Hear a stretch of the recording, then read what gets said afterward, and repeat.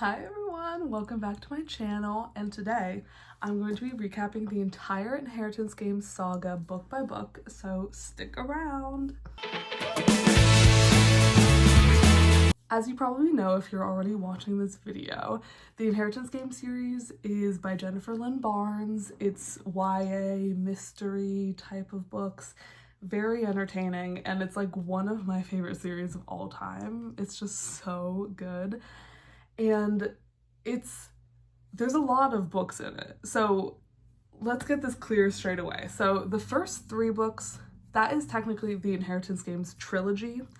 Then there's a standalone book called The Brothers Hawthorne, which is sort of a bridge between the two main series in this like saga universe of the Inheritance Games. So after The Brothers Hawthorne, it's the Grandest Game series, which is a trilogy. It has the Grandest Game, Glorious Rivals, and releasing in like a week is the final book of them all, which is called Gilded Blade. So that's coming out soon. And then in between, during that second series, there are two novella books. One is called Games Untold, and the other one is called The Same Backward as Forward. And all in all, that's like, what, 9 books? 8 currently released, I'm pretty sure. And they're just incredible. The plot is crazy. The storyline of it all is insane. And so I want to go through, do a big recap, especially as we're leading up to this final book, both for myself so that I can remember all the details as I get into the last book, and for anyone who might be looking for a little recap, because there is a severe lack of like book summaries for the Inheritance Games out there. Genuinely everything online I could find is like AI, so that's why I'm here. Also, at the end of each book, I will be doing like a sparknotes style summary, quick recap with much less detail. So if you're really just trying to get caught up quickly, wait or skip until the end of each of the long summary reviews. There's chapters, you can find it, trust. But one thing about the Inheritance Games is it is insanely confusing, especially with the family tree of it all. There's so many people that are revealed to be like, this is your real father, and like these people are all related and stuff. So in an effort to make it more clear, I have made a very, very basic, well, not very basic, but kind of a family tree. At least a visual representation of who I'm talking about. So this will be referenced throughout the video as we're going through all the books, because it's necessary. There's just so many characters. So yeah, that's all that needs to be said right now. I'm just gonna go book by book, talk about the characters, the plot. I'm gonna try to make it quick, but again, these books are like dense, so yeah. I'll also be sharing like my personal thoughts on each book, my reviews, ratings, all that kind of stuff, so yeah. So this is the setup we have going on, but we're going to be talking about the very first book, The Inheritance Games. So full spoiler alert, like this is going to be all spoilers, really. This is all spoilers right now, so like go read it and then come back. Okay, so in terms of my review of this book, I read this April 15th, 2023, so it's been quite a while. And I rated it 5 out of 5 stars, and I did not give a written review. I left it unsaid, I guess. So I don't know exactly what my like first thoughts were, but I just remember like loving this book as soon as I read it. It's very captivating. All of the characters are so interesting. And the way that like the dialogue is written is so just like, it's like so dialogue heavy, and I love that. So yeah, I've always loved this book. Now going on to the plot of the actual book. So we are first introduced to our queen, Avery Kylie Grams, who lives in Newcastle, Connecticut. She's 17 years old, and we start the book with her playing a game of chess with a homeless man in the park named Harry, who she plays with a lot. And yeah, then after that she goes to school, and at school she's accused of cheating on a test, which she's very like girl, I did not cheat on this test. Like, she's very much strongly against, like, being accused of that. We get to see a little bit of her personality. She's very much, like, standing up for herself. She's a tough girl, and she's not cheating on the test.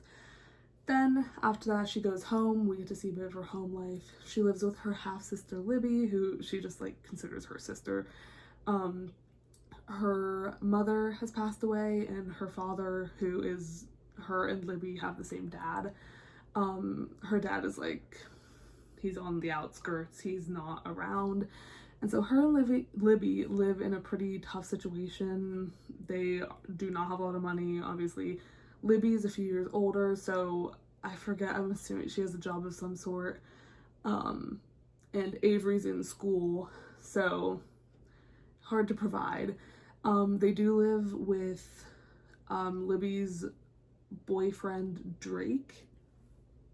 So Libby and Drake Sanders, they live with him. He's a very abusive, bad person, and so when Avery comes home this day, he's being particularly horrible.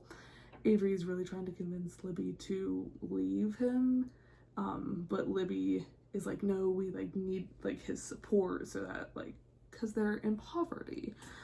And so after that interaction, Avery decides it's best if she just goes and lives in her car. So she gets out of there because she doesn't want to be with Drake. So after she's living in her car for a few days, she's still going to school, and after a few days, she goes to the principal. She's called in.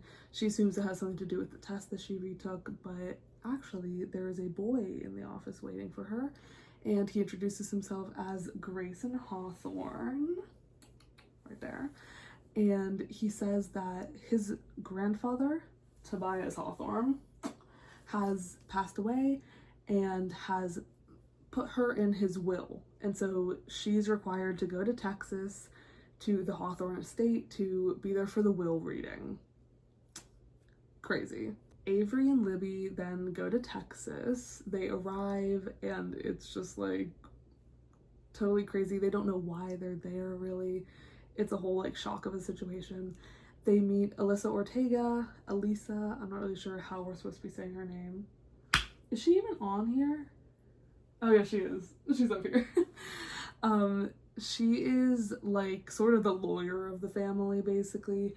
She's there to just, like, represent them, and we learn later, like, she deals with a lot of, like, the trusts and the money and that sort of thing. She's, like, the manager of it all.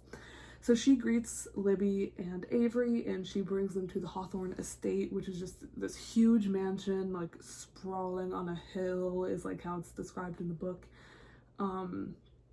Like, acres and acres of land, just, like, huge. And so Avery and Libby are like, literally, what are we walking into? It's just, like, craziness. Then they enter the Hawthorne house. They reconnect with Grayson, who Avery has already met. So she sees Grayson, he sort of welcomes them in, you know, takes their coats, whatever. Then we meet Xander, who pops out of a coat closet and is like, hey, I'm Xander. And then they're like, were you just in a closet? And he's like, yeah, it's a secret passageway. The house is full of them, in a very ominous way. But yeah, so that's Alexander Hawthorne. Everyone calls him Xander. But yeah, that's when we get introduced to him. Then we meet Sky and Zara Hawthorne, who Sky is the mother of the 4 Hawthorne boys, and then Zara is her sister, and so they are the daughters of Tobias Hawthorne, who has just passed away.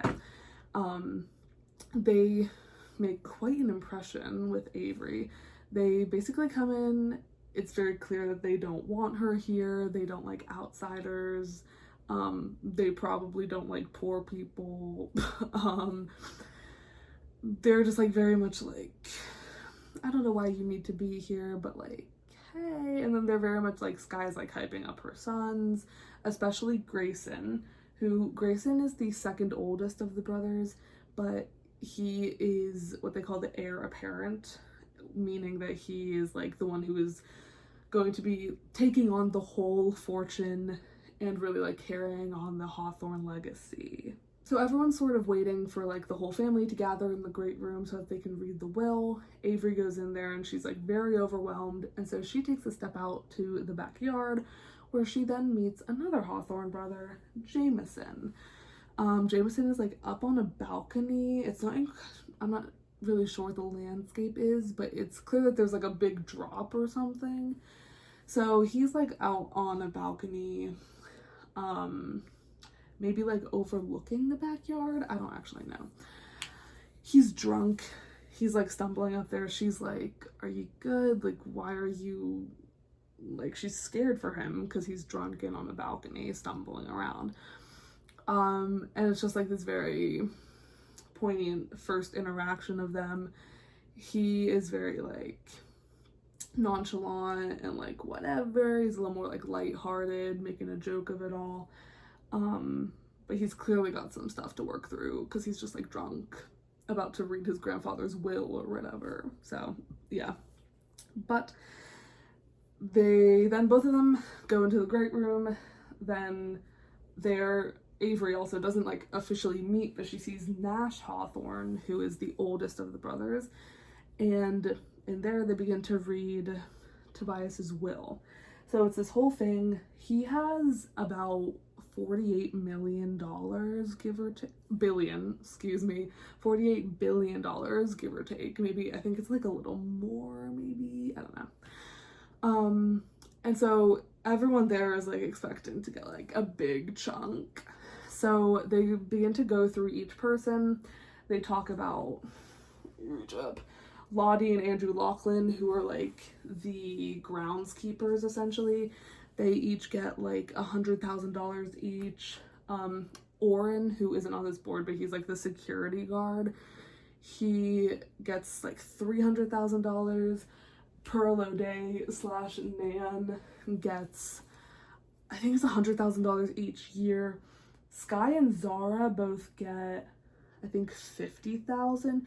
And so like as they're like reading out these numbers, they're like, why is it so low? Like, but like this being in Avery's POV, when they first say that like each of the groundskeepers gets $100,000, she's like, they're getting $100,000? Like, that's a lot. But then clearly as it goes on, like Sky and Zara getting $50,000 each, that's like, what's going on? Like, why are they only, because like you would think him being $48 billion rich, his daughters would be getting more. So it's like this big thing. Zara is immediately pissed because she's like, oh my god, he's giving it all to Grayson. Like, of course, whatever. And Sky is like, well, then you should have had sons, like, whatever. You know, he goes through the list of people, and then it gets to the 4 sons, and it's like each of the 4 sons gets $250,000. And that takes the air out of the room, because Grayson was supposed to get like billions and billions and billions, and he got $250,000. And so like everyone's gagged, everyone's like, what is going on? And Avery, as she's sitting there, is doing the math, and she's like, combined, like his whole family and all of these people that he's taking care of got like maybe like $2 million in total. And it gets to her. Gaggy reveal, turns out she got like $46 million, billions. I can't with the millions and the billions. Avery gets $46 billion, I think, like something like around there, I don't care. Plus all of his worldly possessions, plus the house, plus the estate. Avery gets everything essentially. And no one in that room knows who she is. Everyone's pissed off at her. Avery immediately is like, this must be a mistake. Like, I don't know this man. I don't know what's going on. And Libby is like, if people offer you money, do not turn it down. And so it's just like this big situation that it immediately gets like a little cutthroat. So as this whole situation goes down, the one stipulation, because Tobias Hawthorne's will is like very specific and like locked so that none of his family members can take Avery's money. And so he specifies that Avery must stay in Hawthorne House for a year in order to get this inheritance. And so that's the whole gag of it is that, like, his family, specifically, like, Sky, little bit Zara, but, like, mostly Sky, are, like, threatening Avery, but she has to stay in this house, so it's almost like this horrifying situation where she's surrounded by people that hate her, but, like, has no other option if she wants to get this money. Yeah, and so Avery moves in, she does it, and then quickly after she moves in, Drake begins, like, alerting the media that Avery has gotten this money, which is bad news. It's like the whole thing of, like, when you win the lottery, you don't want to tell anyone because then they'll try to, like, take your money. Same situation. But Drake, evil man, starts spreading her business everywhere. Ultimately, after this all goes down, the Hawthorne boys are a little distrustful of Avery just because they truly don't know who she is. Their grandfather never mentioned her, and she's gotten all of his money. Overall, just to, like, set the stage, like, Nash, who's the oldest, he does not care. He's very, like, tuned out to the whole Hawthorne thing. He doesn't often stay at the estate. He travels around. He is, like, anti-Hawthorne. Like, he does not want to be a part of this whole rich, wealthy family cult vibe thing. He, very young, saw the flaws of his grandfather, and so he got away from that very quickly. So Nash is sort of like an ally throughout this whole thing. He's supportive of Avery. He's helpful. Grayson is, like, the number one distrustful of Avery person. He thinks that she's, like, scheming and up to something and trying to steal the money of the family, and so he's very, like, he's angry. He's trying to figure it out. Jameson is angry at first, distrustful, but quickly decides that, like, Avery might be the key needed to solve this puzzle. And so he begins working with her pretty quickly. I'll get back to the whole puzzle thing. But then Xander, as I already said, very lighthearted, similar to Nash, but way more, like, tuned into the family. Like, Xander doesn't take any of this too seriously, but he is very much, like, on the inside more than Nash is. So yeah, but back to the puzzles of it all, I guess I didn't really say this. Like, Tobias Hawthorne is the king of puzzles. Every Saturday throughout the grandson's youth, he would set this, like, maze, puzzle, scavenger hunt, whatever thing for his grandsons and literally have them, like, compete to see who could solve it the quickest. So, like, he's big into riddles, you know, clues, all that kind of stuff. And so that's, like, one of the most important things of this series is that, like, it's all about clues and mystery and riddles, that kind of thing. Also, just for some context, like, he would have his grandsons every year choose, like, a new specialty, because he was trying to raise them to be the inheritors of this fortune, which really, like, rubs salt in the wound for Grayson, because he spent his entire childhood just trying to like be the best he can be and attaining all these new skills and all these things so he can be great and be the heir apparent, but then none of them get that much money, and also their money they can't even get until they're 25, so it's really just, like, not good. There's something else I was gonna say about Grayson, but I forget what it is. Whatever. If it comes back to me, I'll let you know. But anyway, as I was saying, they're all a little distrustful of her at first, but then Jameson gives in and starts to work with her because he thinks that this whole thing is a puzzle. This, like, post-mortem, you know, one last trick. Because, like, why is Avery there? What's the connection with her? He's trying to figure it out, so he decides to work with her. At first, Avery declines that because she wants to just, like, focus on, she's now going to a new school, so she's settling in with that. She's settling into the house, and she's focusing on, like, keeping in touch with her best friend from home, Max. So, yeah, she's just, like, focusing on other things. But, here she is. one of her classmates, Thea, at school is like telling Avery, like, don't get involved with the Hawthorns, just like stay away from them, like don't like get involved with their games. Avery ignores these warnings and eventually does decide to team up with Jameson and start to like try to work out this riddle of why she's there. Also, just for context, Thea's uncle is like married to their aunt, so she's not like blood related to the family, and she's not even like Zara's stepdaughter because she's the niece of Constantine, but she's like around the family. Then Grayson begins to tell Avery not to trust Jameson. There's a lot of tension between Grayson and Jameson throughout this first book, essentially, but really the whole time. And so she's like taking that for what it is. She also begins to read letters that Tobias Hawthorne left for his grandsons, and through that she finds a clue leading her to the library where she's supposed to find a book with a mismatched cover. So her, Grayson, and Jameson go to the library, are looking for this book. Throughout this whole process, she begins to get some information about a girl named Emily, who's way over here. Emily Laughlin, who is the granddaughter of the groundskeepers, and she passed away recently, and so Avery's getting some minor information about this. She learns that Emily had a connection to both Grayson and Jameson, and it's causing a lot of tension. So she's getting it like piece by piece, really. The clue that Avery and the boys find in the library leads them to believe that there is a will somewhere other than the will that was read to them at the will reading, in red ink. And so they need to go find this will.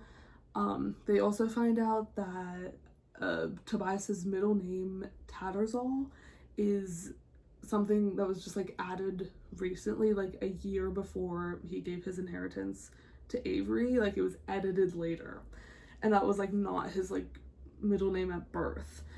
So weird stuff going on with that. As they go to read the will in red ink, it basically indicates that there's something to do with the 4 grandsons' middle names and that there's a clue in there. They then go to Sky Hawthorne, and she reveals that Tobias was the one that chose the grandsons' middle names, and so they definitely know that there's like a hint there. Their middle names, let me just read you their full names because they're crazy. The names are, Nash Westbrook Hawthorne, Grayson Davenport Hawthorne, Jameson Winchester Hawthorne, and Alexander Blackwood Hawthorne.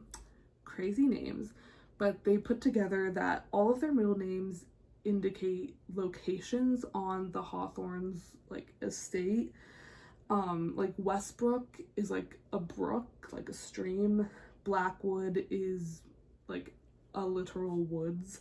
Like they all have little indications, and so they go to each of these locations and they find a number, and it all leads to like little clues. Amidst this, treasure hunt they're on to find the clues at each of the 4 locations, our dear friend Drake Saunders brings the paparazzi to the door of the Hawthorne estate, which is not great. He's really just like getting in the way a lot of the time. He's just like an obstacle for the story. And also when they go to the final location, which is the Blackwood, which is Alexander's middle name, they have a dangerous encounter where there's a shooting and Avery gets shot, I'm pretty sure. Either she gets shot or it's like a near-death experience. Like, it's very crazy. And it's just like, the stakes are raising up. Like, there are people trying to kill Avery. And so after this, they go to the Laughlin's cabin, which is like, again, on the grounds of the estate. They sort of heal Avery up. Avery and Jameson have a bit of a steamy moment. I believe this is when they first kiss. I think so. But, or at least they almost kiss. For whatever it's worth, they basically almost kiss. And that is also, I think, where they meet Rebecca Laughlin, right there, also known as Bex, but she's Emily's sister. Again, let's recall Emily has passed away recently. And so she's just a little like foreboding, like she's kind of just like ominous, and wants everyone to just like sort of stay, like she's just like chill out everyone from what I remember. And she doesn't want people like messing with her sister. Like, I don't know if that makes sense, like obviously her sister's dead, but she just like wants, she's got some beef with Jameson and Grayson essentially. Around here is where Avery gets more information about Emily. She hears how Emily died, which was jumping off a cliff. Okay, she was like cliff diving. She wasn't like trying to kill herself off the cliff. But she was also dating both Jameson and Grayson at the same time without their knowledge. And so there's just a lot of beef there about like her putting them against each other. You know, there's always like competition between the two of them, especially because they're so close in age.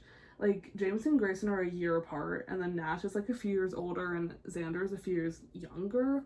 So Jameson and Grayson with Emily were always in competition. With their grandfather were always in competition, because like Nash was sort of over it. Xander was just like a different kind of, Xander's just like really smart, and so he was sort of just doing that, not so much like Jameson and Grayson, essentially just very competitive with each other. And so as Avery's finding out this information, it makes a lot of sense why there's so much, you know, animosity between the two of them. And she realizes like her being there, her role in this whole plot so far, has also been pitting them against each other in a way, because there's a love triangle. So, because of course there is, but like, you know, she's kind of with Jameson, but then Grayson's also interested in her. It's like, it's all happening again.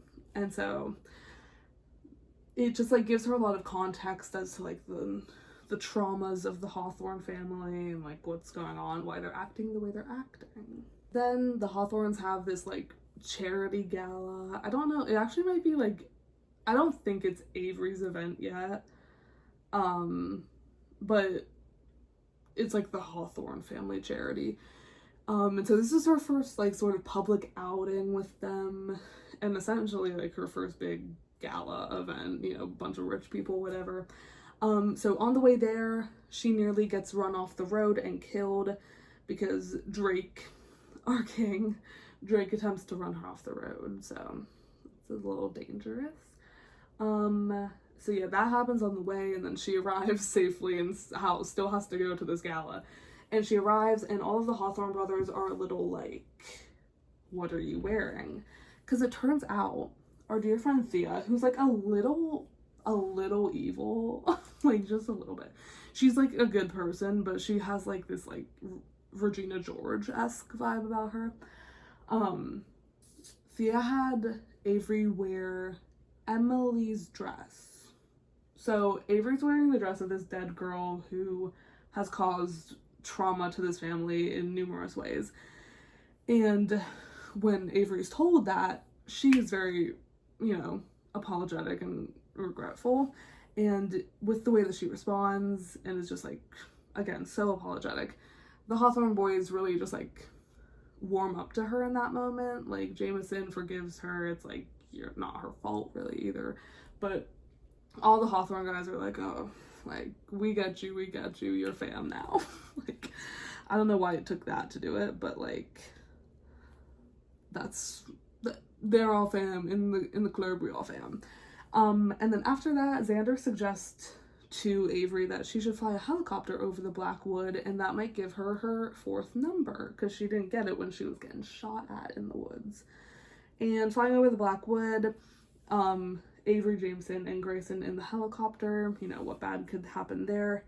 They find out the final number. I forgot what the numbers, no, I do remember what the numbers are. It's 1018, I'm pretty sure, I assume, indicating October 18th, which is Avery's birthday, but it's also the day that Emily died, coincidentally. And so all of them are sort of like, this must be the end of the game. Like, we found the numbers. It just, Avery was born on the day that Emily died, and that's the end of the puzzle. But that doesn't quite make sense, does it? Here's where we get like nearly the full story about Emily. The whole situation was that like she was dating Grayson, but then she was stringing Jameson along, and this whole thing. Jameson ended up breaking up with her on like the day that she ended up dying. And you know, like there was just like tension there, and then Emily decides she wants to go like cliff jumping with Grayson, and Grayson like takes her to the cliff, but then out there he's like, we probably shouldn't do this, it's dangerous, whatever. She ends up jumping anyway, and she actually ends up dying there because of a heart condition. It actually has nothing to do with the cliff jumping. Well, I'm like, they say that, but I'm like, that can't be true. Like, her like being the adrenaline of the whole situation must have contributed in some way. And so also Jameson was somehow like at the bottom of the cliff when it happened, and she fell, and so she was like down there dying. Jameson saw her and thought she was just like being dramatic as usual, and you know, there's already like, he's already mad at her because of the breakup and like all of this stuff, and she's always, it's like Girl Who Cried Wolf, like she always acts like this. So in the one situation where she was actually like hurt and like in trouble, he thought she was just like playing him again, and so she ends up dying there. Grayson blames himself because he took her cliff jumping, and Jameson blames himself because he saw her there dying and didn't do anything to help. So yeah, sad situation. But yeah, at that point Avery decides, or you know, figures out she can't have just been chosen because of her birthday. Like that just seems so simple. Just because she happened to be born on the day that Emily died, like, doesn't make sense. So Avery keeps searching, and she finds a purple octagon with a note behind Tobias Hawthorne's portrait. Can you tell I'm reading this directly off? I don't know what's happening. And then her and Xander then connect like the final clues, and a secret tunnel is revealed in the great room behind a stained glass window. So her and Xander are like going into the tunnels, which they do not know exists under Hawthorne House, but it's like this whole tunnel system.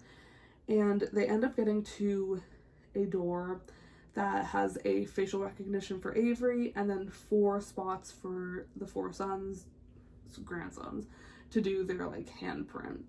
And so at the end, it's revealed, because this whole time they were all like pitting each other against each other. In the end, it's revealed that like all 4 of the grandsons need to be together to do this at the same time. So it really like wasn't a race. So yeah, Xander leads her to the finish line essentially, and then when they get there, Xander's like, oh, let me go get my brothers, I'll bring them down. And so Avery's down there. Like, if I was Avery, personally would not be letting Xander leave me alone in the tunnels. I would have been going up with him, but she's a different breed. So she's down there, and she hears like footsteps. She hears movement, and in comes our dear friend Rebecca Laughlin. And Becca looks a little off.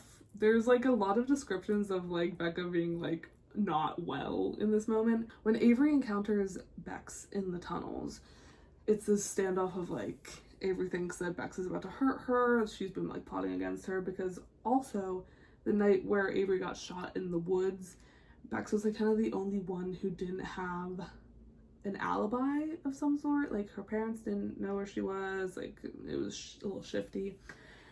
And so she comes down and she's very like having like a breakdown.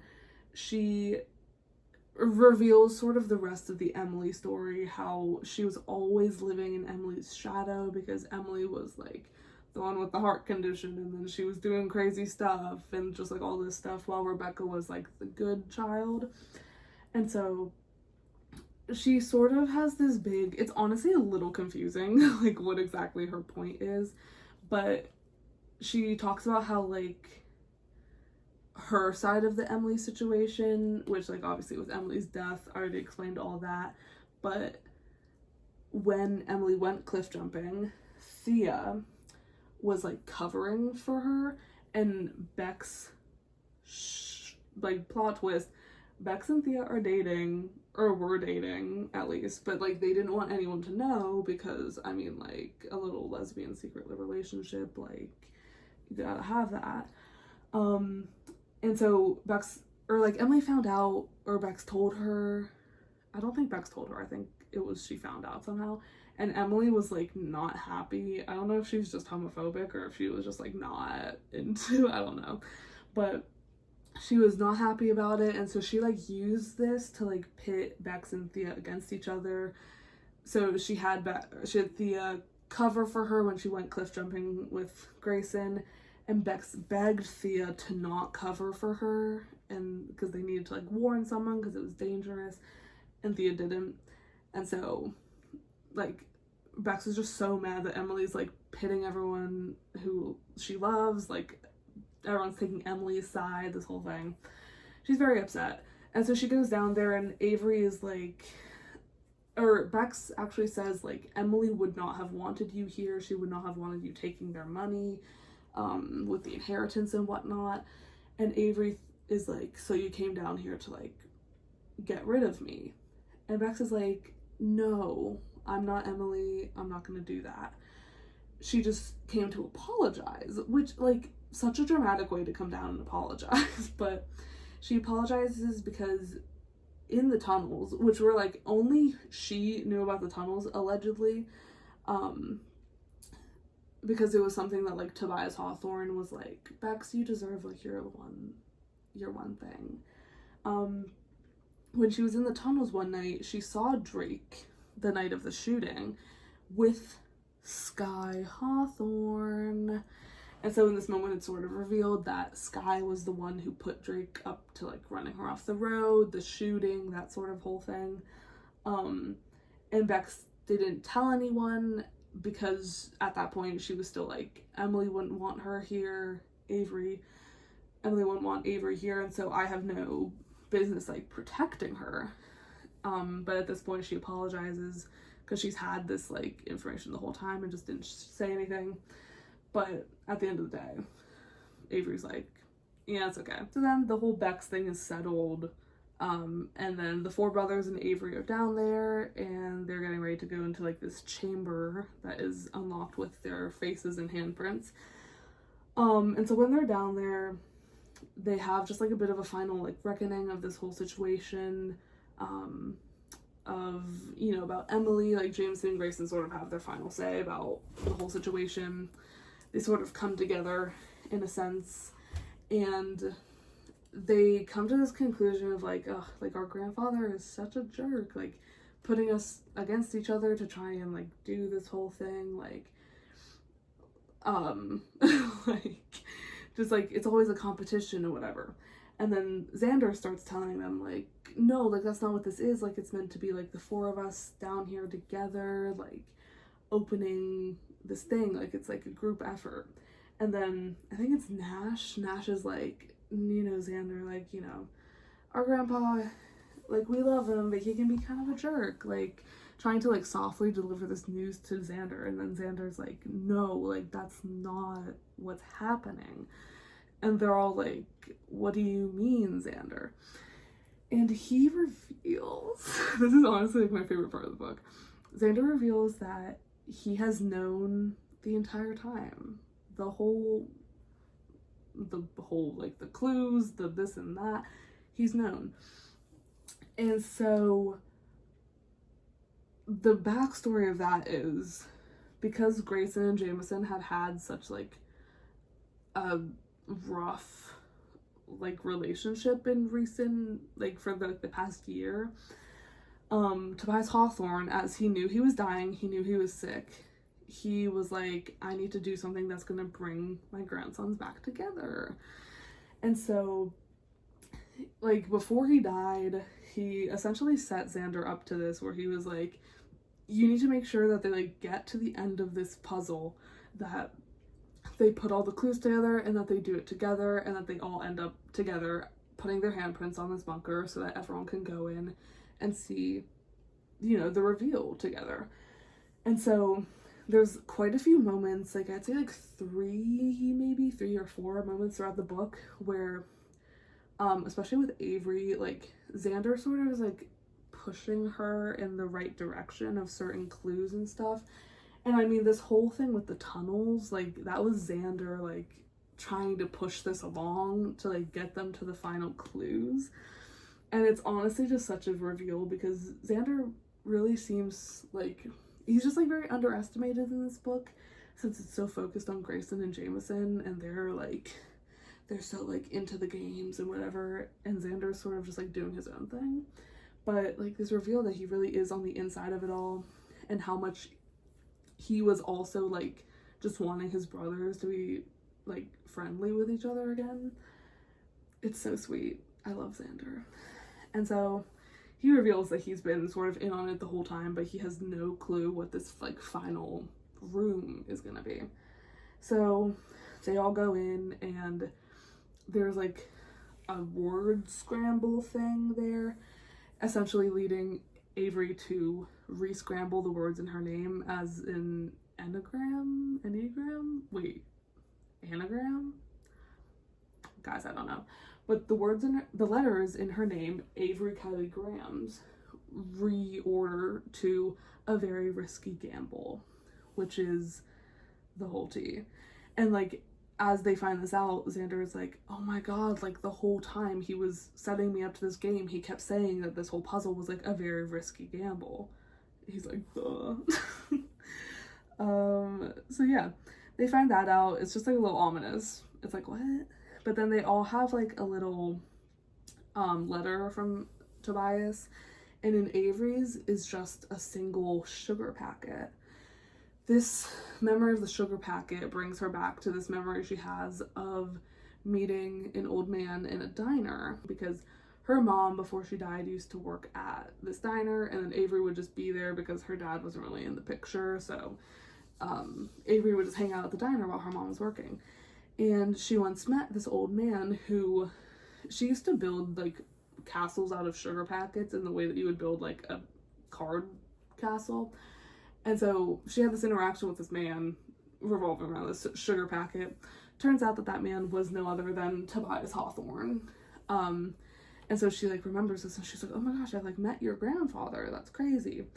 And so then later she goes looking through Tobias Hawthorne's desk, and she discovers that he kept a detailed record of her life, like throughout her life. And she finds a photo of the homeless man that she used to play chess with in the park, like at the very beginning of the book. And she realizes that this man, or roll it back, she sees a picture of Tobias Hawthorne's son, Toby, who's way over there in the yellow. And she realizes that that man is the homeless man that was in the park. And so Toby Hawthorne, who has allegedly been dead for decades, at least a decade, it's revealed that she has like seen him recently and played chess with him. And so that's sort of like the gag of the end of the book. But then at the very end, what am I reading? At the very, very end, it ends with Xander opening his letter, and he sees the message, and it is just like, well done, from Grandpa. Or it doesn't say Grandpa, but it says from Tobias Hawthorne. And he's like, this is so little for how much I did for him. And so he brings in Bex and Thea, because they're all like besties, like Xander, Bex, Thea, they're like the trio. And so he brings them in, and he's like, I need a witness for this, because he tried to like find invisible ink on it, and there was no invisible ink. And he was like, this is the only method of invisible ink that like destroys the message afterwards. So he dunks the paper in a thing of water, and the water reveals a little message that says like, come find me. And it says Tobias Hawthorne the second, which is Toby Hawthorne. And so he's like sent this message to Xander being like, come find my son, Toby Hawthorne. So the end of the book is like this big reveal of like Toby Hawthorne is alive and we gotta go find him. And he's been like keeping tabs on Avery, and it's like just like expanding this mystery of like why Avery was the one chosen for the inheritance, that whole thing. So yeah, that's the Inheritance Game. Isn't that crazy? Like, that's just such a crazy book. But yeah, moving on to the next one. Now, just to give you the SparkNotes version of this book, we meet Avery Kylie Grams, who is our main protagonist. She's living with her sister, Libby Grams. They are very in poverty and poor, and they live with Libby's horrible, abusive boyfriend, Drake Sanders. Avery finds out that she's been summoned to Texas to be there for the will reading of Tobias Hawthorne, who has died. Tobias' dead wife's name is Alice. Alice's mother is Pearl O'Day. Tobias has 3 children, Sky Hawthorne, Zara Hawthorne, and Toby Hawthorne, who has passed away. And Sky Hawthorne has 4 sons, who are like the Hawthorne brothers.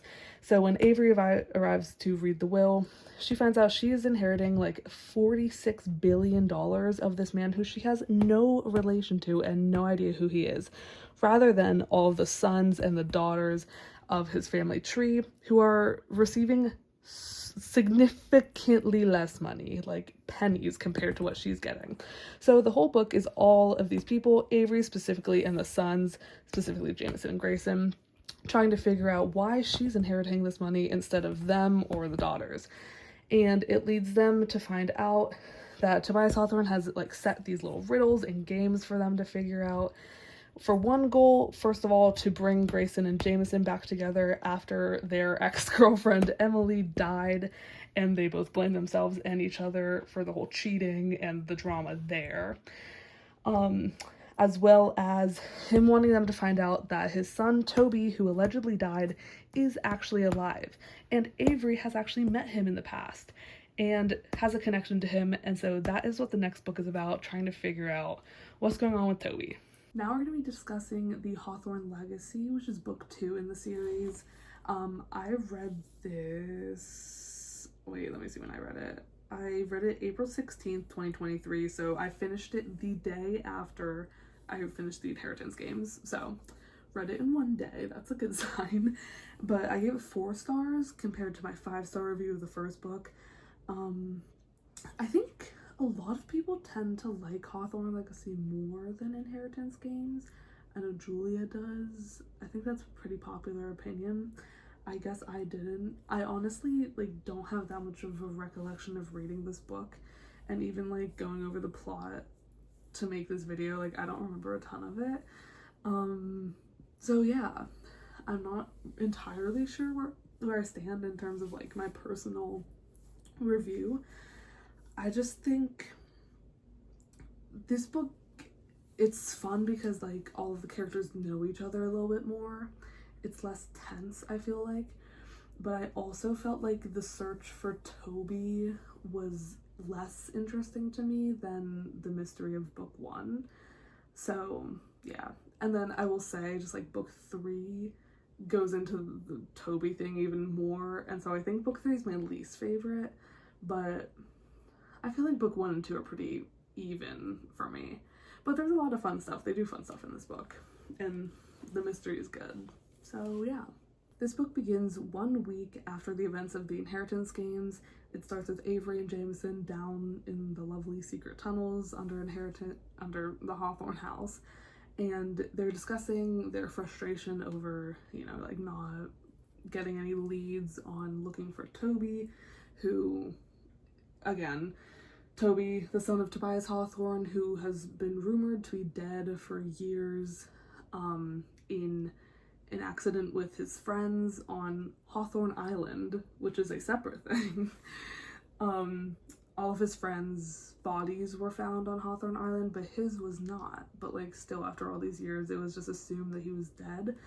Turns out Tobias knew that he wasn't dead, and there is so much that goes into this like way later in the series, where we get to see more of like this period of time where, especially like Toby and his friends on the island, all that stuff. There's a lot more details later, but as of right now, we just know that his body wasn't found and he's apparently alive somewhere, so we gotta go find him. Avery believes that Toby is the homeless man that she knows from the park back at her hometown, who she used to play chess with, and as Avery and Jameson are down in the tunnels, they make this little bet, because of course they do. If Avery solves the mystery of like where Toby is first, then Jameson has to pretend like they never kissed and forget it ever happened. But if Jameson wins, then Avery has to forgive him for something that I didn't really talk about, but like after they first kissed in book 1, and they thought that Avery was only chosen because of her birthday, Jameson had this weird moment of like this lapse of judgment about her, where he like wasn't as interested because he, you know, thought she was only chosen for her birthday and not for some special other reason. And so if he wins, she has to forgive him for that and forget that ever happened, because he like is interested in her. Later, Avery has to go to this pro football team that like the Hawthorns owned, and so she now owns, so she has to go and like be in the VIP box or whatever and like chat with people. And she spots her biological father, Ricky Grams, at the game, who is like deadbeat. We don't want anything to do with him. So she does not talk to him, but she sees him there. And she thinks that he's just there trying to like mooch off her wealth and stuff. And her sister Libby then is like, you know, maybe he's trying to like reconnect or whatever, like give him a chance, which I don't know why she would say that, but I guess she's got a good heart. I don't know. Then at school, Avery goes to her locker and she finds someone has put some pieces of paper in there. It's like one of them is just a article about her father being at this game that she was at, and then some comments on the article that are like very threatening and violent towards Avery. And so Avery's like obviously alarmed by this and tells her security guard Oren, and he reveals this piece of information to her that there is like this ongoing list of people, it's called the list of people who are potentially like dangerous for her. And he reveals that Ricky Grams, her father, is on the list. Shout out, he's up here. And that Sky Hawthorne, the mother of the Hawthorne brothers, is also on the list because she tried to kill her last book. When Avery returns to Hawthorne House, her, Jameson, and Xander have the genius idea to break into the wing of the house where Toby lived when he lived there.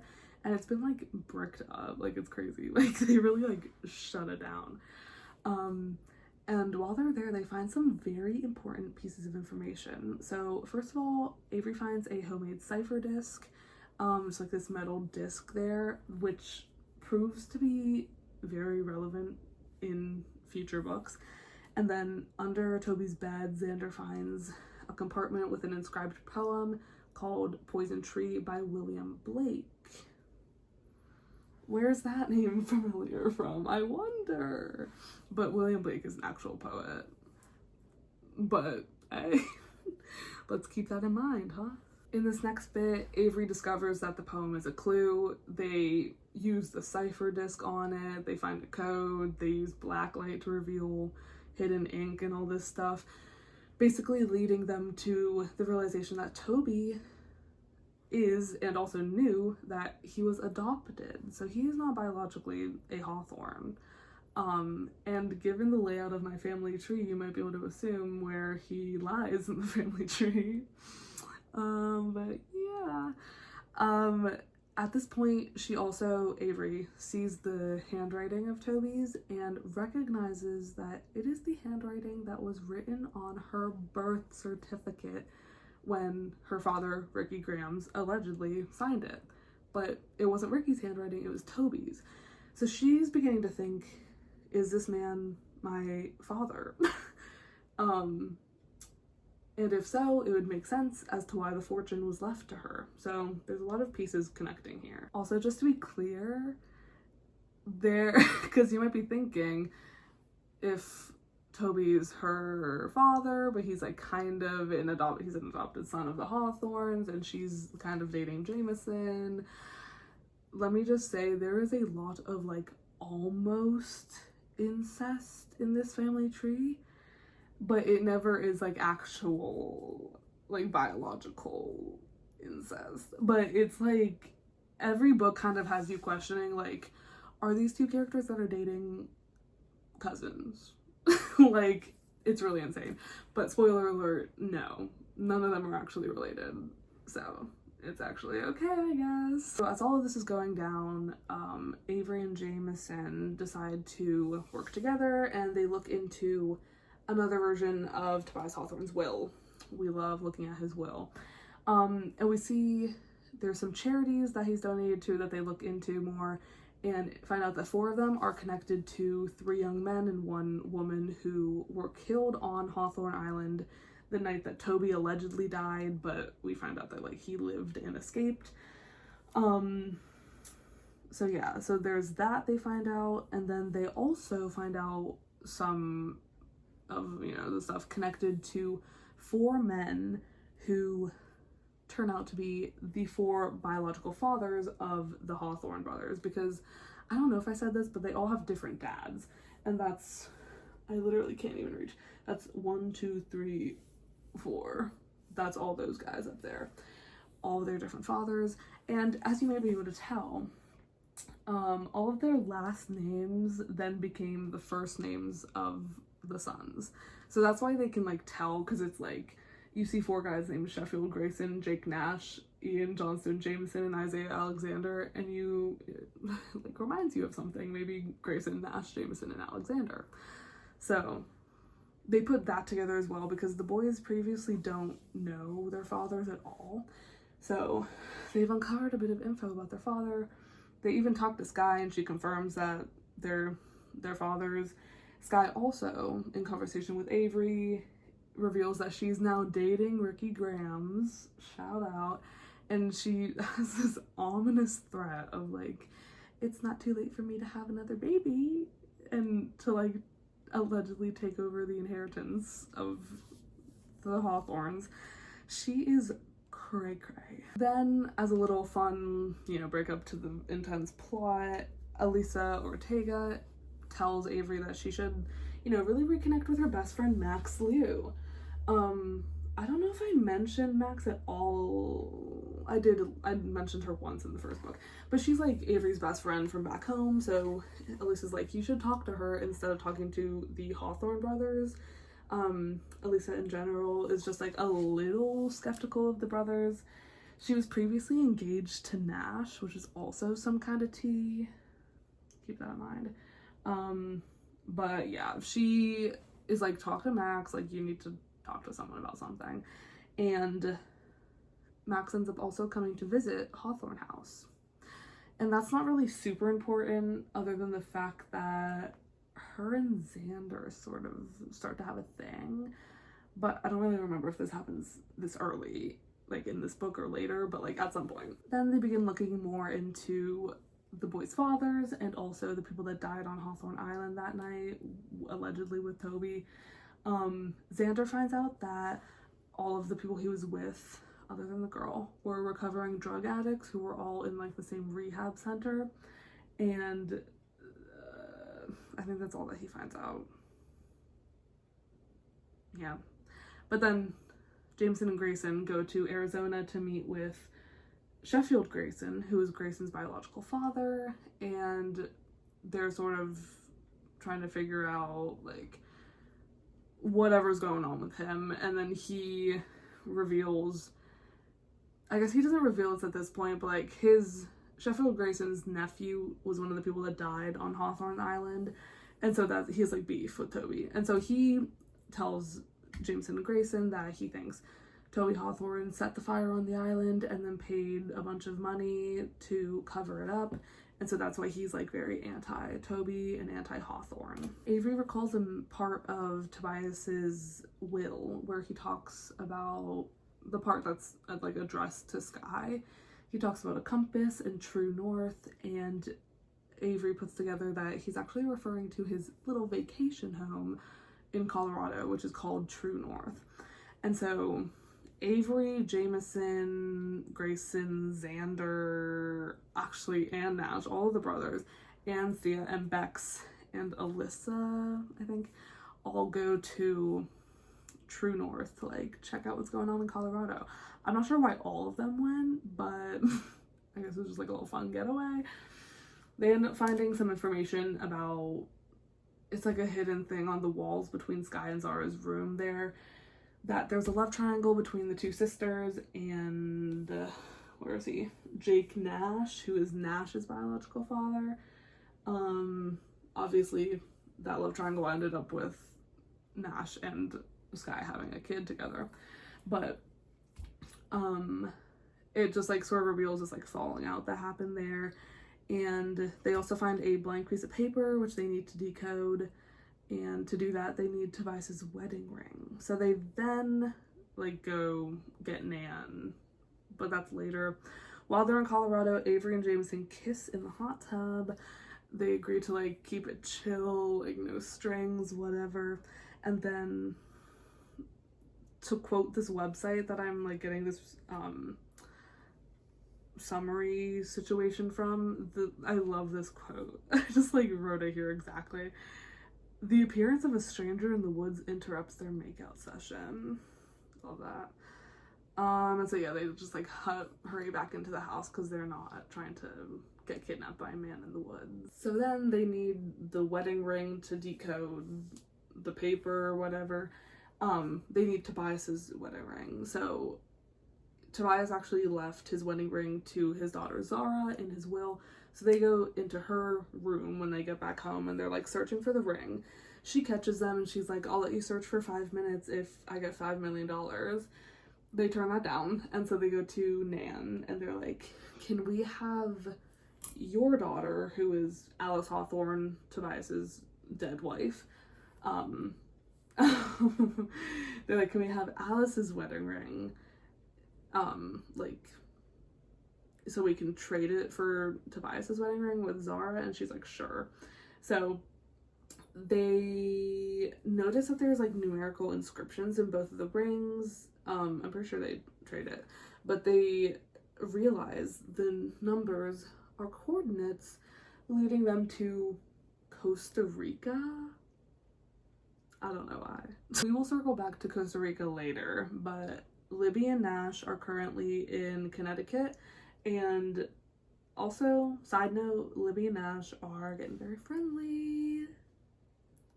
New budding relationship there. But while they're in Connecticut, they're like looking for Harry Toby, aka. And so while they're there, they don't find Toby, but they do find another homeless man who comes up to Libby and gives her a note, and it just says, "Stop looking." Horrifying. Then Max, Avery, Jameson, and Grayson are all bowling, and Xander comes in with some information that he's figured out because he's a genius. He proposes this theory that Toby is the biological son of Mallory Lachlan, who is the daughter of the groundskeepers. And so they're all like, oh, could this be? And Avery goes to talk to Lottie Lachlan, who is like up at the top. I'm not pointing at her again. Who Lottie has like hated her the whole time because she thinks that Avery's just like in everyone's business in an annoying way.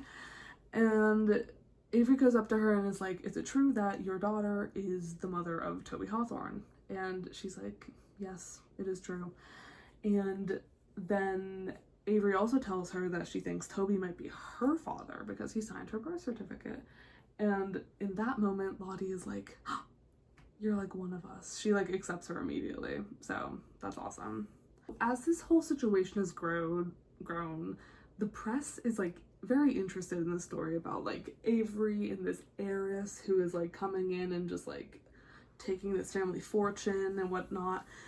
And Sky and Ricky Grams are again now dating, and they are trying to get into the media to like share their side and like paint Avery as like a bad person.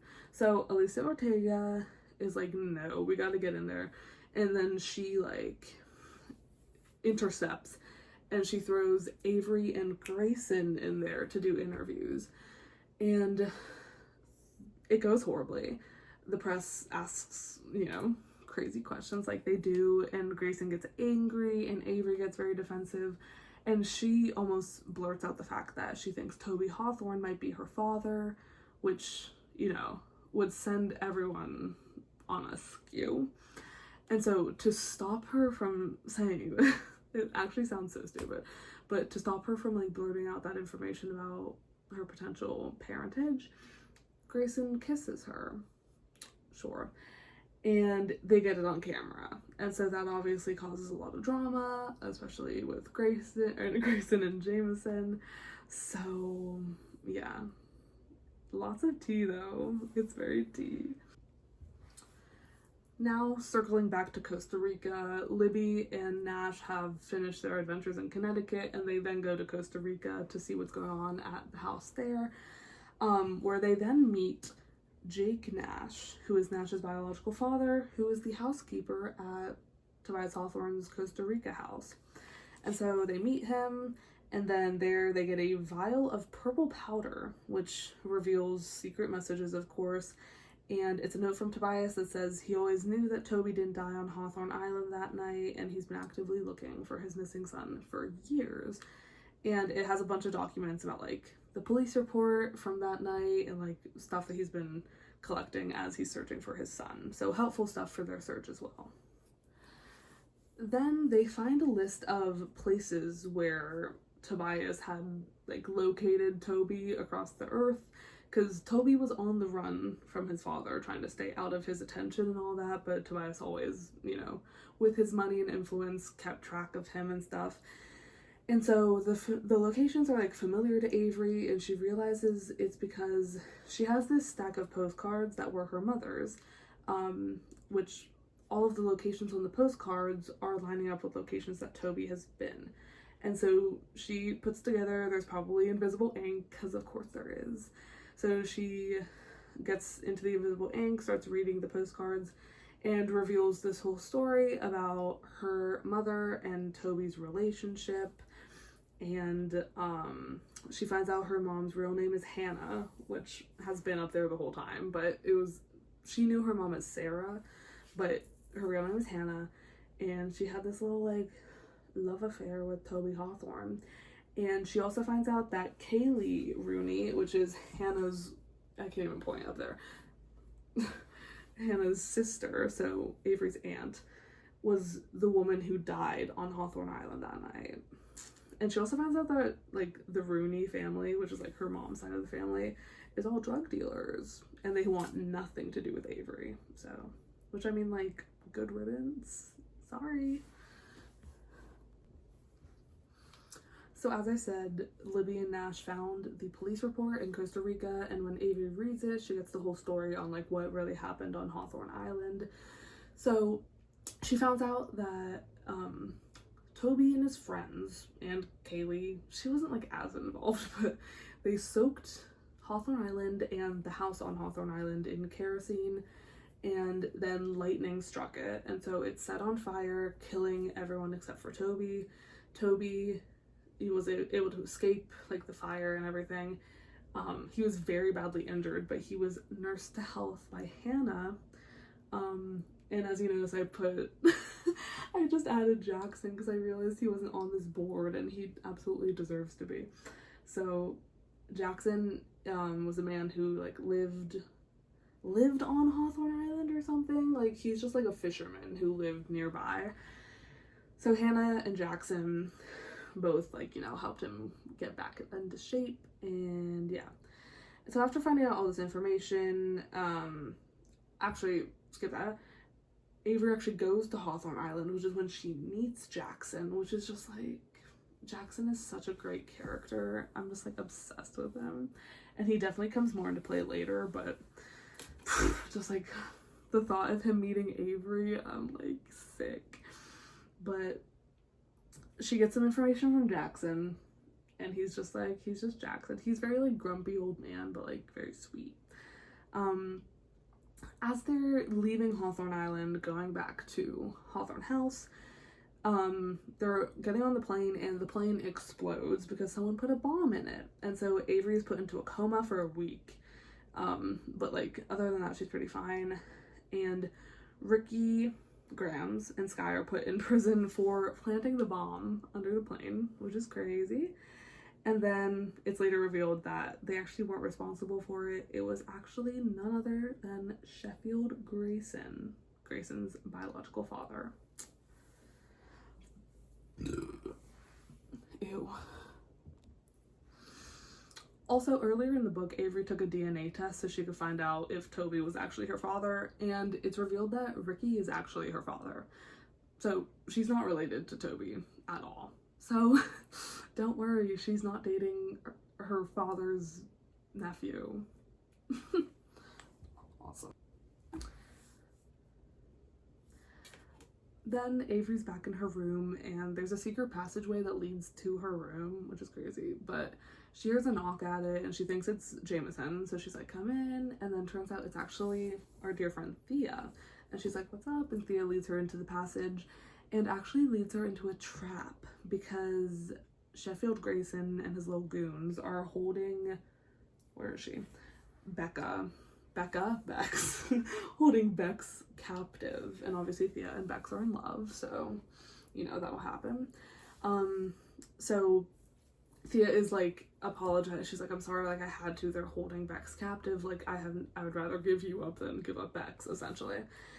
And so yeah, she then meets Melly, who is right over here.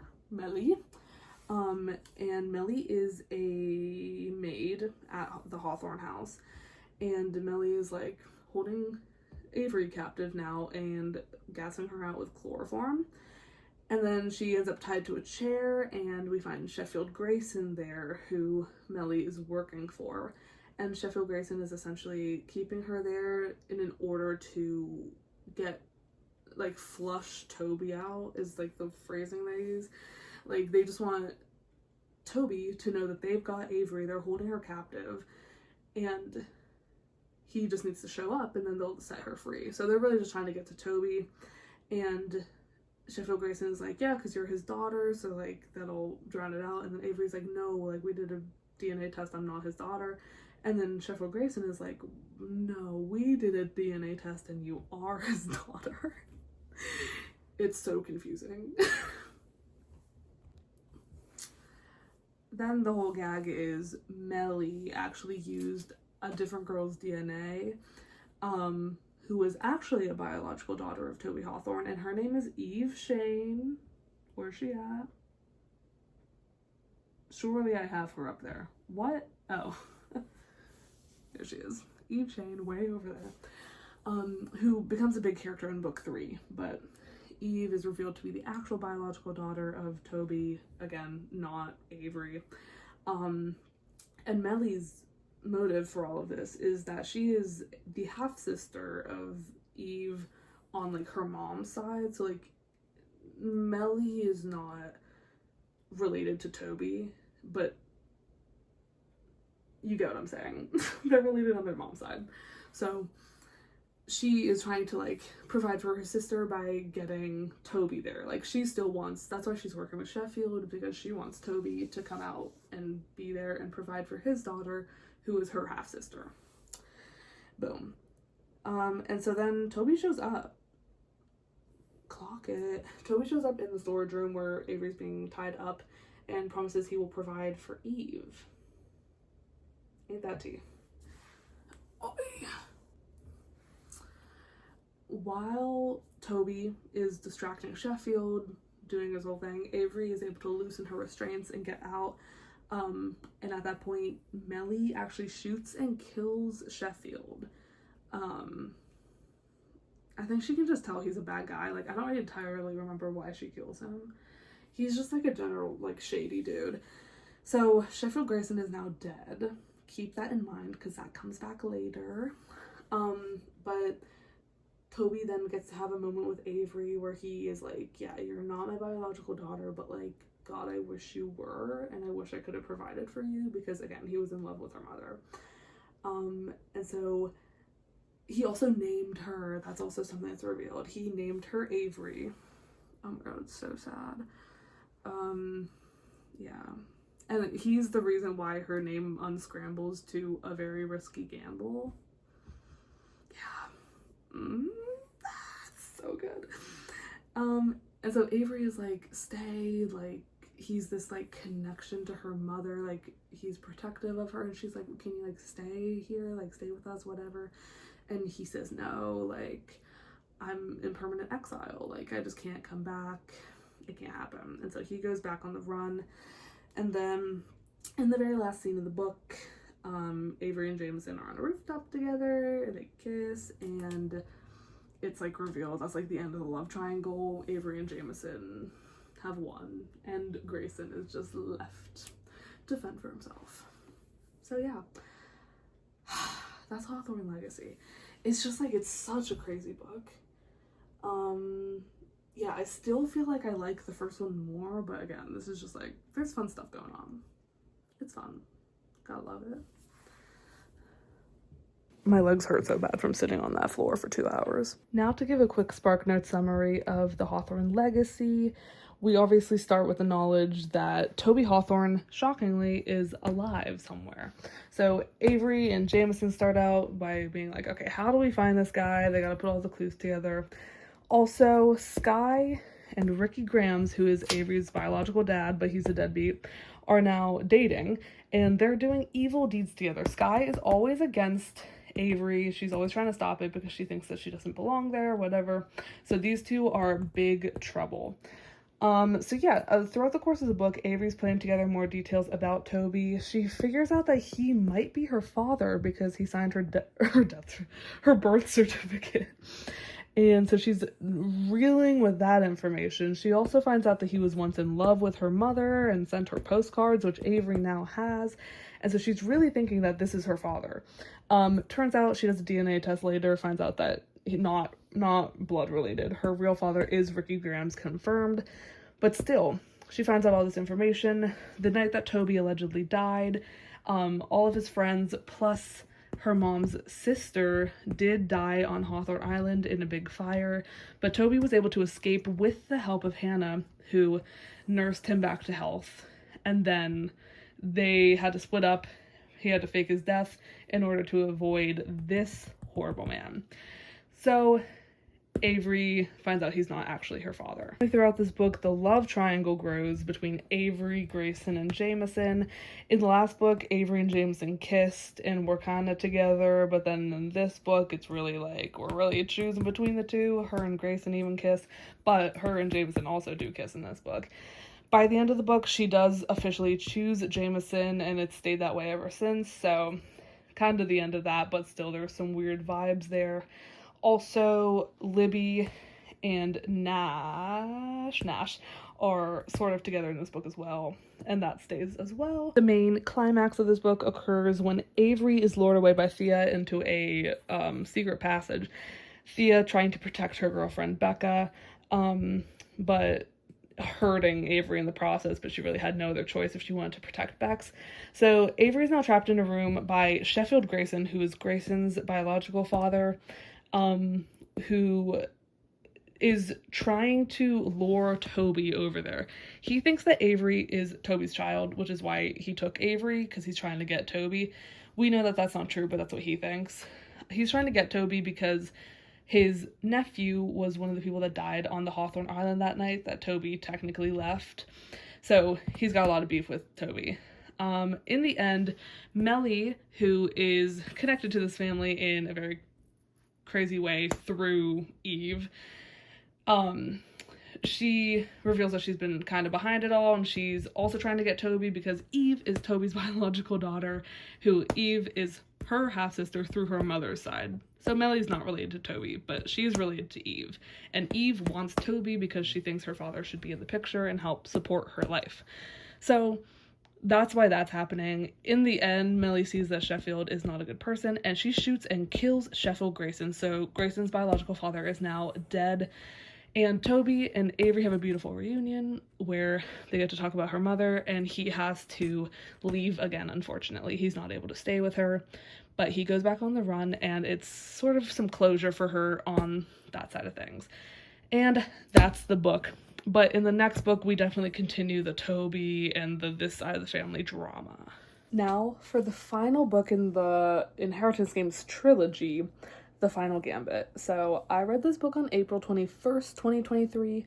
So this one did take me a few more days to get through than Hawthorne Legacy did, which again took me one day. It took me about a week to read. And let me see my review. I gave it 4 stars, which is the same as I gave Hawthorne Legacy. Although, like, with reflection, I do think this is, like, my least favorite book Jennifer Lynn Barnes has ever written. Which I'll get into. But I gave it 4 stars, and I did give a written review. It's very short, but I just said I'm in love with Xander Hawthorne. So, shout out to that. As a whole, I think this book is good. I do think it, like, you know, it follows the thread that's been laid throughout the first 2 books, but it introduces so many new characters, and it's just almost like, it's just, like, really confusing, that it just, like, loses some of its pace, I think. Like, I think it's just slow, which is, like, the best thing about the Inheritance games is how fast-paced it is. Yeah, and I just think some of the introduced characters, like, there's so many villains. There's so many people that we don't like. So it just, like, makes the book less likable. So that's my main gripe with the book, but let's just get through it. Also, my summary I have written out for this book is, like, genuinely maybe double the length of the other ones, and it's, like, the same length book. So I'm just gonna try to get through this as fast as I can. Let's get into it. So we start very close to Avery's 18th birthday, and it's about 6 weeks until she's been living at Hawthorne House for 1 year, which when she reaches 1 year, that's when she officially gets the inheritance from Tobias. So also, since her birthday's coming up, Jameson decides to throw her a big birthday party. Huge, like huge. At this time, Grayson's away at college at Harvard, and he comes back to visit for her birthday. The next day, Eve Shane, who is the daughter of Toby Hawthorne, she shows up at Hawthorne House, and she, first of all, looks exactly like Emily Laughlin, who we have a rough history with. She died. She used to date Grayson. She used to date Jameson. So much tea. So Avery doesn't want Jameson or Grayson to see her because she looks so much like Emily. So Avery is talking to her in private, and Eve is basically telling her how her and Toby have been on the run together for the past few months after he promised to, like, take care of her in the last book. But then they split up for Eve's safety, and then we're gonna meet back together. But then when she went to the meeting spot, she was, like, hit over the head and taken somewhere she didn't know. The person who hit her over the head, Eve didn't see, but they searched her pockets and told her to forget about Toby Hawthorne. Toby previously told Eve if anything ever happens to her or him, like, go find Avery at Hawthorne House. And so she does, and then Avery, Jameson, and Grayson talk about, like, can we trust her, because she is a little shifty, and she remains shifty. So they're, like, not quite sure if they can believe her story, and they decide that, like, if someone was searching her pockets, they're probably searching for the little disc solver, you know, that thing that they've had this whole time. So yeah, someone's looking for the disc. Later, ominously, a letter appears at Hawthorne House for Avery, and it has a little riddle on it. She solves it, and the message that is revealed says, "Avenge, revenge, vengeance, avenger." And her and the boys discover that this is probably connected to the fire, which Toby Hawthorne survived, but killed a bunch of other people. And they think it's someone, like, the victims' families wanting to get revenge on the Hawthornes for that. And so that leaves the 3 victims of the fire. Their families are either the Rooneys, the Graysons, like Grayson's father, or the Goldings. And they begin to look into the Goldings and the Graysons because Avery thinks that the Rooneys, which are her family, she doesn't think that they have Toby. Hey, I'm Tony Hawthorne. Avery gets another ominous message, which includes a picture of Toby Hawthorne beat up and bruised, holding a current newspaper to prove that this is, like, a current photo. And with a message in the newspaper, it says, "I always win in the end." So Avery's getting a ton of scary male. Then in the midst of all this like real drama, we get some little romance drama. So Avery sees Grayson swimming in the pool with Eve, who is just like now hanging out at Hawthorne House. So Grayson and Eve are kind of having a little thing, and Avery doesn't trust Eve, so she's a little like, what are they doing? Jameson gets a little jealous because he thinks that it's because Avery's not over Grayson or anything like that. So like everyone's just like whole house mad. It becomes very clear that someone very wealthy and powerful is plotting against Avery because a lot of members of her security team are being lured away and bribed to do like other jobs, and there's a smear campaign against her in the press. So there's a lot going on there. A few days later at school, Avery gets this ominous little box in her locker, secured with a combination lock, and when she opens it, she gets a phone that is counting down from 12 hours, 45 minutes, and 11 seconds. There's like nothing on it other than one contact that just says, "Call me." And then she calls the phone number, and some old man named Luke answers, and he says to Avery that she won't like what happens to Tony when the timer runs out. Then we talk to Thea a little bit. She gives us some helpful information. First of all, she says there's a photo of Eve at Hawthorne House that has gone out to the press, and it's becoming this big thing. And Xander is like, that's just a distraction. They're trying to distract us from like solving the real clues by distracting with this Eve thing. So they decide to lock in on, the phone, whatever.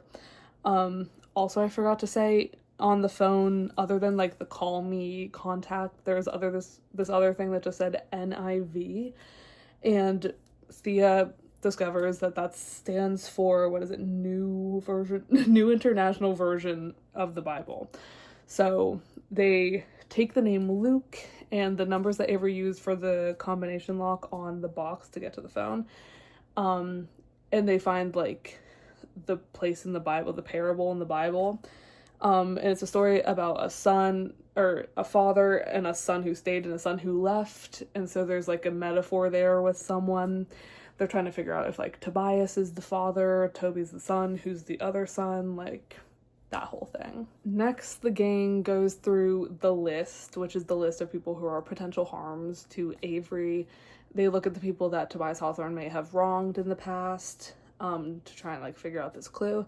And as they're looking through, Eve begins taking pictures secretly of a file on Sheffield Grayson, and Avery catches her and is like, girl, what are you doing? And so again, just like building up this shadiness of Eve. Eve is so shady. I'm really gonna rush through this next part. Tobias left this satchel of random items for Avery. The satchel leads them to the pool, which they find something like a clue on the bottom of the pool. And then they use that, and then they find like something buried under the pool, or there's like a photo, and it leads them to the wine cellar. Then it leads them to the chandelier. They find a message that says, "Don't trust anyone," and Avery immediately thinks that's referring to Eve. Then Eve wants to meet Mallory Lachlan, who is her grandmother. So Mallory is Toby's mother. And again, Mallory was like really, really young when she had Toby, which is why he was adopted by the Hawthorns. So that she wouldn't be like, like having a child really young, whatever. So Eve goes to meet her. She learns the story about like Mallory and Liam. Is Liam on here? Low-key, no. He doesn't even get a space on the board. But Liam is the father of Toby, I think.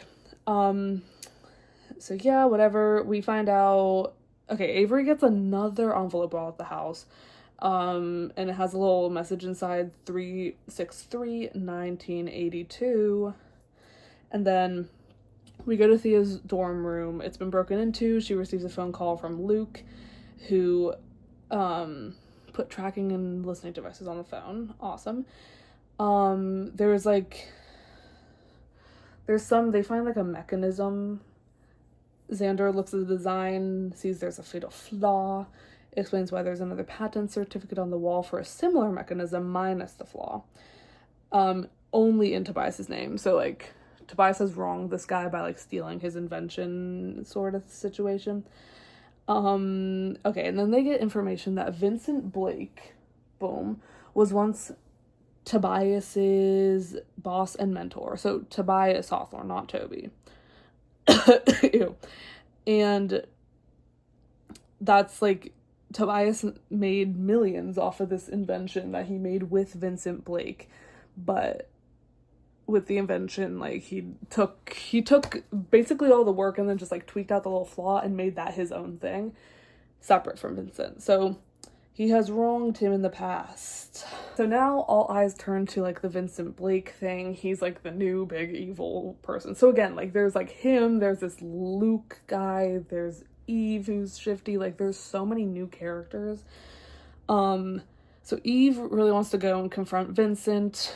Jameson doesn't want her to let her do it alone, and Jameson essentially like traps Avery in a secret passage, and then Jameson, Grayson, and Eve go and try to invade his compound, Vincent Blake's compound. Unsuccessful. They did not get in, but they tried. They certainly tried. And then we get, honestly, this is my favorite part of the book and the only part I truly remembered, which is when we get a little bit of Xander content. Basically, they find out that Xander's dad used to work for Vincent Blake, and so, you know, there might be a connection there. And so there's this really fun, well, not fun, but just like sweet part of the book where it's focused on Xander and sort of like how he feels about his dad and like meeting his dad and all that kind of stuff. And he like really does not want to meet him, because he can see, like, even from afar, just like reading or like finding out like what his job was and everything. Like, Xander like tinkers with things. He's like a little builder. He's so smart. And his father turns out to be like the same way. So Xander is very much like not put off, but just like overwhelmed by the idea that his father is like so similar to him, even though they've never met, essentially. Yeah. And there's like something else he's upset about too, but I forget what it was. But there's like a lot of stuff going on. Like, Xander's just very overwhelmed at this moment. And it's the only part of the book I remember, because it's just like, it takes a minute to breathe. It like gets us back to like our OG characters. I just love it. So he finds out that his dad now owns an auto repair shop and once worked for Blake. Then we get the whole story. His father is Isaiah Alexander. He got his mom pregnant, and then he was immediately like fired from, because he worked at the Hawthorne lab. Like, he immediately was fired, and he didn't have the resources to go up against Tobias to fight for custody of Xander. He quit working for Vincent when he noticed that people who crossed him generally ended up dead. So, you know, he's like a good person. Like, he was working for Blake and like didn't really know. So then he was shown the mysterious disc, and Isaiah immediately identifies it as Mr. Blake's calling card, a family seal that gives anyone possessing it free reign with the Blake fortune. So yeah. And so it's like, why did Tobias have that disc entitled to him? I can't even read my own notes, which is crazy. But it's like, why does Tobias have the disc? You know what I mean? That's what we're trying to figure out. This is the point where they figure out that Vincent Blake is the father of William/Liam Blake, who is the father...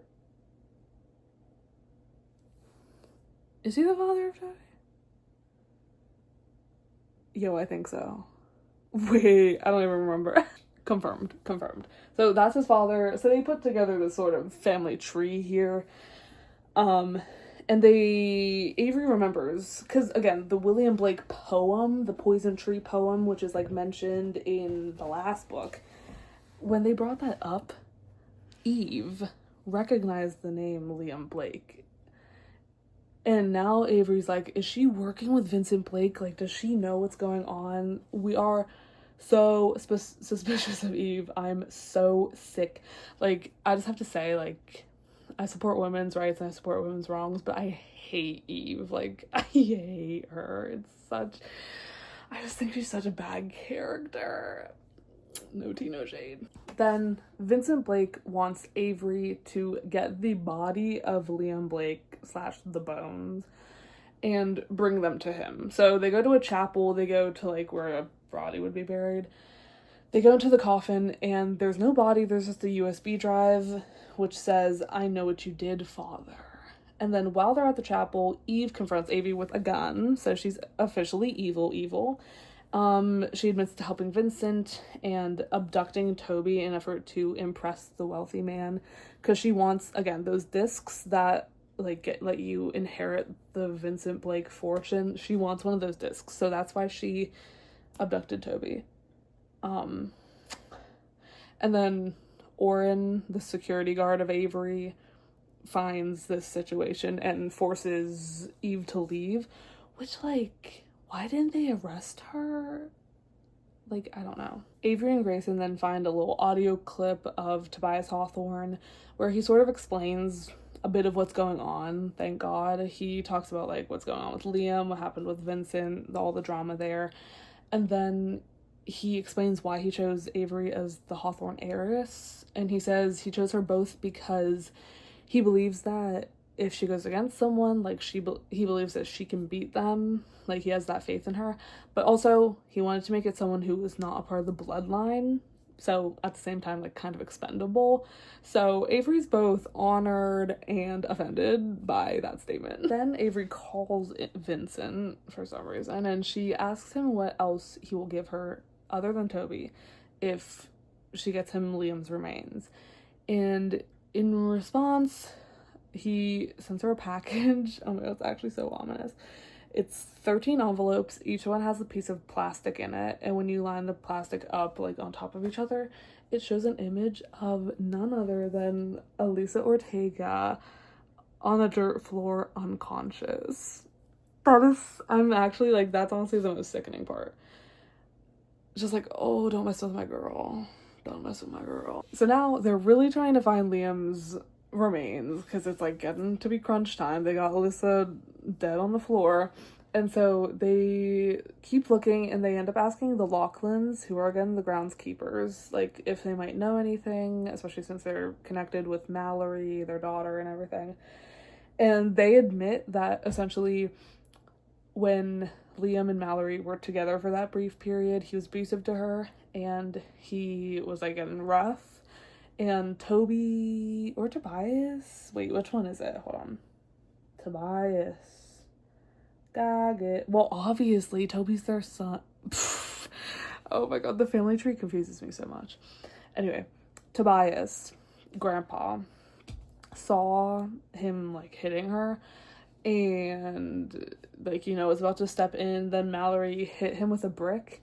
Essentially, they killed him. It was an accident, but at the same time, he was hurting her, so I don't really care. And they buried the body, like, low-key, like, off the record. And so then Bex leads them to where the body's buried. They get the remains and whatnot. And then Elisa calls Avery and tells her that Vincent has let her go, so she's no longer in danger. But he let her go in exchange for Grayson. So now Vincent Blake has Grayson. This part I find to be really funny.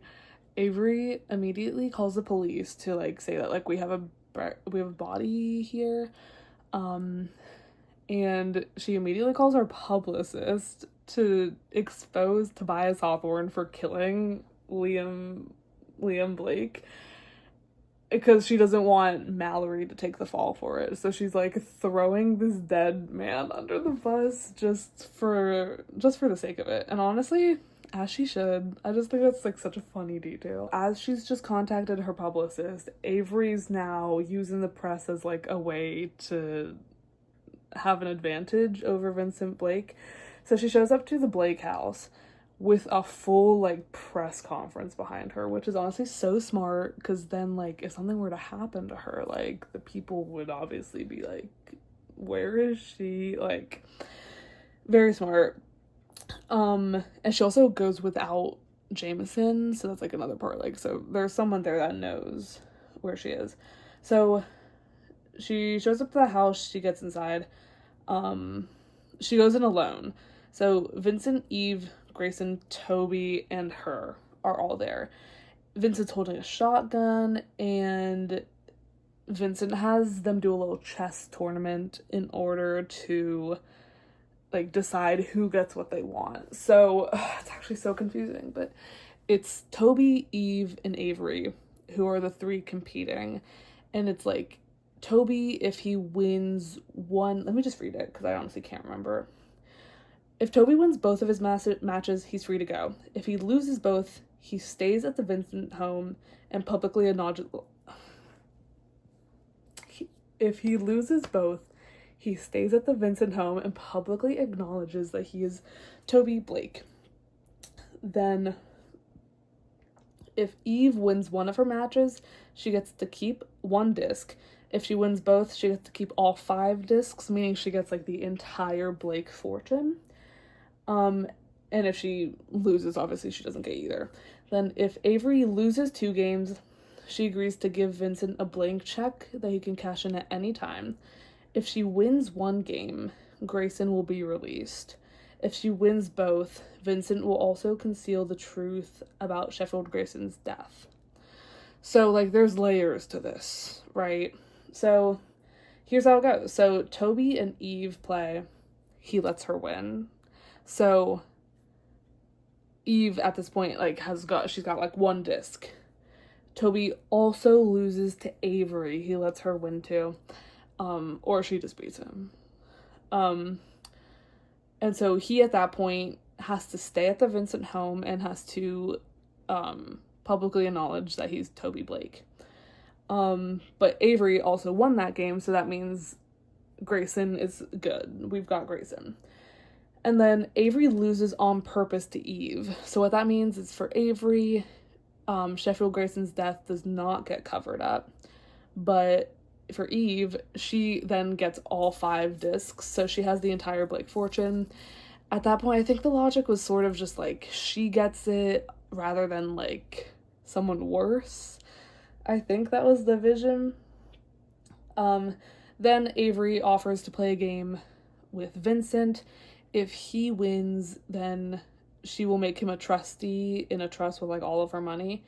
And then if she wins, he has to agree to, like, never hurt her or her friends or her family ever again. And she wins, right? Avery wins. Period. As she should. So Avery wins that game. After Avery's win, she, Elisa, and Grayson are escorted off the property by Toby. Sorry, I'm not going to call him Tobias.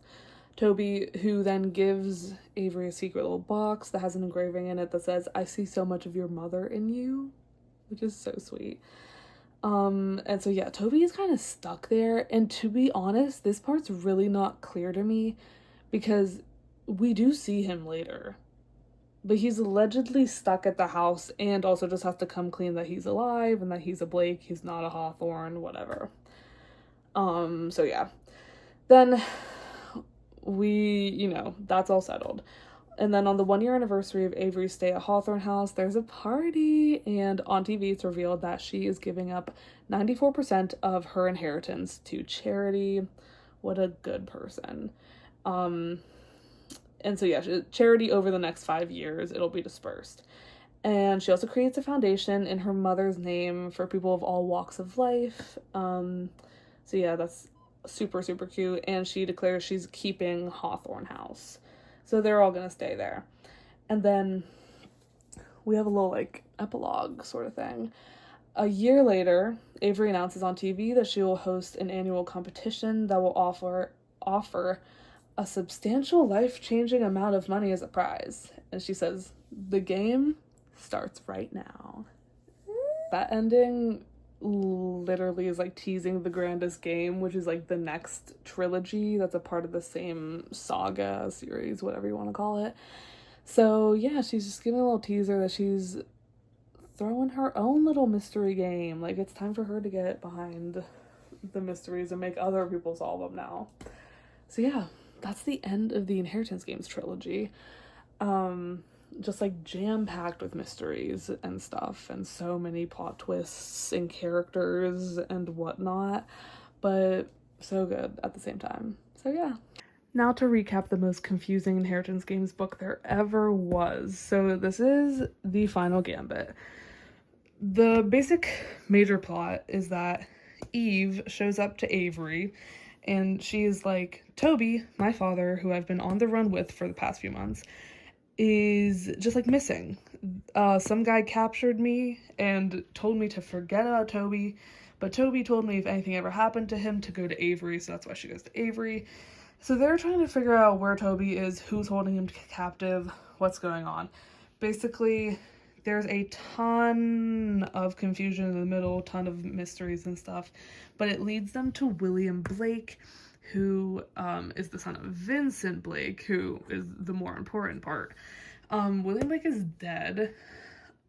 It turns out Mallory killed him because he was being abusive to her, so fair enough. She killed him, honestly, on accident, but then they buried his body and everything disappeared. Vincent is like, that's not gonna jive with me, I need to find him. He's trying to find William's bones and stuff. And so is Avery and the boys. They're also trying to find the bones so that they can give it to him so that they get Toby back. In the end, they do find William's body, find the bones, whatever. I should also say Grayson and Eve have a bit of a little love affair during this book, like kind of, but she turns out evil. She turns out she's actually working with her, great-grandfather, right? Yeah, Vincent, because she wants to inherit his family fortune. So that's her whole motivation. So no Grayson and Eve anymore. Turns out Avery goes to the Vincent Blake house where Toby's being held hostage. Actually, Grayson's also there being held hostage. Eve is there, and Elisa is also there. She's technically being held hostage, but she was actually just like recently set free. So yeah, whole fam's there. Vincent tells Toby, Eve, and Avery that they need to play a little chess tournament against each other to determine who's going to get what they want. Toby loses to Eve and to Avery, meaning that he has to stay at the Vincent Blake estate and also claim or like come out and say that he's alive and that he's not a Hawthorne, he is in fact a Blake. And so that's what he loses. Eve wins against Toby, and Avery also lets her win, meaning that she wins the entire Vincent Blake fortune. Avery wins against Toby, but then lets Eve win. So since she only wins one game, she is free to take Grayson home and have him not be captive anymore. But if she had won both games, she would have also gotten a cover-up for Sheffield Grayson's murder done by Melly. So that didn't get covered up. And that's kind of the end of the book, except for the little epilogue. 1 year later, after Avery inherits the inheritance fortune of Tobias Hawthorne, she reveals that she's giving 94% of it away to charity over the next 5 years, and then she's creating a trust in her mom's name to support, just like normal people who have struggles and struggle with poverty and whatnot. But also, she declares that she is starting a new game for people to compete with, and the prize is like a ton of money. And it's called the Grandest game, and funny enough, the Grandest game is the next series in this whole universe. So we'll definitely get more of that soon. But that's how this book ends. Next, we're going to be talking about the Brothers Hawthorne. This is technically not part of either series in this world. It's technically a standalone book, but like it's so involved with the lore that like it really cannot be read on its own. It picks up like hoping that the Inheritance Games trilogy knowledge, and it truly is like a prequel to the Grandest Game series, because it's just so like not all of, but like a lot of the characters that get introduced in the Grandest Game are first introduced in the Brothers Hawthorne. So it's like, to read that series, you kind of have to read this book. So it being its own sort of thing doesn't really make sense, but who cares? It's great anyway. So yeah, it's technically standalone though. as always, I'm gonna go through my review. I love this book, actually. Like, I love this book. I remember loving it right away when I read it. I was so enthralled, and I gave it 5 stars in my review. Truly. When did I read it? I read it on October 2nd, 2023. So I don't know when it came out, but I don't think that was like right when it came out. I don't know. But yeah, I gave it 5 stars. In my review of it just says, "Oh, Tobias Hawthorne, the traumas you have passed down to your grandsons," which I think is very notable.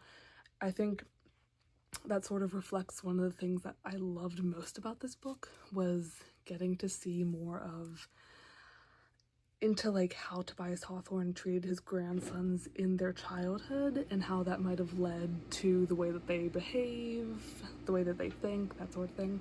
So definitely very interesting. Now getting into the content of the book itself. So this book is told in both Grayson and Jameson's point of views, which is honestly like why I loved it so much. Not that I don't like Avery's point of view, but like getting into like the Hawthorne mind was so fun. Specifically Jameson's point of view, I keep mixing their names up. Like, it's actually driving me crazy. Specifically Grayson's point of views, I was just obsessed. Like, his POV chapters are like genuinely so much better than Jameson's. Sorry. It's just, I don't know. I just love them so much more. But this book, not only does it go between those two point of views, it also has periodically throughout the book, it has a bunch of flashbacks to different points of their childhood. And so I'm just going to talk about all of those flashbacks right now, actually, because I think it'll just make it a lot less like going back and forth and all that stuff. So yeah. So the first flashback is pretty cute. It's from 12 and a half years ago, and it's from when Nash was 14, Grayson was 8, Jameson was 7, and Xander was 5 years old. And it's a flashback to Christmas morning. So it sort of goes through this, it just like jumps right into it. And Tobias gave his grandsons this rule that they weren't allowed to like get out of bed until 7, and then they were able to like go wake everyone up and get their presents and all that stuff. And so Jameson and Grayson schemed to set all the clocks in the house forward so that it would hit 7 at 6:25. So like already, like, they're 7 and 8 years old and they're already doing like these schemes. Like, it's crazy. And so they do all this and it like works, and they go down and they're like, oh my gosh, we're the first ones here. And then it turns out that 5-year-old Xander beat them there because the specific rule was like, you can't step 1 foot out of your door until 7 a.m. And so Xander, little baby Xander, rolled out of his room and down the stairs and to the living room. And so Xander was the first one there, which I just thought was so cute.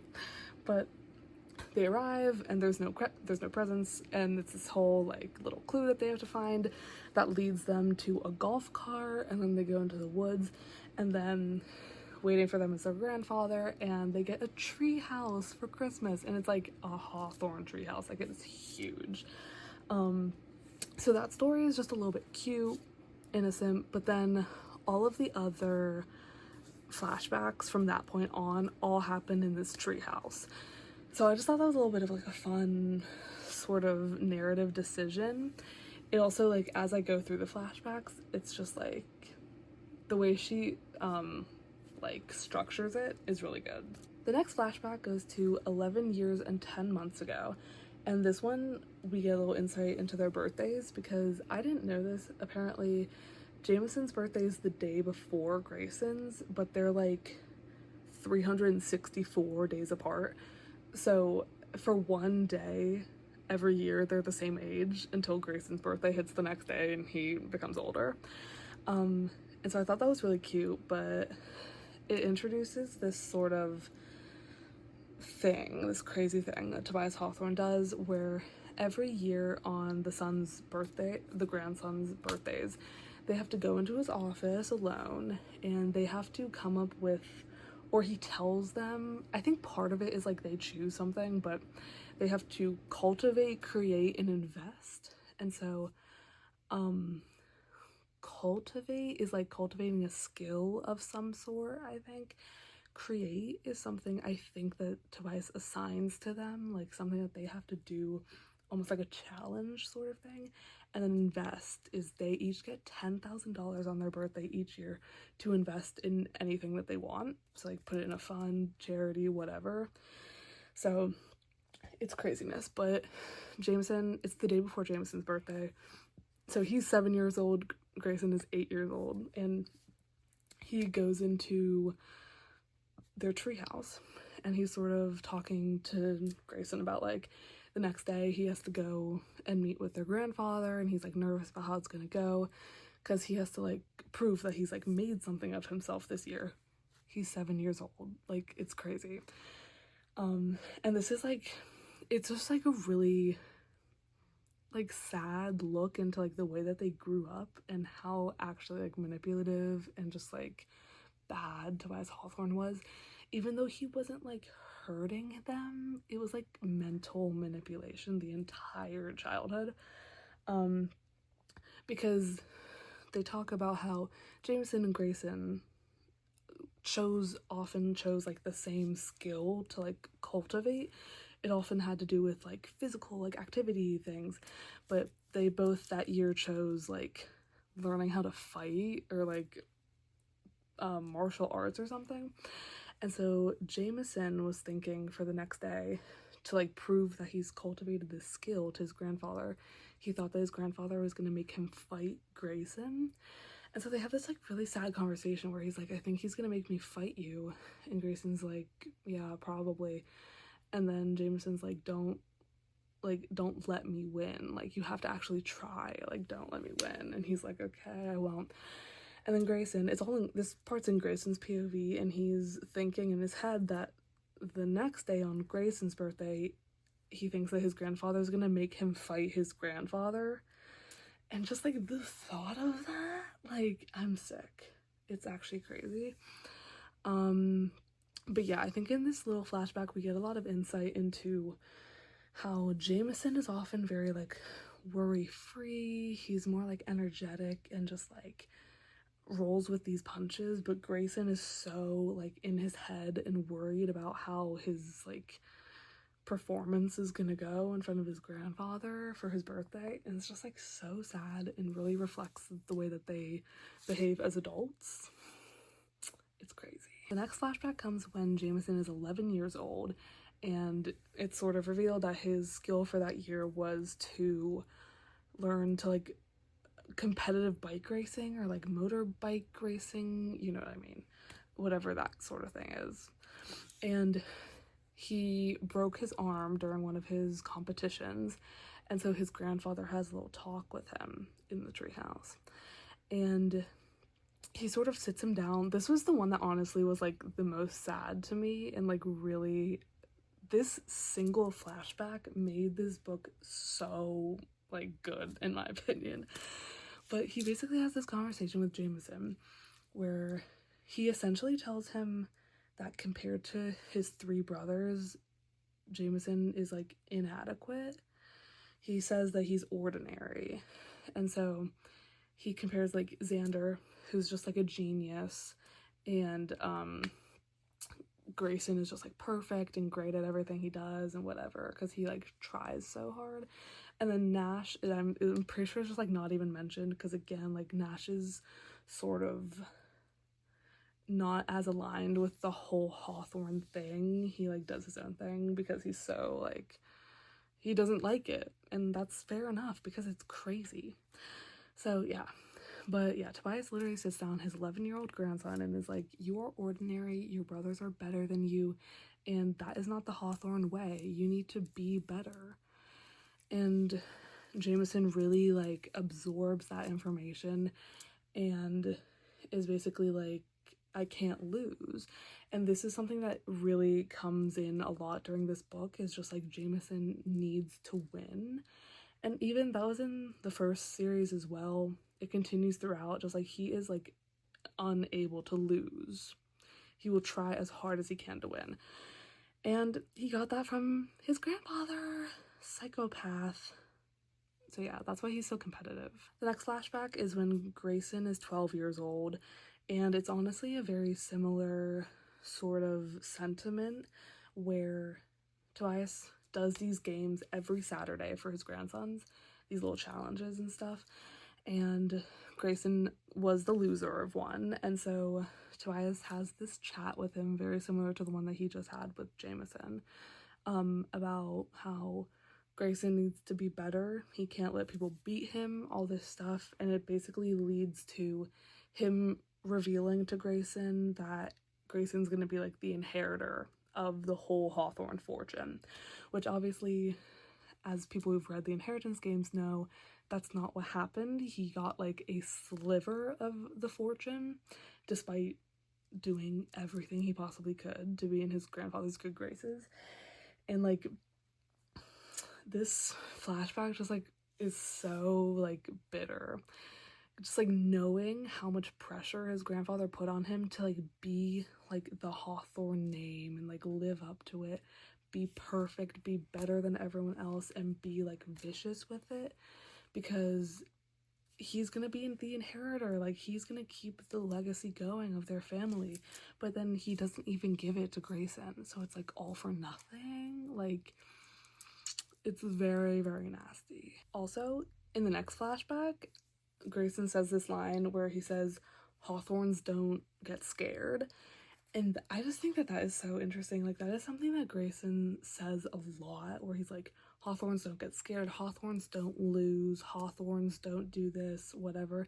Like, he genuinely, like, associates so much with, like, the Hawthorne name. Like, it's, like, just, like, that instinct in him is just to be like, Hawthorns don't lose, Hawthorns don't get scared. Whenever someone is like, you're scared, Hawthorns don't get scared. And it's so ingenuine, but it's just like his trigger response, because that's what he has to be, because he's supposed to inherit it all, but he doesn't even get the opportunity to inherit it all. It's sick. The next flashback's crazy. It takes us back to the 4th of July when Jameson was 12 and Grayson was 13. Essentially, Emily, our dear friend Emily Lachlan, who they both start dating later. It's the 4th of July and they are in the treehouse, and she is just like, she's just doing her thing, and she essentially gets them both to kiss her, which is just like, it's such a crazy chapter.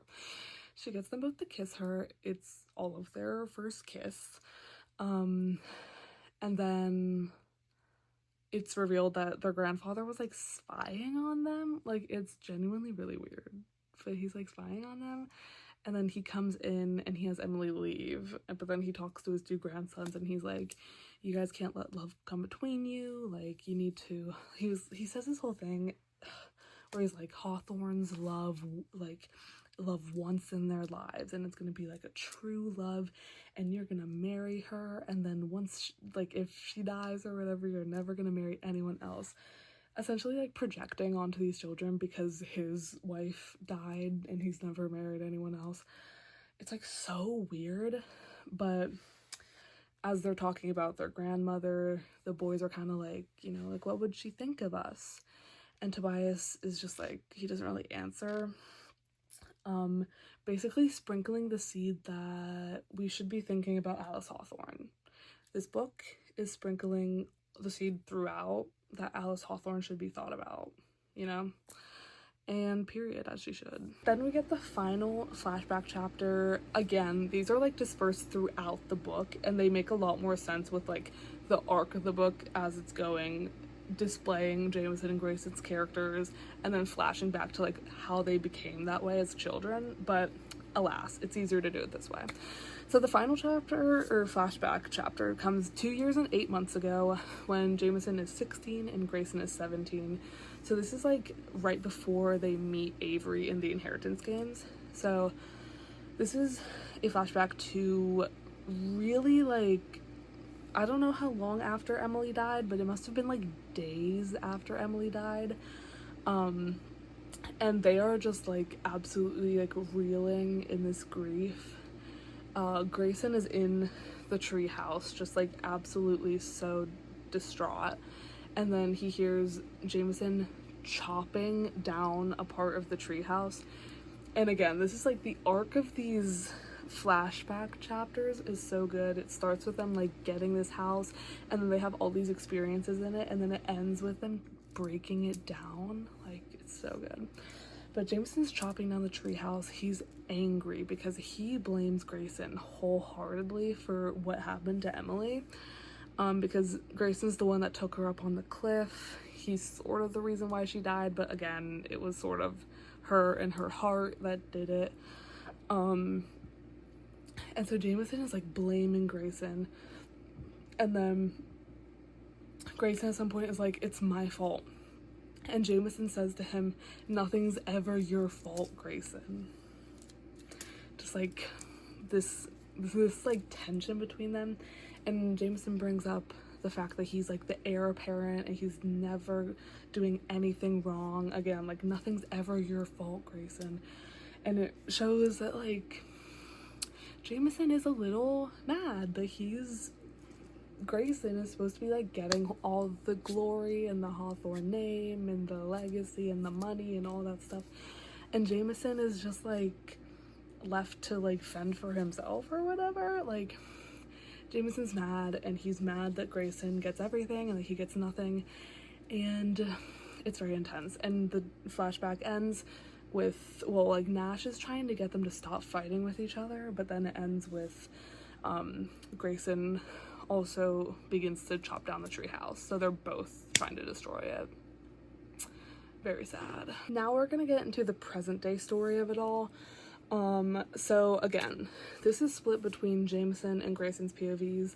I much prefer Grayson's POV, so I might be spending a little more time on that than Jameson's, just because I don't find Jameson's to be that interesting. It's just like, it's a really long book, and I feel like if they had split everything that Jameson does in half, it would have been more like boom, boom, boom, let's go. Grayson's just like goes so many different places and has such fun like character moments and all this stuff that it doesn't even compare, to be honest. So the book begins with Jameson and Avery. They're traveling the world. Avery is preparing to like give away 94% of her inheritance. They're just like living their little life together, and they suddenly get summoned to London, where Nash apparently has a flat. Like, okay, I guess so. And so they all get summoned to Nash's flat along with the other Hawthorne brothers, and Nash announces that him and Libby, Avery's sister, are getting engaged. Or are engaged, I guess I shall say. So it's so cute. It's so cute. Like, I'm just obsessed. Nash and Libby are so cute. I'm obsessed with them. But while they're there, after their little celebrations, Jameson gets approached by his father, Ian Johnstone Jameson, and his father is basically like, yo, I want you to get into this game, which is called The Game, by the way. Basically, let me rewind. He wants Jameson to break into this really super secret like social club and get an invitation to the game, to be more specific. And so Jameson, again, as we've been getting these flashbacks to him not wanting to lose, not liking losing, wanting to be the best, all this stuff, Jameson is so down for this challenge, and he's absolutely dedicated to winning it. So that's where Jameson's side of the story takes us.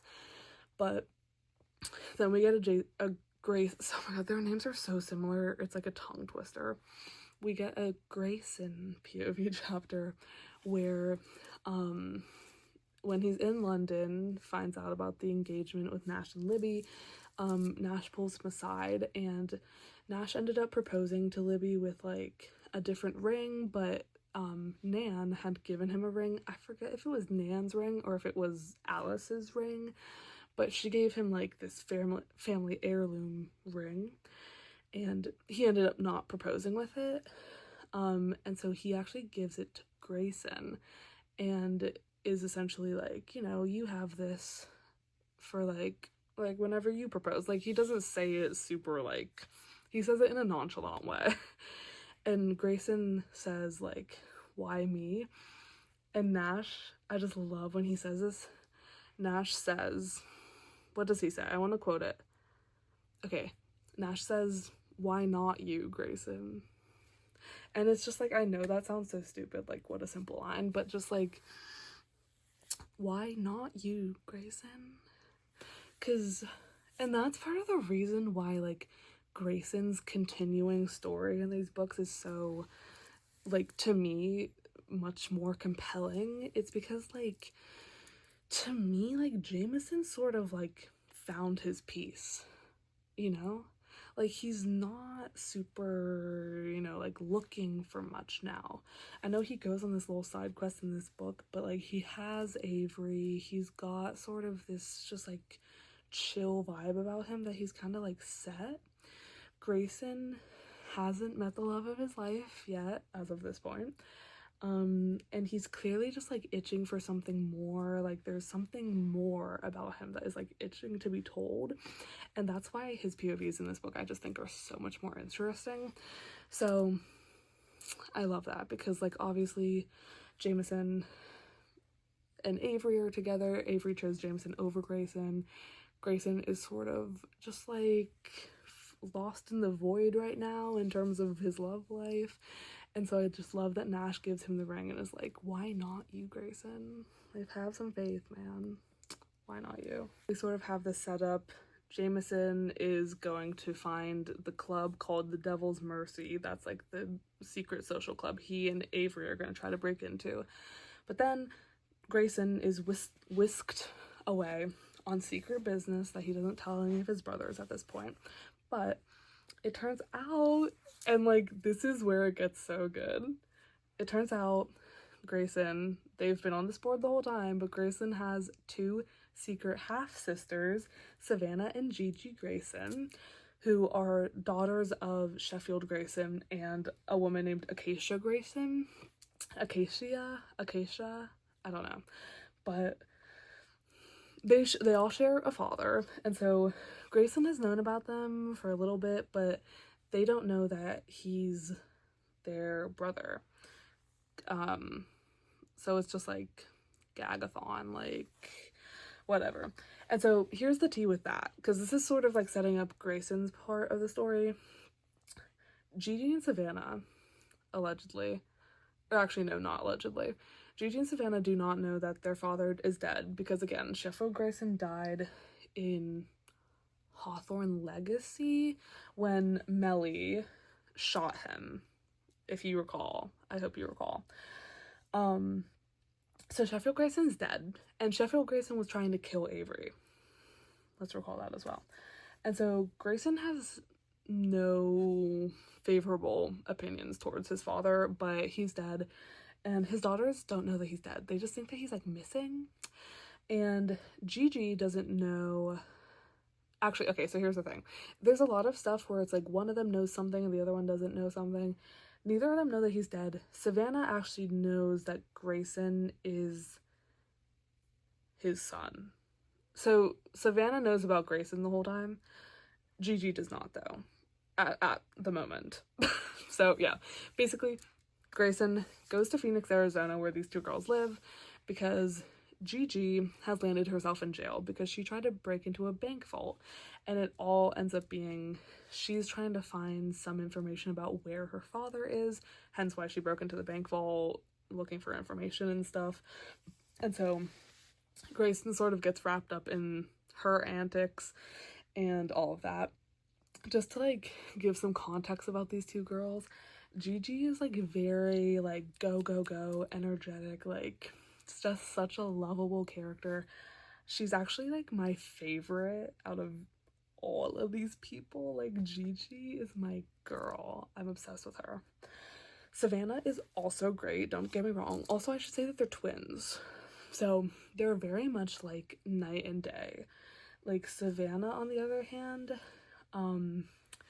she, like, knows about her father's affair that has led to Grayson. And so she sort of has some more, like, darkness about her. But she's still just like very sweet, and like she's just not as like quick to warming up to people as Gigi is, and she's a little less trusting than Gigi is, but she's so fierce, and she just like cares about her sister. They both care about each other so much, but they're just like, they clash. They're kind of like Jameson and Grayson. They just like, they clash, but they love each other so much, for real. And also Grayson is jumping in to like help with Gigi's sort of investigation about her father and like what happened to him, so that he can like intercept and get the information before she can, so that she doesn't find out that I don't think it's necessarily that he doesn't want her to find out that he's dead, because I feel like that's sort of inevitable, but he doesn't want her to know how he was like plotting to kill Avery, essentially. And to some extent, I'm like, maybe let her know that her dad wasn't that great, but I get the idea that like he's dead anyway, so at least let her have like a good image of him, like, sure. Next we get a bit of Jameson. Him and Avery go to London. Sorry to everyone from London. They're trying to get into the Devil's Mercy. Avery sort of flaunts her like heiress status. The thing about this book is that it makes it seem like, oh, like no one can get into the Devil's Mercy, like it's like no one can get it, and then they're like, and an invitation to the game, like no one can get an invitation to the game, it's impossible. But then they like do both of them like relatively quickly, so it's sort of just like, I don't know, but I do love like the descriptions of the Devil's Mercy. Like it's like this underground cavern. They have like this young boy like rowing a boat to the entrance, from what I remember. I don't know, it's like crazy and like creepy. So they did their thing, but they go to London. Essentially, with this game, Jameson is trying to win Vantage, which is the name of a house, his ancestral home, as it's claimed to be. So I guess like Vantage was something that the Jameson family had owned and lost at some point, I guess. And so Jameson in this game is trying to win back a Vantage for his father, and then his father's like, and I'll pass it down to you when I die. And again, this all sort of loops back to like, Jameson loves to win, and also in Jameson's inheritance from his grandfather, he didn't get much, so Jameson doesn't really have a pot to piss in, essentially. He's got a lot of nothing, and so he's like, yeah, maybe I'll get this ancestral home from my family. And so there's then a long description of them like going to the club and spending time in there, and they're trying to get the attention of a man named the proprietor. Actually, and then there's also a man named the factotum, which is revealed to be Rohan, is his real name. No last name, which is peculiar, but also I don't know if it's supposed to be Rowan, but I'm gonna say Rohan, because that's how I've always said it. So, they're trying to get, oh my god. I don't know why, they're trying to get the attention of Rohan and the proprietor to get them into the club and then to get them into the game. So Jameson fights like in a boxing ring, trying to win, trying to get the attention of these people. He does a lot of like gambling, card games and things. And essentially after a few days, Avery and Jameson get invitations to the games, along with like Jameson's uncle, another woman named Zella, and another woman named Catherine, who like used to work for his uncle or something. And then they're whisked away to the game. Then we get back to Grayson's POV. Yay!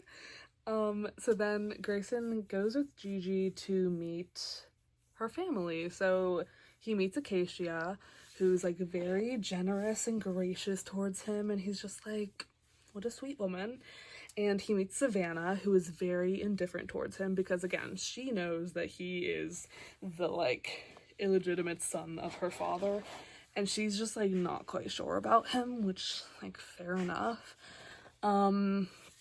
He sort of gets a feel of their financial situation, which is that they're going broke because Sheffield Grayson left them with, like, nothing. But they are all thinking, like, this absent father, Grayson's like, he's dead, right? So, yeah. Savannah wants nothing to do with this search for Sheffield Grayson's safe deposit box, which is supposed to hold all the answers that they're looking for. And so Grayson and Gigi are sort of like spearheading this thing, and Savannah is like, I don't want to help with this. But Savannah is dating, they're way down here. Not both of them. She's dating Duncan Trowbridge. I didn't give them their own cards because I just like can't be bothered. But Kent Trowbridge is the father of Duncan Trowbridge. And so Savannah is dating Duncan Trowbridge. Kent, however, was like long-time sort of frenemy of Sheffield Grayson. He was battling for Acacia's attention at some point. So like there's rivalry there's feuding.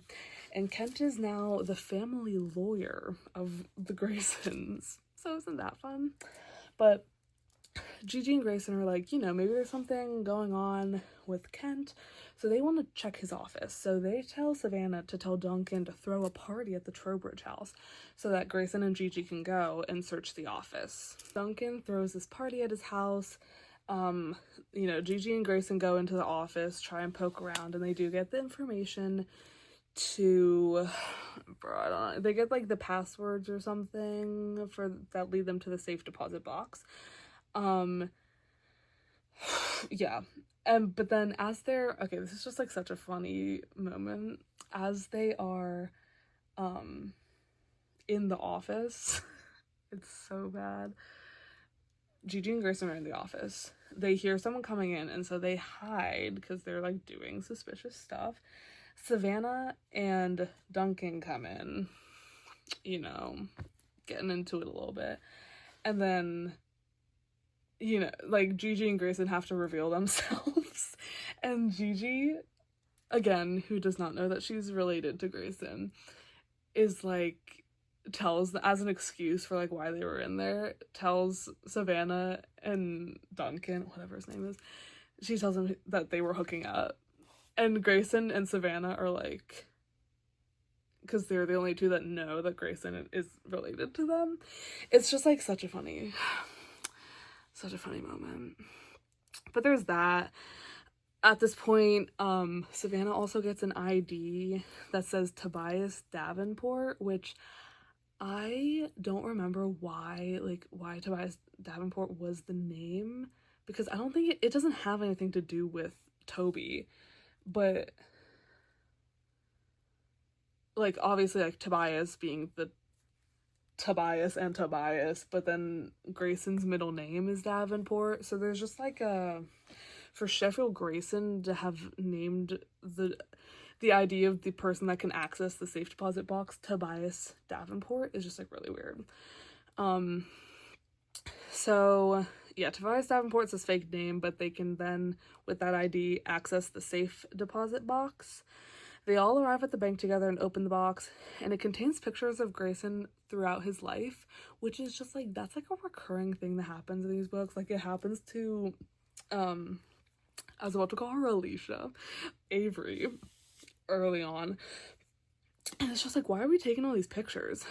And they also find these withdrawal slips with weird amounts marked with KM on them, and they figure out that KM or KW? I don't know. It connects to their aunt, Kim Wright. So they go and figure that out. The order of this is a little bit mixed up for me, but when they open the safe deposit box at the bank, that is when Gigi finds out that she's related to Grayson, that her and Savannah are related to Grayson, and she finds out that Savannah also knew and didn't tell her because she was trying to protect her. And so Gigi gets pissed at them. She's very mad, and she goes and gets drunk and she just like runs away, and that happens. But then she's eventually like somehow rescued by Nash and Xander. So we'll circle back to that. But then also, again, I don't know if this happens before or after this, but when they go to their aunt's house, well, yeah, their aunt's house, Sheffield Grayson's sister, Kim Wright, who was the mother of the one of the kids that died at Hawthorne Island with Toby, if you're following that. So yeah. They go there and they find a puzzle box, and they get one of the clues, but the other one is, hold on. Okay, so they solve the first part of the puzzle, but then the second part, Grayson, it like needs a key that Grayson had found earlier in the book, but he doesn't want to put it together in front of Gigi in case it has like info that he doesn't want her to find out. So he just like hides it until later. Then we get to Jameson's POV, which I'm gonna really brush through. Basically, he's playing the game. There's this aspect of the game that has to do with secrets. There's like 7 players in the game, and most of them are irrelevant. But some of them, not all of them, had to like put in a secret when they entered the game, like something that like they want no one to know. And so Jameson put in his, and as the reader, we don't know the secret. We just know that he does not want Avery to find out. And so it's like, okay. But there's, at some point, Zella, who I mentioned, one of the other players in the game, has access to Jameson's secret, and she is willing to like trade him back, because they're all like written on paper, so she's willing to trade him back the piece of paper in trade for him like letting her win. And at that moment he's like truly considering like just letting her win, or at least like dropping out or whatever. But then Avery comes through, grabs the piece of paper and burns it, because she trusts Jameson so much that she knows that like if there's something he doesn't want her to know, then she shouldn't know it. So she burns the piece of paper with his secret, so like his secret is safe, but Avery gets disqualified from the game for that. So fair enough. But Jameson is still in and is still playing. Back to Grayson. So at this point, Eve, our dear friend Eve from the last book, she is doing some behind the scenes scheming. She's basically trying to get in contact with Grayson via her little bodyguard type of guy named Matthias Slater. She essentially sends him after Grayson and his sisters in order to get his attention, because her grandfather, Vincent Blake, is like on the verge of dying. He had a heart attack and he's like about to die, meaning that Eve is like quickly about to inherit his entire fortune, which puts her at risk of being like, you know, a target of people who want that money. So she's trying to get in contact with Grayson to be like, help me, whatever. She genuinely pisses me off like no other. I'm just like sick of her. And that's essentially what Grayson says to her as well. He's like, girl, I'm not helping you. Stop calling me. And that's kind of like what we get from Eve in this book. But we do just see like she's kind of got like eyes on them. She's sending Matthias after them at multiple points, like whatever. But Gigi starts to get a little like a liking for Matthias Slater, just so we know. Like when she's drunk, she's all like, she's feeling him, and that's kind of all we need to know on that part. Then, as I said, Grayson had the key to the puzzle box, but he didn't want the sisters to find out that he had like access to the final part of it. He reveals a coded journal, and so him, Xander, and Nash all get together and decode it, and it basically is like his, like Sheffield Grayson's diary, like a whole bunch of stuff, embezzlement from his company or from like a different company, fraud, him keeping tabs on Grayson and Avery and how he's trying to kill Avery, like all this bad stuff. Literally everything that Grayson doesn't want his sisters to know is like in this diary.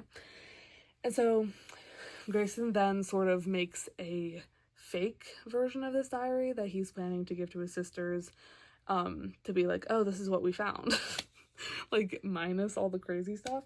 But then Gigi catches him in the process and is just like hurt and betrayed by it, because she really thought he was like with her this whole time, you know, like working together to solve all this stuff, and he was actually just like kind of tricking her a little bit. And so Gigi and Savannah then are like, don't call me, don't come by my house, we're done. Then we're back to Jameson, and you can tell how much of his part I skipped because we're at the final challenge of the game. So Jameson is in a situation where Zella, this woman in the game, Zella will either like get this final key or fall to her death. Like, if Jameson tries to get the key instead of her, she's gonna fall to her death. And so he saves her.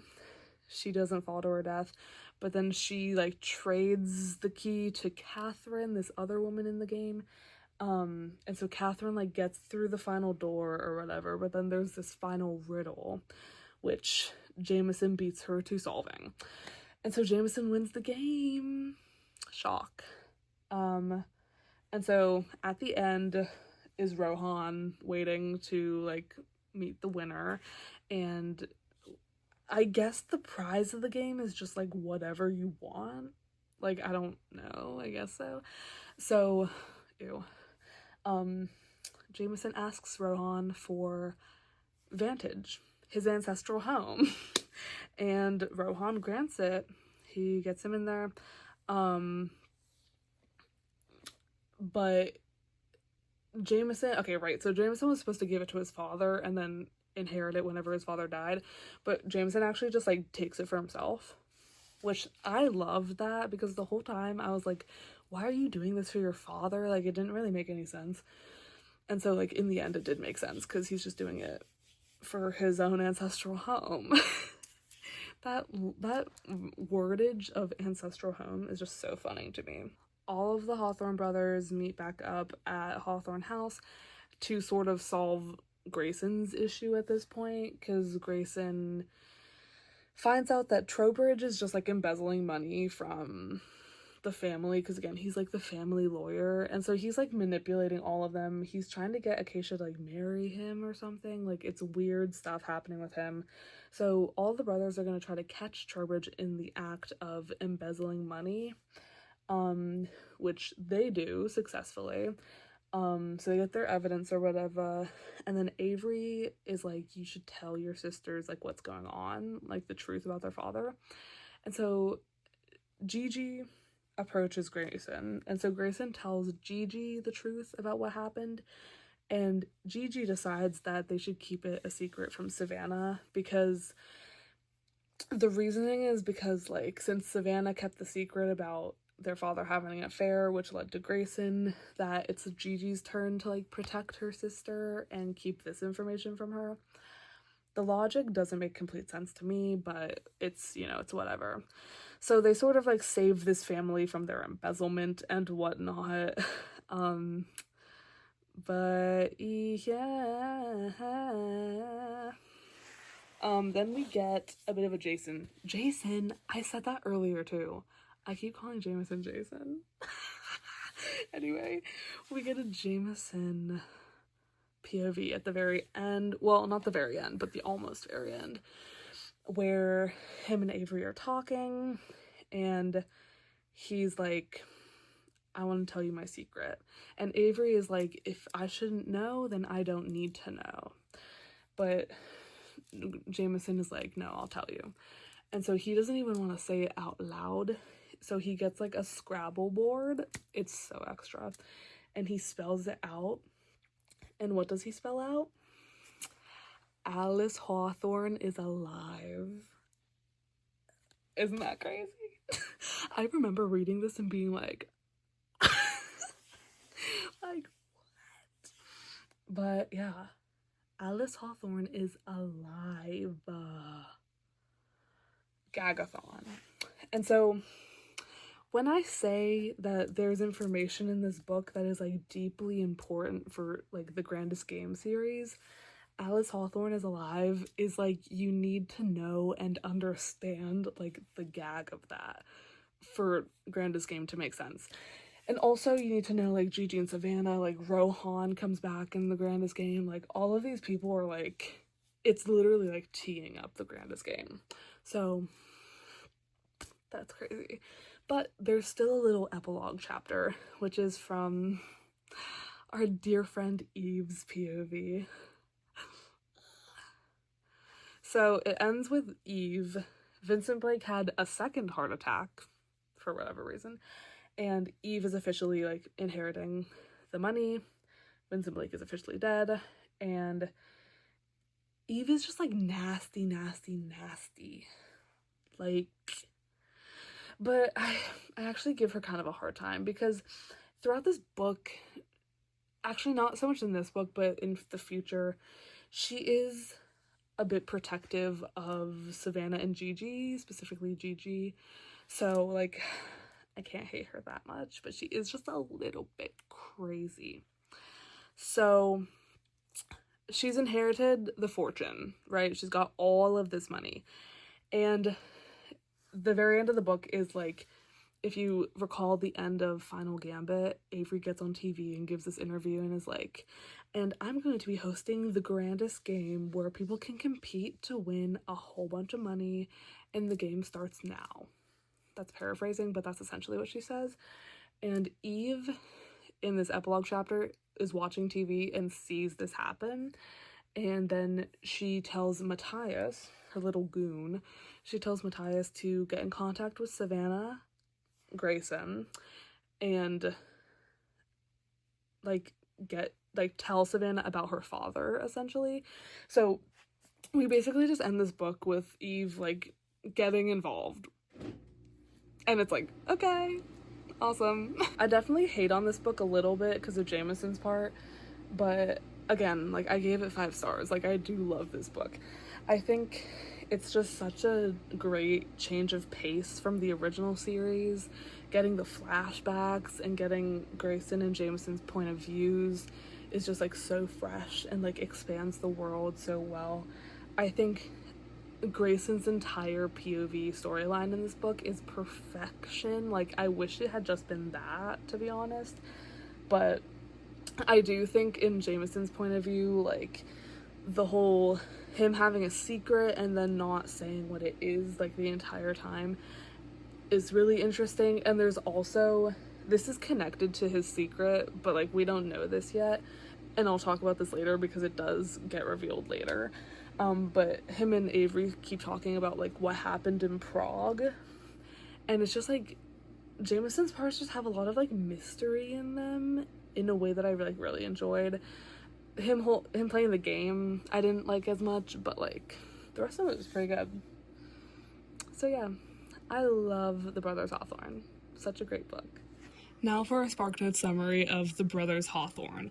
First of all, we get a whole lot of flashbacks about Grayson and Jameson when they were kids, sort of letting us know why they are how they are, why Jameson is so competitive and needs to win every time, and why Grayson feels like he needs to be perfect and like be the Hawthorne name and legacy and all that stuff.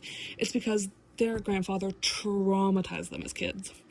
So anyway, going back to present day, essentially Avery, wherever she is, Avery and Jameson are sent on a mission by Jameson's father, Ian Johnston Jameson, to win back Jameson's ancestral home called Vantage. So they have to sneak into this club called the Devil's Mercy, which is run by the proprietor and also Rohan, which is like this guy who's like trying to eventually become the proprietor, but he's like 19 or something. They break into the club and they're supposed to get an invitation to the game, which they then need to win, and with that win back the ancestral home called Vantage, and everything be happy and great. He will get the home and then give it down to Jameson when he dies. Then in the Grayson POVs, we get a story about him and his reveal. He has 2 half-sisters named Gigi and Savannah who live in Phoenix, Arizona, who are the daughters of Sheffield Grayson and Acacia Grayson. He goes to help them out. He helps Gigi he bails Gigi out of jail. But then together, these two do not know that Sheffield is dead.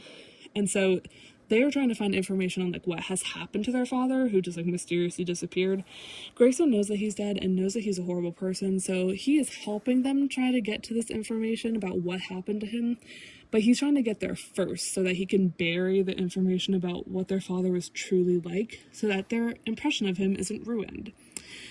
So Grayson and Gigi mainly are like going on a big treasure hunt, looking for different puzzles and clues that have been left behind, and trying to find like bits of info leading to this final like puzzle box that leads to a journal of Sheffield Grayson, where it basically just like recounts every bad thing he's done. And Gigi finds out that Grayson was trying to bury this info. They all find out the truth about their father. It's big drama, but then they eventually come back together and, you know, they're okay. And then in the end, Jameson wins the game, and he, instead of giving it to his father, just takes this ancestral home for himself. And so he's won that.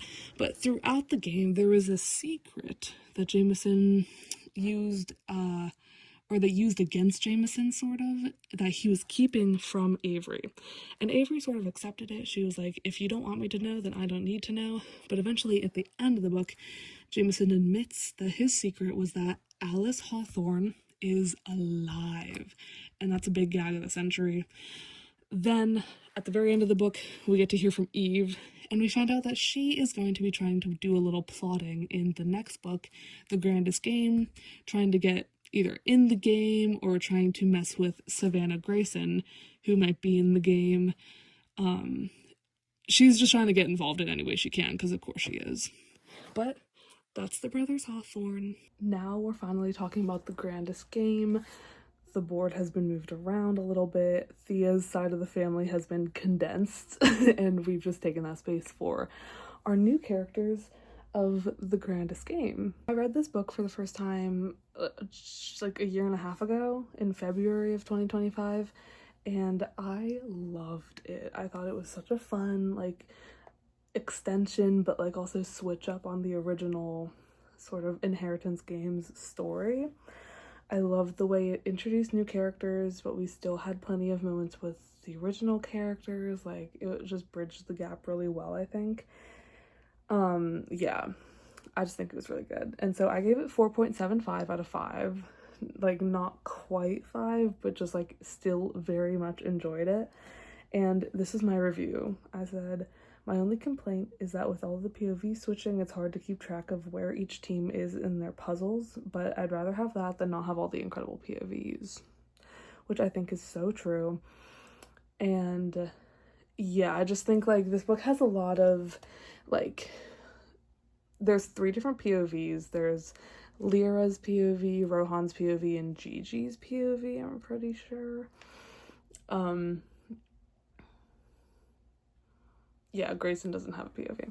But, like, with all of those people, it's just a lot of, like, one group gets to a certain level and they're, like, about to reach something, and then we switch to a different POV. And I get that that's, like, building the suspense, but it did make a lot of the book feel like we were constantly, like, getting somewhere and never, like, reaching a destination. But it's okay, because it was fabulous. So yeah, I love this book. Alright, new hairstyle, new location, but I'm ready to talk about the plot of The Grandest Game. So, this book starts with a bit of a prologue that takes place a year before the main events of the book. And so, just to jog your memory, the 1 year before is the same time as when Avery announces The Grandest Game in the end of Final Gambit. So the end of that book and the start of this book kind of line up timeline-wise. But this little prologue, we just get a bit of insight into Rohan, who is one of our characters introduced in Brothers Hawthorne again.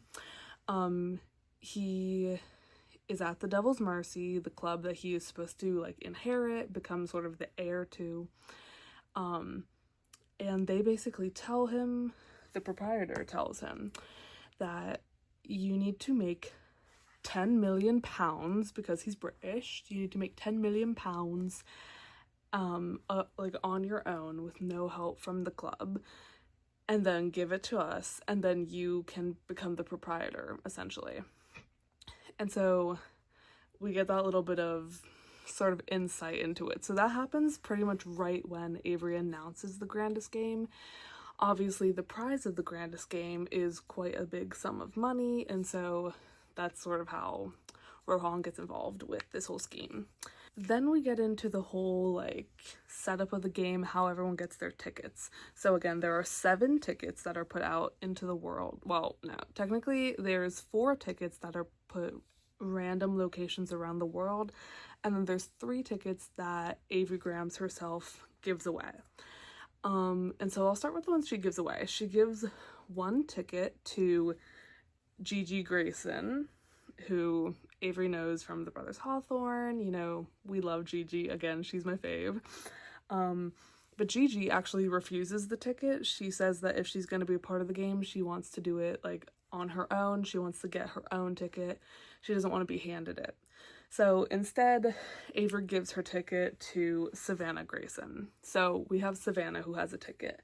And then Avery gives her another ticket to Odette Morales, who is an older woman. I think she's like 60 or 70, maybe older. I'm actually not too sure what age she is. She's an older woman. We'll learn more about her.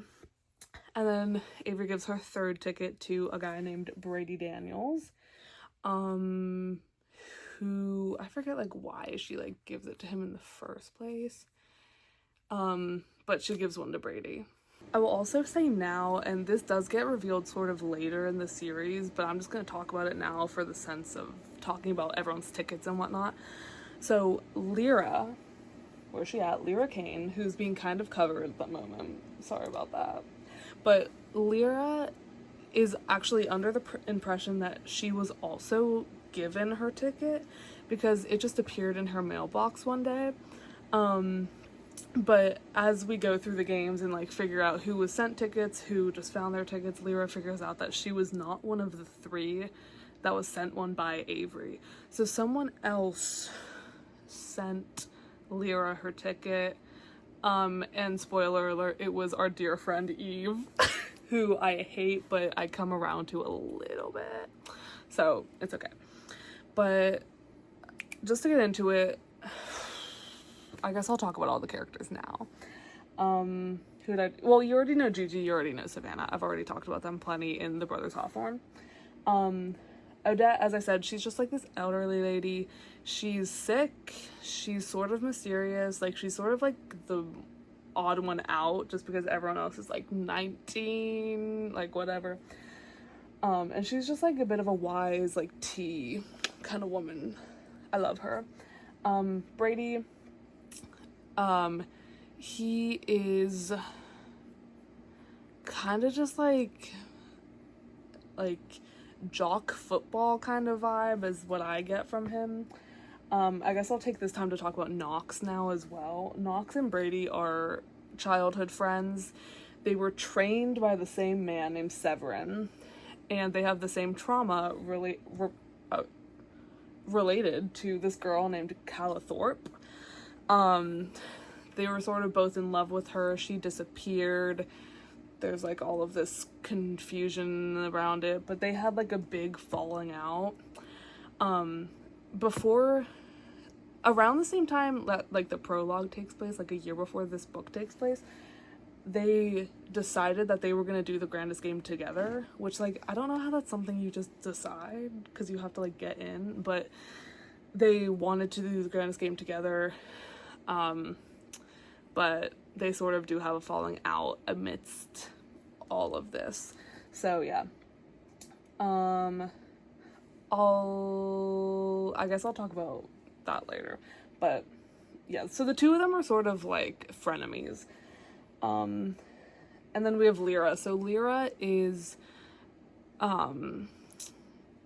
she's going to college, but her parents don't have enough money to send her to college, and so like we start off finding out that she's been like her admission is like being held because she can't pay her tuition, and she finds out that her parents are considering selling their house in order to pay for her tuition, and so she temporarily dropped out, whatever that word is.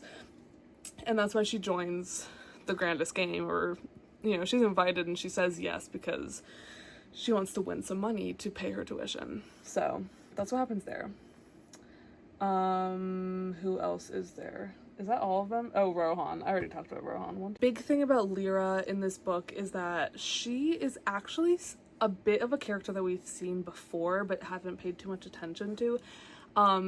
I don't know how much I mentioned this. I don't think I talked about it at all, but like earlier in the series, like Hawthorne Legacy time around there, and also in Brothers Hawthorne, there's mention and like content about this girl that keeps calling Hawthorne House / calling Grayson and being like, you hurt my family, you killed my father, like this, that sort of thing.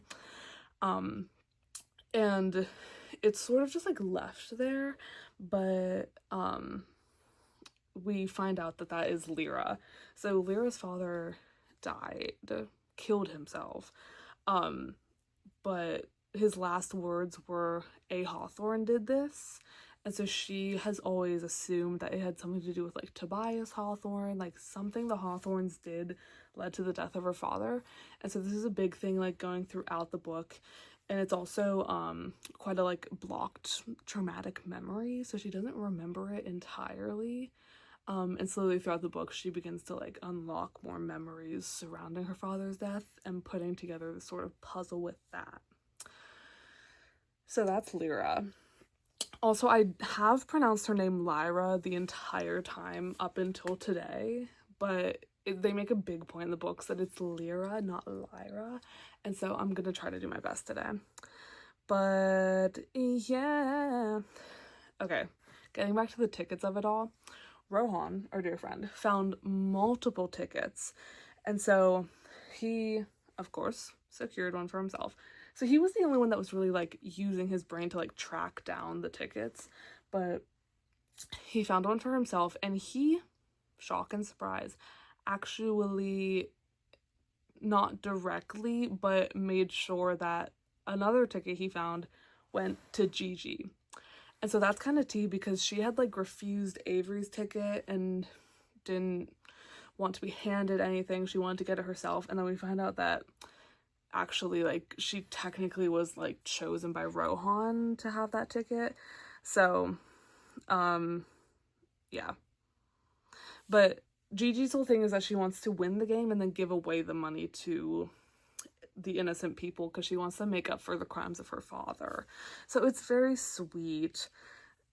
It's just really sweet. And again, at this point, Gigi is still keeping the secret from Savannah about like all the things her father did and that he's dead type of stuff. So yeah, there's a lot of secret and lies and deception happening between the people here. Then we get into the big, like, we're actually on the island doing the game. The grandest game takes place on Hawthorne Island, which is where the whole fire happened with Toby and Hannah and Kaylee, and the people died and all that stuff. So that's where this is taking place, first of all. Kind of ominous. But Rohan, Gigi, Lyra, and Savannah arrive at Hawthorne Island all together, and that is when they then meet Brady, Knox, and Odette, who Odette is 81 confirmed, so I was kind of off with my numbers, but all of them sort of reconvene or just convene at Hawthorne Island to start the game, and then the creators of the game sort of come out and do a little bit of like a Jeff Probst moment. So that's Avery, Xander, Jameson, and Nash, who are all there like hosting. They sort of introduce the rules, introduce the players to be like, this is the game, like just like sort of laying the groundworks. Grayson is there as well, but he actually had no part in designing the game because he is there as like a representative for the players, so he has no idea any of the clues, any of the puzzles, because they don't want him to like accidentally give something away, or at least that's what they say at this point. And so he's just there to sort of like chaperone. He's there to chaperone essentially, but everyone else is sort of introducing and getting everyone situated. Lyra is immediately a little bit like distancing herself from Grayson because she does not want, she obviously was like calling Grayson in the past, trying to get information about her father, about Tobias, about all this stuff. So she's trying to separate herself from that a little bit, just because it's very traumatic, obviously. But yeah, and she did not like Grayson because she thought that he was very unhelpful in her search. And they sort of let the players loose on the island to search for clues, search for objects, anything that might be helpful. And this is when Gigi finds scuba gear, a knife, and a necklace at the dock. And so, like, we're like, ooh, Gigi's got a clue. She's on her way. Yippee. And then at sundown, they have a bit of like a costume ball. Of course, at this ball, there's got to be a bit of like tension. So Grayson dances with Lyra. And again, she's very much like putting up a wall because she's uninterested in what he has to say because he was no help with her. But he knows that it's her, first of all. Like, he knows that she was the one that was calling him the whole time. And he tells her, like, I did look into this. I tried to figure out any information about your father and if my grandfather had anything to do with it or whatever, and he didn't find anything. And he wanted to call her or contact her again to like let her know that, but he didn't know how to contact her because she was using like burner phones and like not real numbers and stuff like that. And so she doesn't believe him and she says, stay away from me, which, like, fair enough. She wants nothing to do with him. But then Avery and the three Hawthorne brothers that aren't Grayson give a bit of a twist reveal at the ball where they basically reveal that Grayson is actually going to now be the 8th player in the grandest game, which is so fun. Just like a surprise, throwing him in there. So cute. Because Grayson deserves a chance to play too. Like, come on now. And so from that point, they split the 8 of them into 2 different teams. So it's Lyra, Grayson, and Odette on one team, Savannah and Rohan on one team, and then Gigi, Knox, and Brady on another team. The hosts lock each of the teams in a room, and they basically have to work through a long series of puzzles and different rooms and stuff, and sort of escape and get to the island's dock before dawn, and then any team that doesn't do that is eliminated. So yeah, so I'm actually like, I don't quite remember, but I guess that like it's not so much like last person to get here is eliminated, it's like before dawn, but I actually don't know. For the sake of what actually does end up happening, it sort of is like last team that makes it gets eliminated. So as the teams have been split up and they begin to work on their puzzles and they're all sort of like, you know, working with each other, romance buds. I will say, like, Grandest Game and Glorious Rivals are, like, I think much more like romance heavy than the original Inheritance games were. Like, I don't know, because I feel like the Jameson, Avery, Grayson love triangle was pretty short-lived from what I remember. Like, it was always like underlying, but it wasn't always like a focus. In these books, the Grandest Game series is like romance heavy, kind of, a little bit. So as we're in these rooms, literally romance happening everywhere. So I'll start with Savannah and Rohan. They both are like fiercely competitive. Again, Savannah is like very cold, like tough as nails. She is trying to win this thing because Savannah wants to win so that she can have a platform to expose Avery Kylie Grams, because she thinks she's gonna do this big exposure thing for something that Avery didn't do. And so I do think that like Savannah's motivation throughout this whole series is a little bit weak, just because like as an audience we know that she's a bit misled with what her thinking, and that's not her fault. Like, she's not evil, she just doesn't have all the information because no one's telling her what really happened. So that's Savannah. But then Rohan is trying to win so that he can get his 10 million pounds to get the whole Devil's Mercy. And so both of them are just super competitive, but like they work so well together. But they're like, even when they're working as a team, they are like completely against each other. Like no part of them is gonna let the other one win or anything like that. So they're kind of fun in that way. But then in the room with Odette, Lyra, and Grayson, Lyra and Grayson begin to have a bit of, you know, they're being a bit more vulnerable as they're going through the puzzles and trying to work it out. And they get a little closer. Romance begins to bud. And I honestly think the two of them are so cute. Just because, like, Grayson deserves someone. Oh, God. Grayson deserves his love. So, they're really cute. And then in the room with Gigi, Brady, and Knox, Gigi is of course doing her darndest. She's doing her thing. Because she just like flirts with everyone, and I love that for her. She begins to have a bit of a crush on Brady at this point, and she thinks Knox is like gross. Not gross, but just like aggressive, I guess. Which is so funny. So yeah, she begins to have a little bit of a crush on Brady. Then at this point, the teams get to the second riddle, and in the Gigi room, because again, this is like, it's Gigi's POV, Lyra's POV, and Rohan's POV, yeah.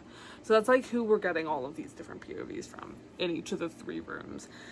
But in Gigi's room, her necklace that she found at the dock with the scuba gear and with the knife, her necklace breaks, and they discover that there's a listening device in her necklace.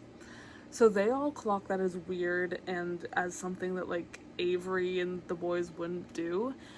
So they begin to like be suspicious about that.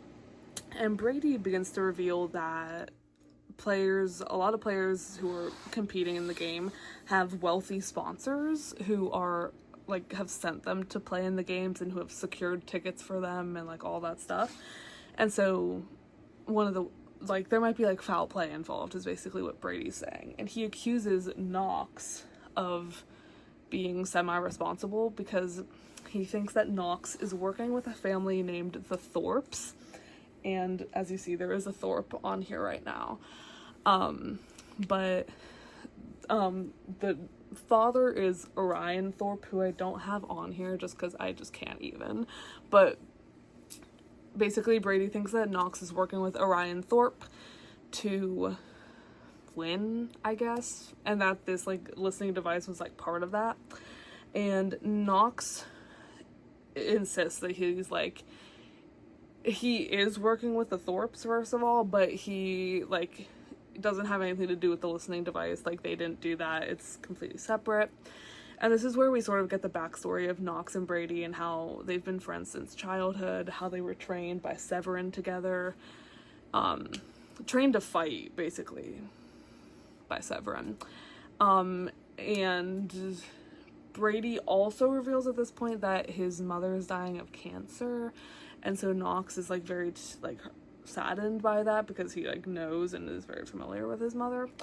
And so yeah, lots of stuff going on. And I will just say later it's revealed that Brady was lying, so don't get too sad. He was completely deceiving them. The point is where Gigi then finds more about Calla Thorpe and how that whole romance happened. Basically, she was with Knox and then she disappeared. And Brady also very much was like in love with her, and he thinks very poorly about her family because they're sort of like similar to the Hawthornes in that they're just a bit like intimidating and they have a lot of money and like can pull strings and stuff like that.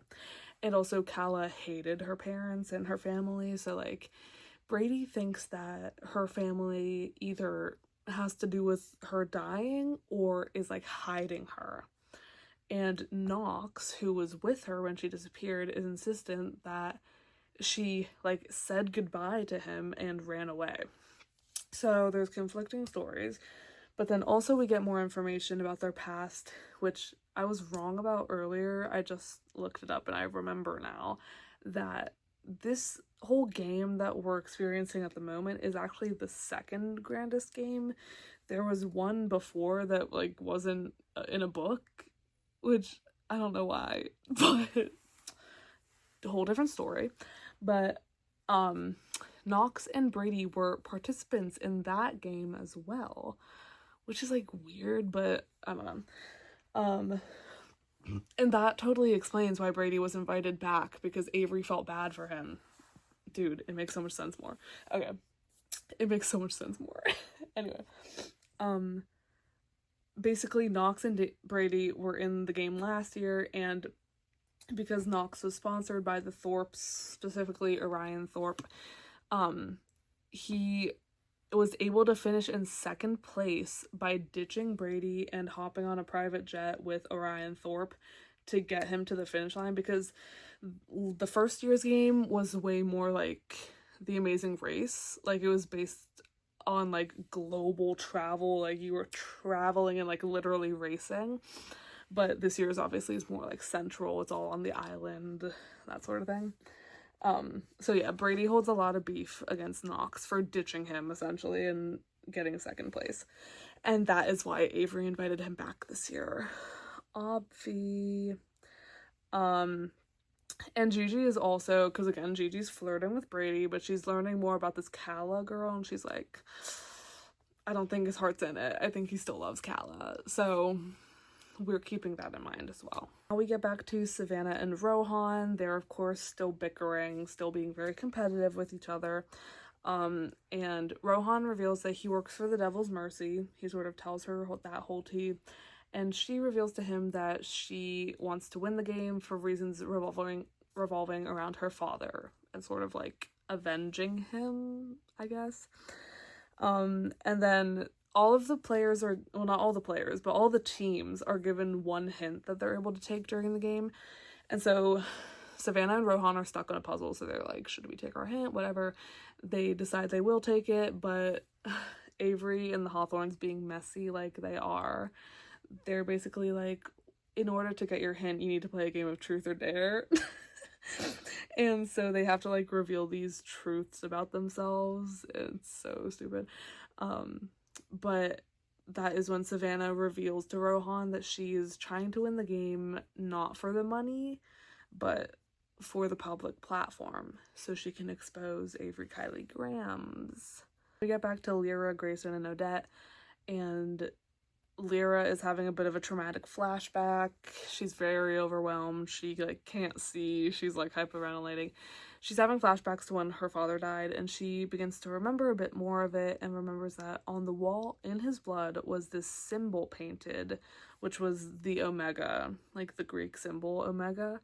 And so she remembers that, and she is also thinking about him saying a Hawthorne did this, and all of these memories are sort of coming back to her. So keep Omega in mind. Okay, so after, and again, I'm really like shortening down the amount of puzzles and riddles that are in this book. Like, it's actually insanity. Yeah, just to like mention a few, like I'll just throw that on there. One of them, I remember like Lyra, Grayson, and Odette had to do like a little drawing challenge, and Odette draws a calla lily, which is something peculiar, and Grayson has to draw Lyra. I remember, and it's very like like, you know, it's like, oh, he's drawing her. And then at some point, I believe it's Lyra, she goes to the woods, and like in the woods hanging from trees, I think, are pieces of paper with her father's name on them, I think. But there's just like a lot of stuff going on, and a lot of like suspicious stuff that's like a little bit like dark, and it's kind of giving like Avery and the Hawthorns wouldn't have set this up. So there's constantly this feeling on the island of like there's someone else here planting stuff. Very ominous. And speaking on that point, as the players complete their third puzzles in their different rooms, they're entering the final phase of the challenge before dawn, again, because at dawn they have to have reached the docks or they're getting eliminated. But just before dawn, the power shuts down on the whole property. and it's very suspicious, and they're getting the feeling that, like, this is not part of the game, this is something else. In the darkness, Rohan accuses Savannah of having sponsors who are part of whatever's happening, and Savannah is a little bit suspicious about it and doesn't deny it. And I can't really remember, like, if this is confirmed at this point, like, how much detail we have on it. Maybe it's confirmed in Glorious Rivals, I don't know. But it's heavily implied that Eve has sent Savannah on this. Because they both want to take down Avery, essentially. I think that's, like, the gist of it. And so, as the power's out, Savannah and Rohan create sort of a temporary alliance where they are focusing on taking out every other player, and then when it's down to just the two of them, they will, like, fight each other in whatever way they need to. Like alliance is over when they get to just the two of them. Like, it's not gonna be Katniss and Peeta. It's just them against each other. And so, again, power's out. Gigi uses this moment with her bugged necklace. She actually talks into the necklace, because up until this point, they sort of are, like, not trying to give away the fact that they know that there's a listening device in it. But she talks into the necklace and she goes, "I know you're out there." And from the other side, because I guess there's a microphone on it too, like, I don't know, but the person responds scarily and ominously in the dark. He says, "No, sunshine, you don't." And it's the voice of our dear friend, oh, I put him up here, Matthias Slater, who Gigi calls Mimosas, who she had a bit of a run-in with in The Brothers Hawthorne. She loves him because he's, like, dark and brooding, and she's like, oh my gosh, like, and she thinks he's so hot. And so when she hears his voice, she's like, she kills me. I'm obsessed with her. But she's like, oh, so Mimosas is still here. I got you. And why he's up there, I don't really know. I feel like him and Jackson have similar vibes to me, so I was like, I'll throw him up there with Jackson. I don't know. But now we reach the end of the grandest game. All of the teams are escaping the rooms before dawn. They're running to the dock, running to the beach. And at this point, everyone's racing, you know? It's like the great race for real. Gigi falls and trips on rocks and I believe hits her head and maybe twists her ankle or something. And she's with her two teammates, Knox and Brady. Brady, who she's like low-key got a crush on, whatever. Knox, who she thinks is like aggressive. And as they're running, she falls, trips, hits her head, hurts herself. And it is Knox that stays and carries her to the finish line. But the other teams beat them there first, and dawn has struck. And their team is eliminated because I don't think any of them made it on time. I don't know if it's because the two of them didn't make it and Brady did. I don't know. But Gigi, Brady, and Knox are eliminated. So yeah, ain't that sad? At this point, Gigi's having a big realization that Brady was just using her, sort of just manipulating her with his charmingness, his charm, I guess I should say. And she's fully like, yeah, he's still in love with Calla. He's got nothing to do with me. And it was all just like game strategy, which is cray cray. But at this point, Odette Morales, who, again, this whole book has been sick. Like, she's sick. She's poorly. She sort of reveals to the group that she's more sick than she thought she was, this whole thing, and she's also sort of putting together with, like, the power outage and all that, that there is something bigger going on that she does not want any part of. So Odette sort of knows some stuff. Let's put it like that. And so she is like, am I able to give away my spot in the game? And Avery and Nash, Jameson, and Xander are sort of like, I guess so. And so Odette gives her spot to Gigi, but again, Gigi does not want to be handed any part of this, so Gigi actually declines the offer. And Odette then gives it to Brady instead. Why she gives it to Brady and not Knox is sort of beyond me, because Knox is the one that helped Gigi to the finish line, but I guess Brady was the one that got there first, so maybe that's why she gives it to him.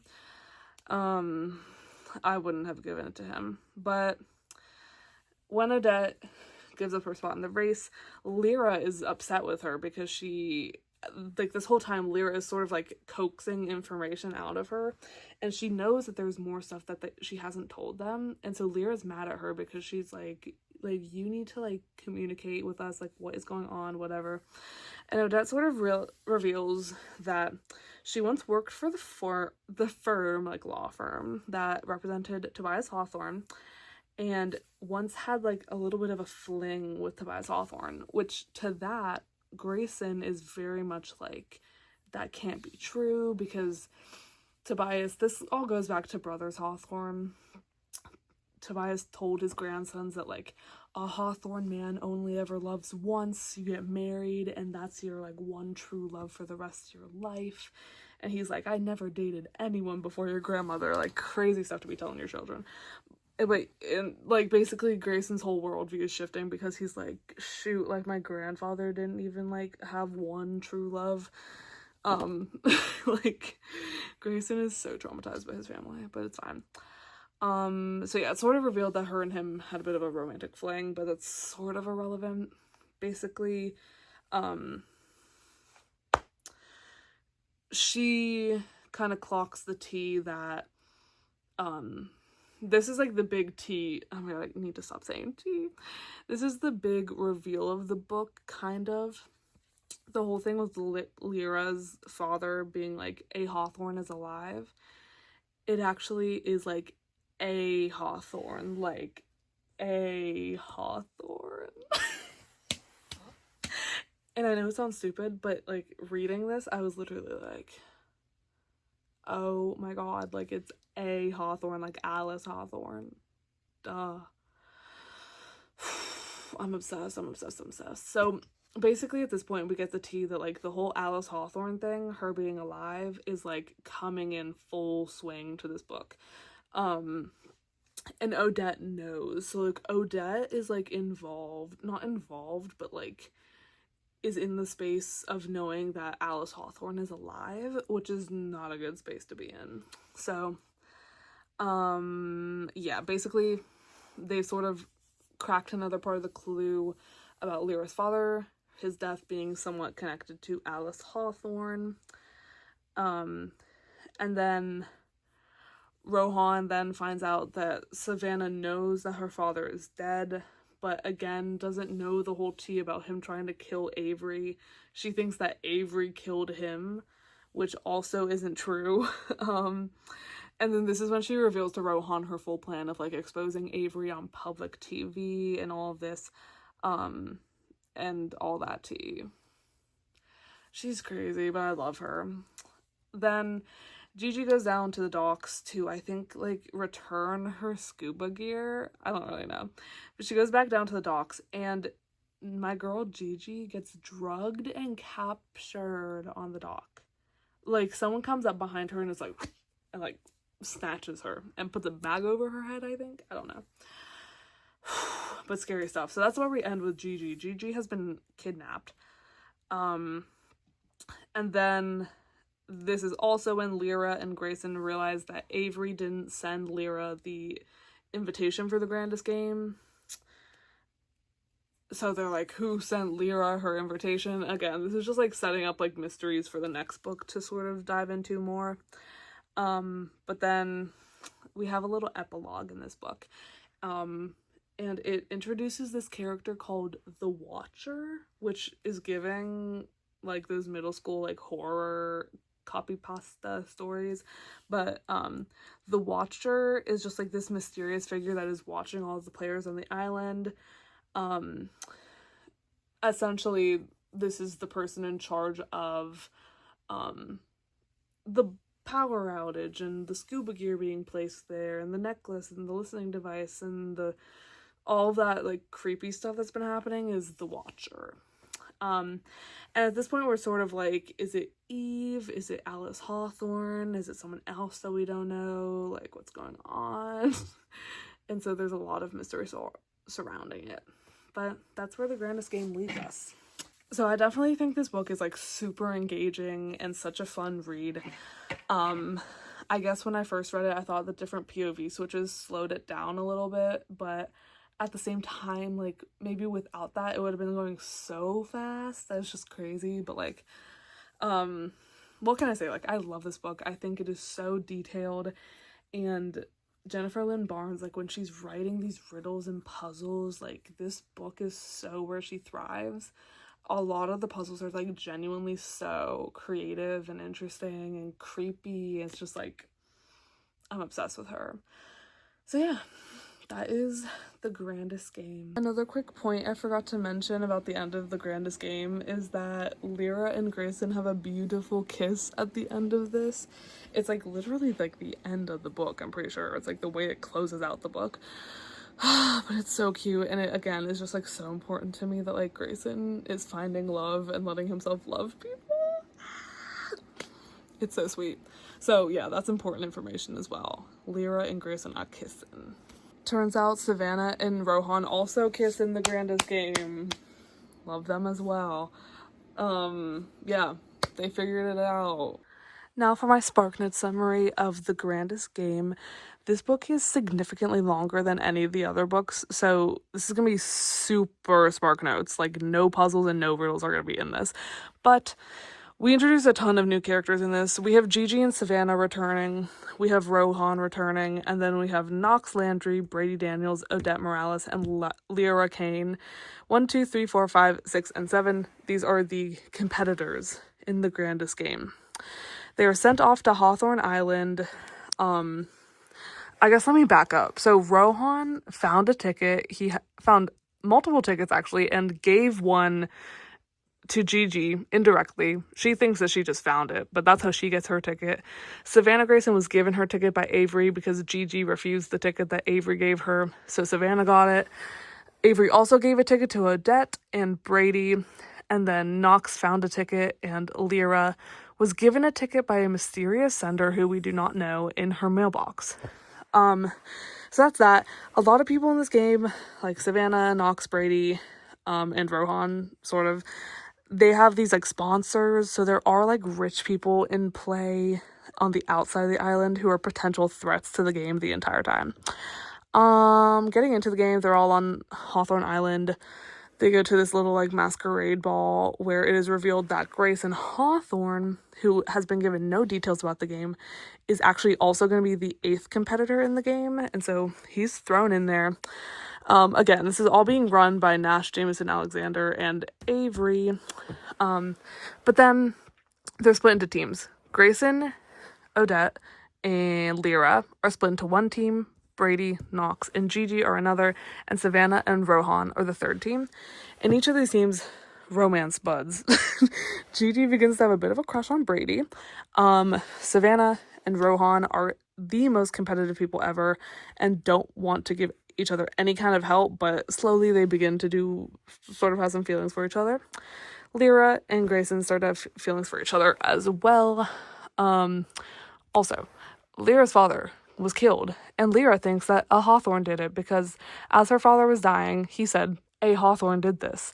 Super mysterious. She's tried to call Grayson in the past to get information on this, and he wasn't able to find anything, and so there's sort of beef there, but they squash it very quickly and begin to fall in love, of course. What else happens in this book? They go through a ton of puzzles, like so many puzzles. At one point, Gigi gets a scuba gear, a knife, and a necklace, and it's later revealed as the necklace breaks that there's a listening device in it, so there's clearly like foul play going on. Someone is listening in on the events. It's later revealed to be Matthias Slate, who is working for Eve, so Eve is back and she's doing evil things and trying to mess up the grandest game. What else happens? the power goes out at one point. There's mysterious stuff happening there. Knox and Brady are childhood best friends, but have had this like not shared, ew. But they both have this crush on this girl named Calla Thorpe, who Knox was then dating, and she disappeared. There's all this stuff with Calla Thorpe and her family, and there being weird stuff there, but like Calla is an important symbol and person to remember for the future. But then as they all get to like the final clue, they of course have to reach the dock before sunrise in order to continue in the game. But then the power outage happens and all this stuff. As all of them are running to the final clue, Gigi trips and falls and hurts herself, and Knox goes to help her, carries her to the finish line, but unfortunately their team did not make it before sunrise, so Gigi, Knox, and Brady are all eliminated. Odette, who has been sick this whole time because she's 81 years old, gives her spot in the game to Gigi. Gigi refuses it, and then she gives it to Brady instead. So Brady's back in the game, but Odette, Knox, and Gigi are out. What else gets revealed? Savannah reveals to Rohan that she wants to win the grandest game so she can get on national TV and expose Avery Kylie Grahams for killing her father, which is not something that she actually did, but Savannah thinks that. Gigi goes down to the dock at the end and is abducted. Mystery continues. Odette is super ominous at the end. She reveals to Lyra that when Lyra's father died and said a Hawthorne did this, he wasn't just talking about like a Hawthorne. He was talking about a Hawthorne. So Odette knows that a Hawthorne is alive, and everyone else is about to be putting that together. But of course, Jameson and Avery do already know that Alice Hawthorne is alive. At the very end is when Lyra and Grayson discover that Lyra's ticket to the game that appeared in her mailbox was not sent by Avery, but instead sent by a mystery sender. So there's something weird going on there as well. But then they kiss, and then what happens then?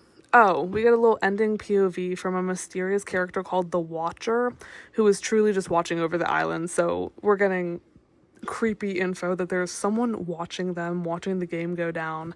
We don't know who it is. Is it Eve? Is it Alice? We don't know. But that is the incredibly confusing grandest game. Next, I'm going to be doing my summary of Games Untold. So this is a book full of novellas, which I genuinely love. I love a good novella. Let me figure out what I gave. Okay, my review for this book. I gave it 3.5 stars, and my review was just, I love novellas so much. So clearly nothing's changed. I read this pretty recently, like, it must have, I actually would be really curious. July 10th, 2025. Oh my god, I have such vivid memories, because, I low-key read this during like one of the worst times of my life. And I just remember, okay, because it was when I was in the car coming home from Pittsburgh after spending like a night at my college. And I was just like horrified by the idea that I was like leaving for college in a month. And I listened to this audiobook the whole way home, and it just like gave me a little bit of a sense of comfort. And so that's why I think I like the Games Untold so much. But 3.5 out of 5 is like kind of a low rating. But like looking back on this book, I feel like I liked it a lot. But again, it being novellas, it's just like not as like big plot, big stuff happening. It's more of just like little fun things. And I love that. So yeah, this book contains like 7 novellas. So I'm just going to go through each of them. They're pretty quick, a lot of them, but some of them are a little more, but we'll get to that when we get to that. I stand corrected. It's 8 novellas in Games Untold. So yeah, but they're all from different POVs, which is super exciting, and they all like fall at different points in the timeline. Also, all of them are like unrelated to the grandest game for the most part. Like most of them, this is truly like inheritance games novellas. It doesn't have anything to do with the new characters. So it's just like interesting. But yeah, the first novella is called That Night in Prague. So this, as I said a while ago, they're like references to Prague, by like Jameson and Avery. They're always talking about like, oh, like what happened in Prague. And so this novella sort of gives a little bit of an insight into what happened that night in Prague, but we do get more later in this book. So essentially, to state it really quickly, Avery and Jameson are sort of jet-setting around the world. This sort of takes place right before the brothers Hawthorne, because again, at the beginning of the brothers Hawthorne, they're jet-setting around the world, just doing their thing, like trying to figure out where Avery's gonna put her money and all that. And so this takes place during that sort of time. They end up traveling to Prague, and whatever, she's trying to figure out where to, I already said that, she's trying to figure out where to use her inheritance. They go to Prague, and they start like setting little puzzles for each other because they're just like freaks, like that's just like what they do for fun. So they start doing like little fun puzzles. The whole novella is sort of just like, oh, we're like setting little puzzles for each other, but we're in Prague and it's fun. And then again, this is all in Avery's POV. There's a moment where like Jameson is gone for a bit and Avery's like solving his puzzles and whatnot. But then when she finds him, he is like covered in blood, and like when he left, he like disappears with no explanation. But again, like covered in blood.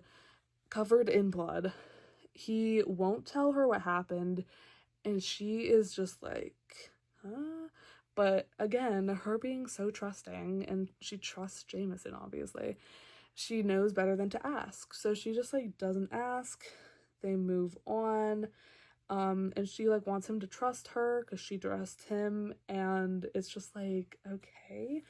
But it just like has this like ominous ending of like, why is Jameson covered in blood? But that's like the end of that night in Prague, but we do get a bit more later. The next novella is called The Same Backward as Forward, and here's the thing. This novella is in this book and is definitely like the longest by far in this book. But later, in fact 2 books later, Jennifer Lynn Barnes actually released this as its own book, and then like an extended version of it in a sense. So I'm actually gonna wait to talk about The Same Backward as Forward until like, I'm just gonna talk about it as its own book, because in Games Untold, it has one POV, but in its standalone book version, it contains an entire another POV, so it's like double the length. And I would much rather just talk about it all at once. So if you're looking to get the story of The Same Backward as Forward, just go find it. It's in the chapter somewhere. But yeah, I'm just gonna talk about it all there. So we're gonna skip it for now. Next novella is called The Cowboy and the Goth, and this is of course about Nash and Libby, who, as we find out in Brothers Hawthorne, got engaged, but they are now, well, no spoilers, but Libby is awaiting the results of a pregnancy test. And so as the whole thing sort of takes place as she's waiting to find out the results of the pregnancy test, she's sitting there and sort of just like reflecting on her relationship with Nash. It's just like a lot of like, you know, memories and this and that. She thinks about like when they first met, how she thought he would never like someone like her because like he's rich and from this like wealthy family, and he was so nice, and just like, you know, he traveled around, he was doing all this stuff, and she was like very broke, sensitive, whoa, my burp. She's just like sensitive, emotional, like she just didn't think that they would match, but they became so close, and it was clear that like, you know, his love for her was true. And she also thinks about moments like when Avery was hospitalized after the bombing, like how sweet Nash was with her and how caring he was, and she just like is thinking about all these moments. And then Nash comes in and they look at the results of the pregnancy test together, and it's positive, of course. And so they find out that they're having a baby, and they decide if it's a girl, they're gonna name it Hannah in honor of. And the part that gets me is that Hannah wasn't even Libby's biological mom. Like, Avery and Libby are half-sisters, obviously, and they share the same dad. So Hannah wasn't Libby's mom, but she just, like, had such a bond with her growing up because Hannah sort of, like, took Libby in as her own. it's just so sweet. And so they said if it's a girl, they're gonna name her Hannah. The fourth novella is called 5 Times Xander Tackled Someone and 1 Time He Didn't, which this title to me is just like, how do you know that? Because there's like this trend, not trend, like format, I guess, in like fan fiction, where it's like 5 times at this and 1 time it didn't, like, of something, like fill in the blank of whatever. And the fact that this is the name of the novella, just like, I'm like, oh, so Jennifer Lynn is on AO3. I got you. So this one is really just like for the fun vibes. Like, you kind of just read it to laugh. It basically is just 5 times that Xander tackles someone. So he tackles his brothers.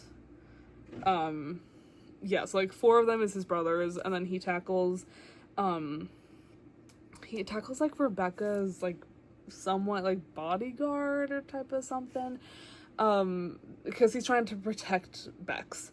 So he tackles someone with her, but then the 1 time that he doesn't, and I don't know how much we get into this in the original series, but Max, who is Avery's best friend, Max and Xander have like a little thing. I think I mentioned that, but I didn't really talk about it in detail, definitely.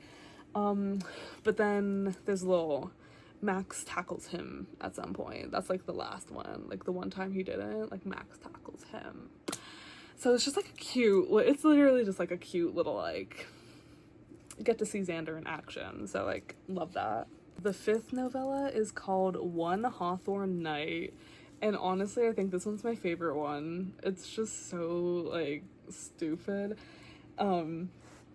Basically, in the final Gambit, there's a moment when Xander calls 911, which is something that the brothers do. Like, they get 1 per year, and it's like, if someone says 911, like, you all have to come, and it, like, you have to get there. And so he called it, he like texted them 911 in Final Gambit, and Grayson was the only one that didn't show up because he was in a little funk about Eve, and like he was searching for stuff and whatever.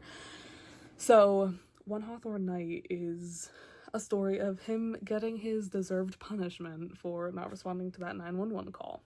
So basically his brothers force him to do like a humiliation ritual, and especially for Grayson, who is just like so reserved and like does not like publicly have fun. It's so funny, but like they make him do this like in order to win back their trust and forgiveness. And so it's like a mystery. Like, Grayson doesn't know what he's in for. But okay, first of all, they make him stand in the cold in his underwear until Thea picks him up. And Thea and Avery give him like makeover, like full like hair, all that. They give him a makeover and they put him in a stupid outfit. I do believe there's like tight leather pants involved. And then Thea and Avery give him a ride to a karaoke bar where the brothers force Grayson to do some horrible karaoke. I do believe like Let It Go is in there. And like in front of a crowd. Like it's not like private rented. It's like he's just singing it in front of the crowd, and he looks a mess, and it's just like horrible. It's crazy, but then that's just like basically it. Like he just has to like go through this little like humiliation to apologize to his dear brothers. The 6th novella is called Secret Santa. It's a bit of a Christmas adventure.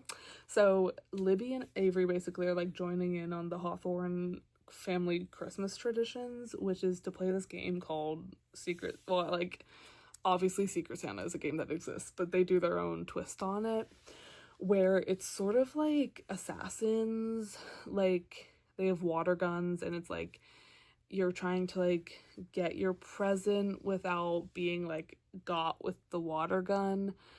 But it's also like Secret Santa in the sense that you're like giving someone it's actually very confusing. Secret Santa in the sense that you're assigned someone to give a gift to. But it's also like if they guess that you're the one giving them the gift, then you're out, but if they guess wrong, they're out or something. So it's like Secret Santa plus assassins plus like capture the flag with like you're trying to get the gift. It's like very confusing. But yeah, it's basically just like fun times, like giving each other thoughtful gifts is very fun. Like one of like Jameson gives Libby a very cute photo of like, I believe it's like her and Avery and Hannah. And Avery like gives Grayson a very sweet gift at some point, and it's just like very fun. It's also just sweet to see like the different pairings, like them, you know, see the Secret Santa vibe of like you getting paired with a random person in the group, and then you have to like think of like, oh, it's like a thoughtful gift to get this person. We get a lot of that, so it's very sweet. The 7th novella is called What Happens in the Treehouse, and this is a little story recounting what happens at Nash's bachelor party. So super fun. Basically the boys, it's just the 4 of them. The boys go to London to celebrate. And they do like some crazy things. Let me list them out. They scale an ice wall, climb a giant arena, they race mopeds, and they go clubbing. And it's just like this fun vibes, the 4 brothers all together, like not moping around. It's awesome. And then they have like a very heartfelt conversation at the end about Nash being like, yo, I'm not gonna like leave you guys just because I'm getting married or whatever, like I'm here. It's just really cute. Then the 8th and final novella in this book is called Pain at the Right Gun, and this is another one of the ones that carries a bit more of like plot weight to it. And this is when we circle back to what happened to Jameson in Prague. So it essentially tells Jameson's POV of that whole thing, which I love because like the book starts with Avery's POV and just seeing Jameson coming back covered in blood and like what. But then it ends the book with like us getting to see Jameson's POV, so it's really cool. But basically he gets like abducted. Does he get abducted or does he go somewhere? I honestly forget. Yeah, he like wakes up in a dark passage and he's like, what? And he finds out his grandmother, right? Yeah, his grandmother is alive, and he's like going in and out of consciousness because he's like being like low-key tortured, like she's like suffocating him. There's like obviously he shows up bleeding and bruised and like all that stuff, so he's being like physically hurt, and also is like coming in and out of consciousness and all this stuff. And this novella, I guess they're all novellas, this section though has a lot of like coded messaging that like I don't even know what it means. Like she talks about like the price of wheat, she talks about like the specific cuts, and like there's like a lot of specifics in Pain at the Right Gun that I don't entirely understand why they're relevant right now, but I assume there's something coming with them. But basically the main gist of this section is like Alice Hawthorne is alive. We get to see her and Grayson have, oh my god, I keep calling him Grayson.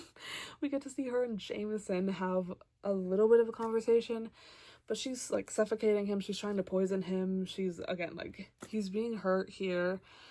And so we sort of get a bit of a vibe of like, oh, like she's not just like sweet old grandma, like surprise, I'm alive. She's like mischievous. So it's like weird. But then it's very much the vibe like he cannot tell anyone she's alive. Like she's got like people on the inside. And so that becomes like a big thing, especially in the next book, in Glorious Rivals. Like people are not supposed to know that Alice Hawthorne is alive, and unfortunately people do, and people find out, and it's not good. So that is Games Untold. Again, this story or book sort of like toes the line between carrying like plot weight with certain stories, like explaining what happened in Prague, and the same backward as forward, which I didn't explain here, but if you're curious, just skip forward, I explain it later. So those have more like plot weight, but the rest of them are just sort of like fun stories about like these absolutely lovable characters. So it's a really fun book. I really, really enjoyed it, and I'd honestly love to reread it because it's just like, it's basically just like little fanfics. Like, it's just fun. Now I'm going to be giving you the sparknotes version of Games Untold. So this is a novella book. It includes 8 different novellas, little short stories that range from being just like fun, lighthearted little like bonus things and stuff that's like actually important to the plot. So the first novella is That Night in Prague. This gives a little context to like when Avery and Jameson refer to like what happened in Prague. This is a little eye into Avery's POV of what happened in Prague. Basically, her and Jameson are just like jet setting all over the world. And then they go to Prague. They set all these little cute little puzzles for each other. They're just like having fun. And then Jameson disappears. And when he reappears, he is like bloody and a mess. And he is like, I cannot talk about it. And Avery decides to just trust him and take his word on it. And that's sort of all we get there. The next story is called The Same Backward as Forward. This was later released as a separate book with a whole second POV. So stay tuned for the sparknotes version of that. But just like the one that's in Games Untold is Hannah Rooney's POV, which is Avery's mom. Her POV of when she first met Toby Hawthorne. It's essentially after the fire that happens at Hawthorne Island, where Toby barely survived, but Kaylee Rooney and 2 other boys died.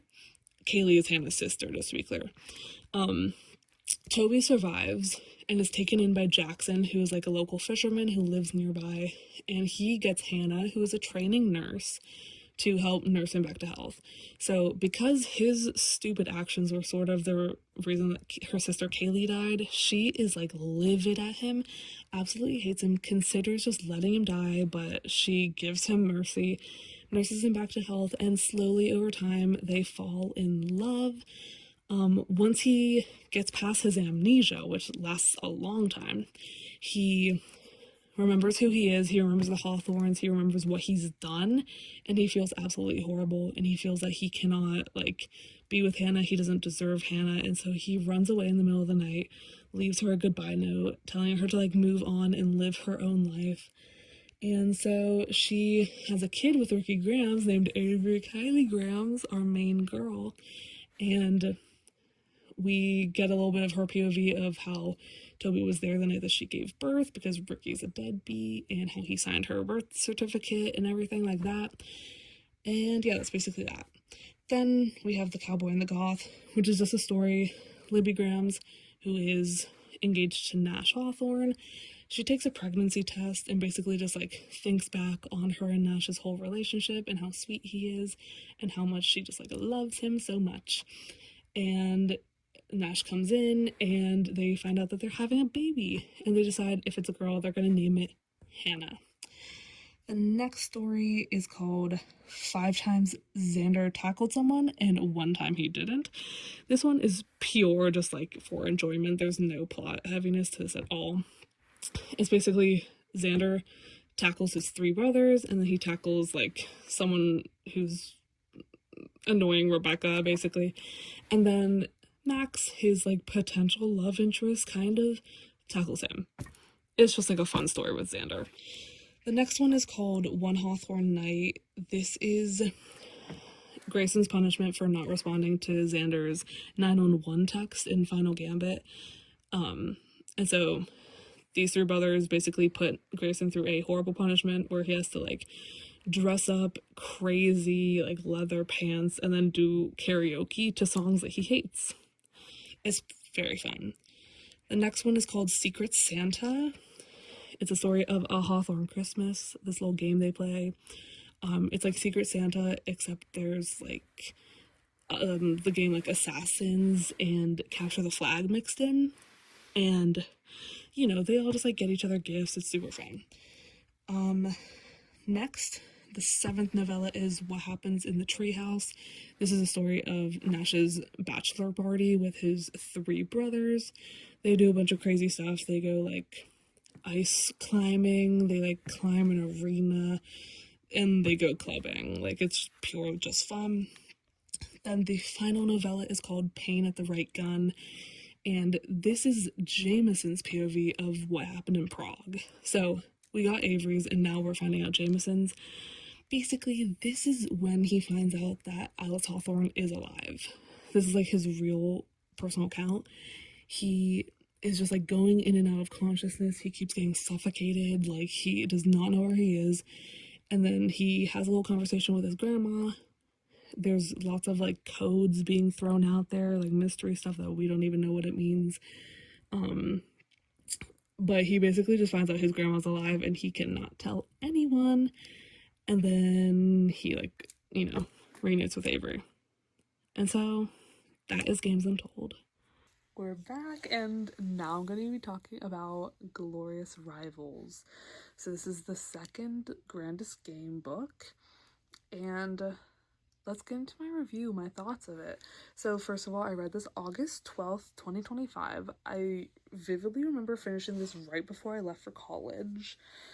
So crazy time, but controversially, I gave this a 3.5 out of 5 stars, and I do remember not liking this as much as some of the other Inheritance Games books, and definitely not as much as The Grandest Game, but it's just, there's like layers to it.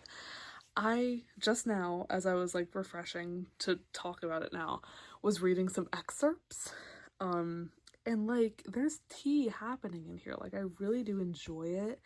It's just like comparing this to these other books that I truly love so much, it's just a little bit lower, but I still really do enjoy it. Let me just read my review first. What does it say?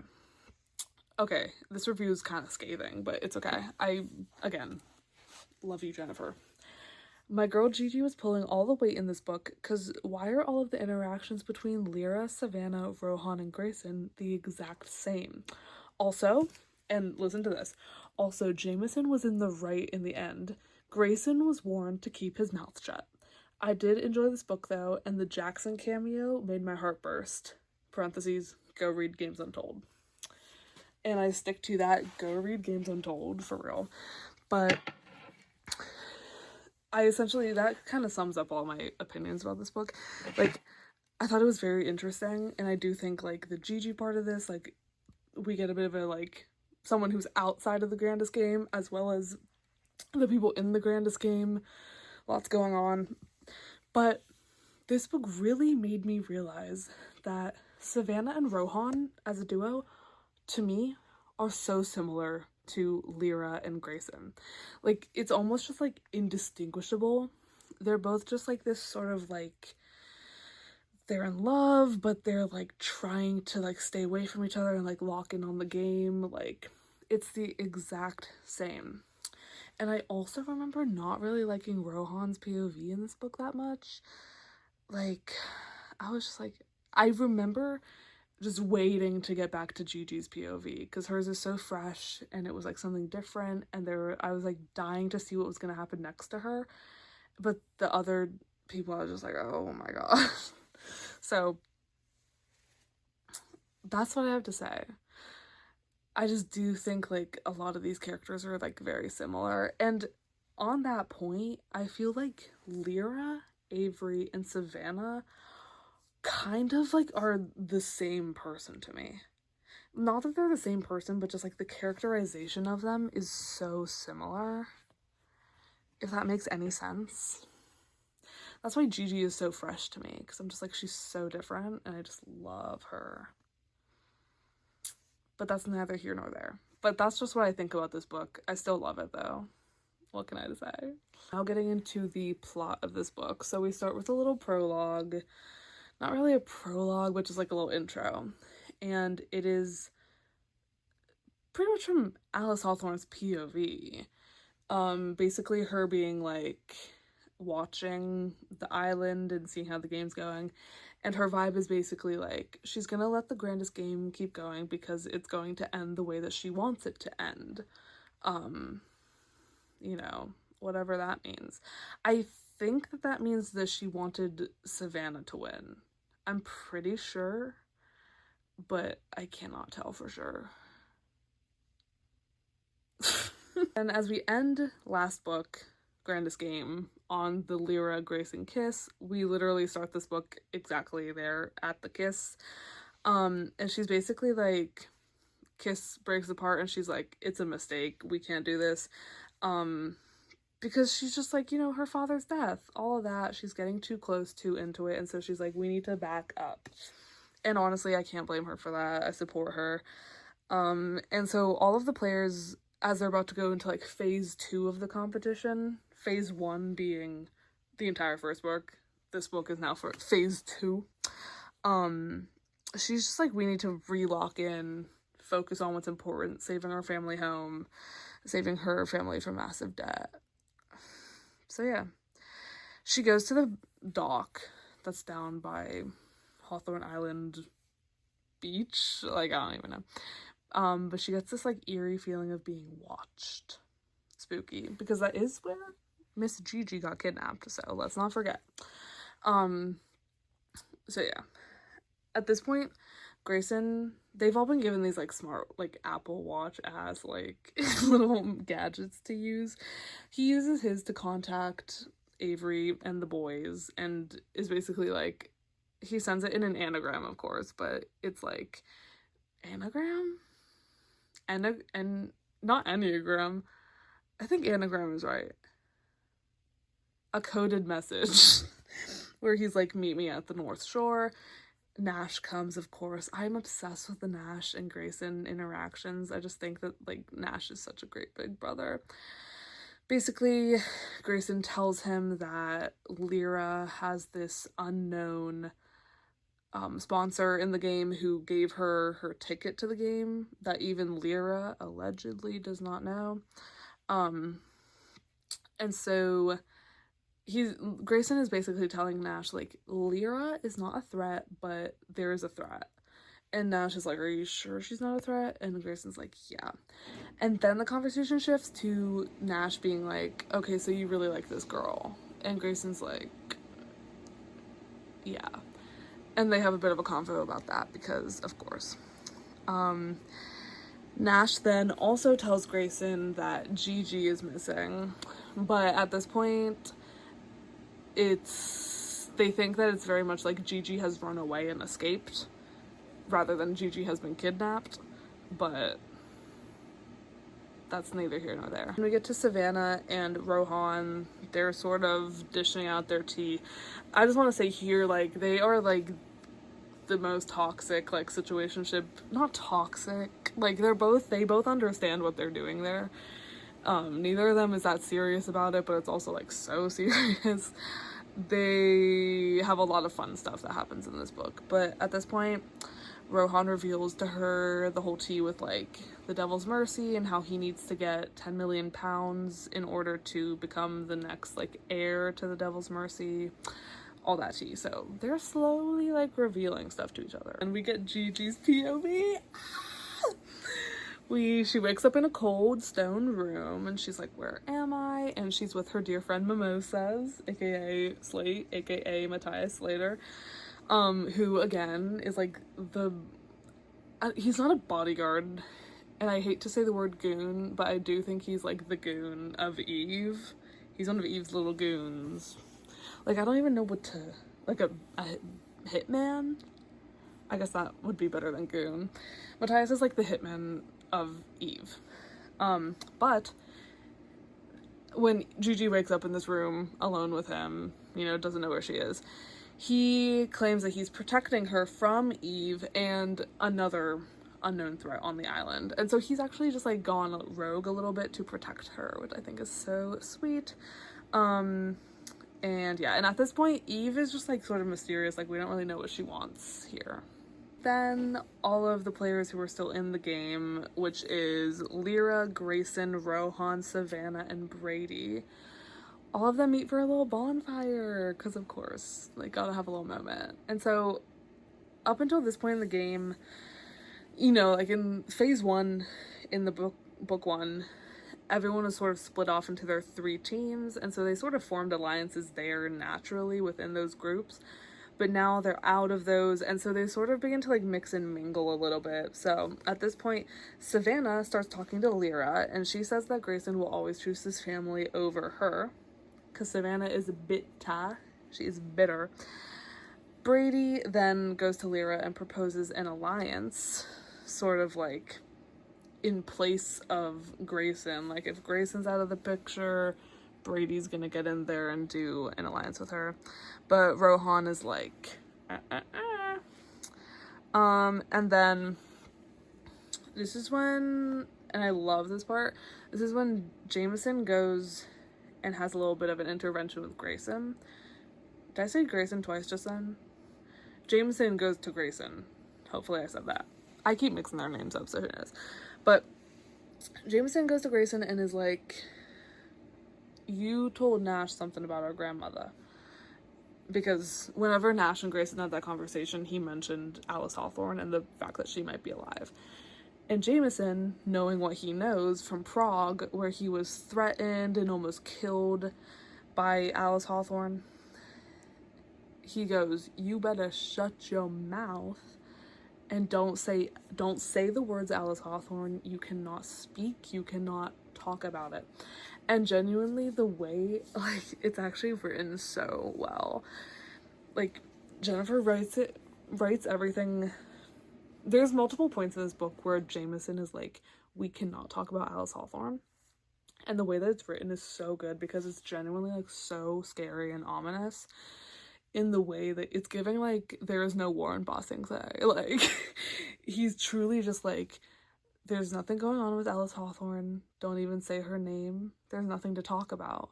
And then Grayson is like, did something happen? Like, is there something I need to know? And Jameson's like, there's nothing to know. Nothing happened. There's nothing to talk about. And it's like, ew, it's like scary. It's like so creepy. But I just love the way it's written. And so essentially Jameson's like, Grayson, do not go looking into like if Alice Hawthorne has anything to do with Lyra's dad's death. We can't get into that. We cannot. And especially on an island where they know there's listening happening and they know there's people like watching, there's like ominous things happening, we cannot be talking her name. After the bonfire, phase 2 officially begins and Lyra and Grayson go off. They're still a team together, so I guess that's good signs for them. But basically there's a big domino display in the great hall. What's it called? The grand room? The great room, excuse me.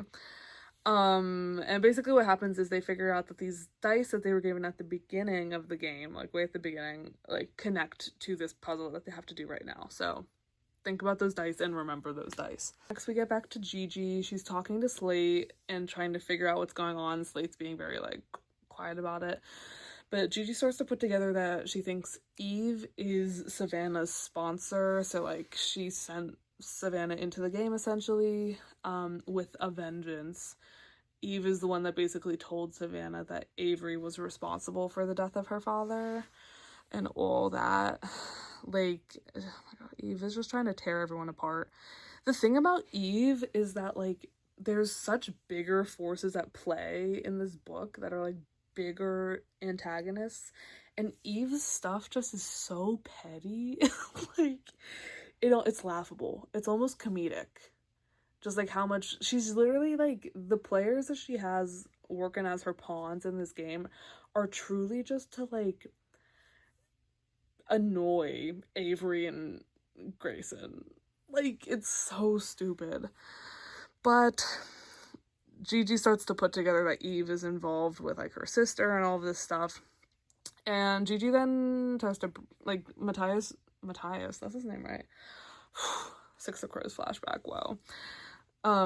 Matthias goes off on a job for Eve, and so Gigi's alone, and she breaks out of the lighthouse. The stone room that she's in is a lighthouse.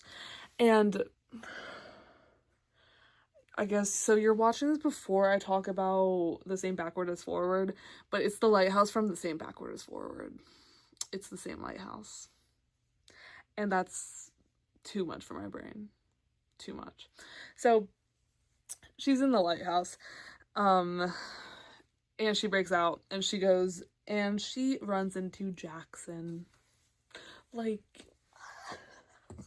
Like, I need a shirt that says, like, I heart Jackson Curie. Like, I'm just obsessed with him, and there's truly no explanation. He's just like this grumpy old, he's like a Haymitch. He's so Haymitch. And so basically she has a little run-in with Jackson. He gives her some ominous wisdom.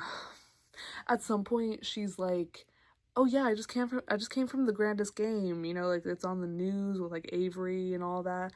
And he goes, Avery? Hannah's girl? So much. Like, I'm sick.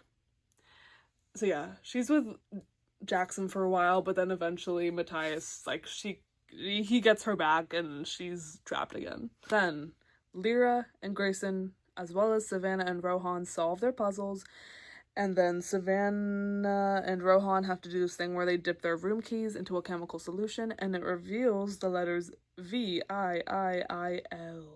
At this point, they're at a helipad. When they're there, someone left a fresh calla lily for Lyra, which is something, I guess there was a calla lily when her dad died or something. It's traumatic. So she's like, whoa, that's creepy. But then Brady shows up and he's like, I actually think that's for me. And then he sort of explains to Lyra the Calla Thorpe lore about this girl that he once loved, still kind of loves. And he thinks that that was meant to get at him. And he gives Lyra and Grayson a hint about their next puzzle. It leads them to this big clock, and they solve it with the Roman numerals VIIIL, hence the last clue. They find some music boxes, and in the music boxes, engraved, I think, is... Okay, no, in the music boxes, there are marble calla lilies.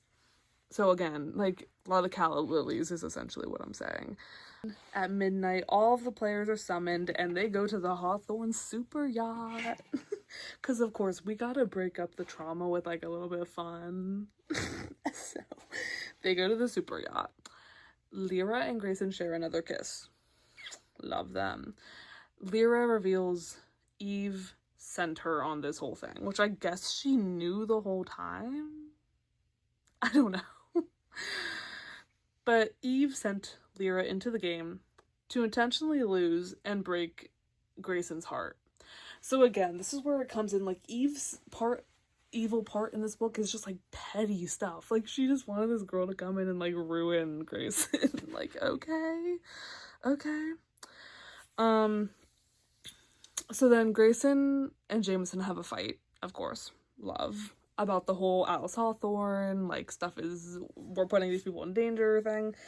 And then Jameson reveals everything that happened to him in Prague, finally, to his brothers. And so they're all kind of freaked out. They're like, okay, like, this is bad. And again, at the end of this interaction, Jameson is like, right, and so we can't talk about Alice Hawthorne. It actually, like, makes me so mad. And I'll get to it at the end. There's something very relevant that happens with the whole we can't talk about Alice Hawthorne thing, and I just, like, it makes me so mad. So Jameson warned them. A ton of stuff happens on the yacht. Rohan and Savannah find new hints. Rohan learns from Jameson that Jameson wants Lyra out of this competition. Because fair enough. Jameson does not like Lyra. For fair enough reasons. Sorry. Grayson helps Lyra solve a puzzle involving infinity symbols on their masks, and they reveal the word time signatures. So that's a future clue. And then Brady offers Savannah proof of her father's death if she eliminates Rohan from the game. So Brady's going after Rohan hard, which is later explained. And then, after all of that antics, the players are flown back to Hawthorne Island by none other than our dear friend Toby Hawthorne. And yeah, like, truly just, like, he's just out there flying them over. Like, he literally is just like, yeah, hop on my jet, fly you over, like, nothing else.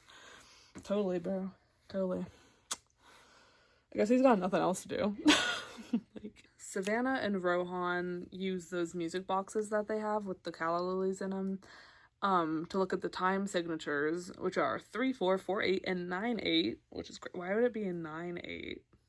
I don't know. to basically open the next clue, and Grayson and Lyra solve the same clue at the pretty much the same exact time.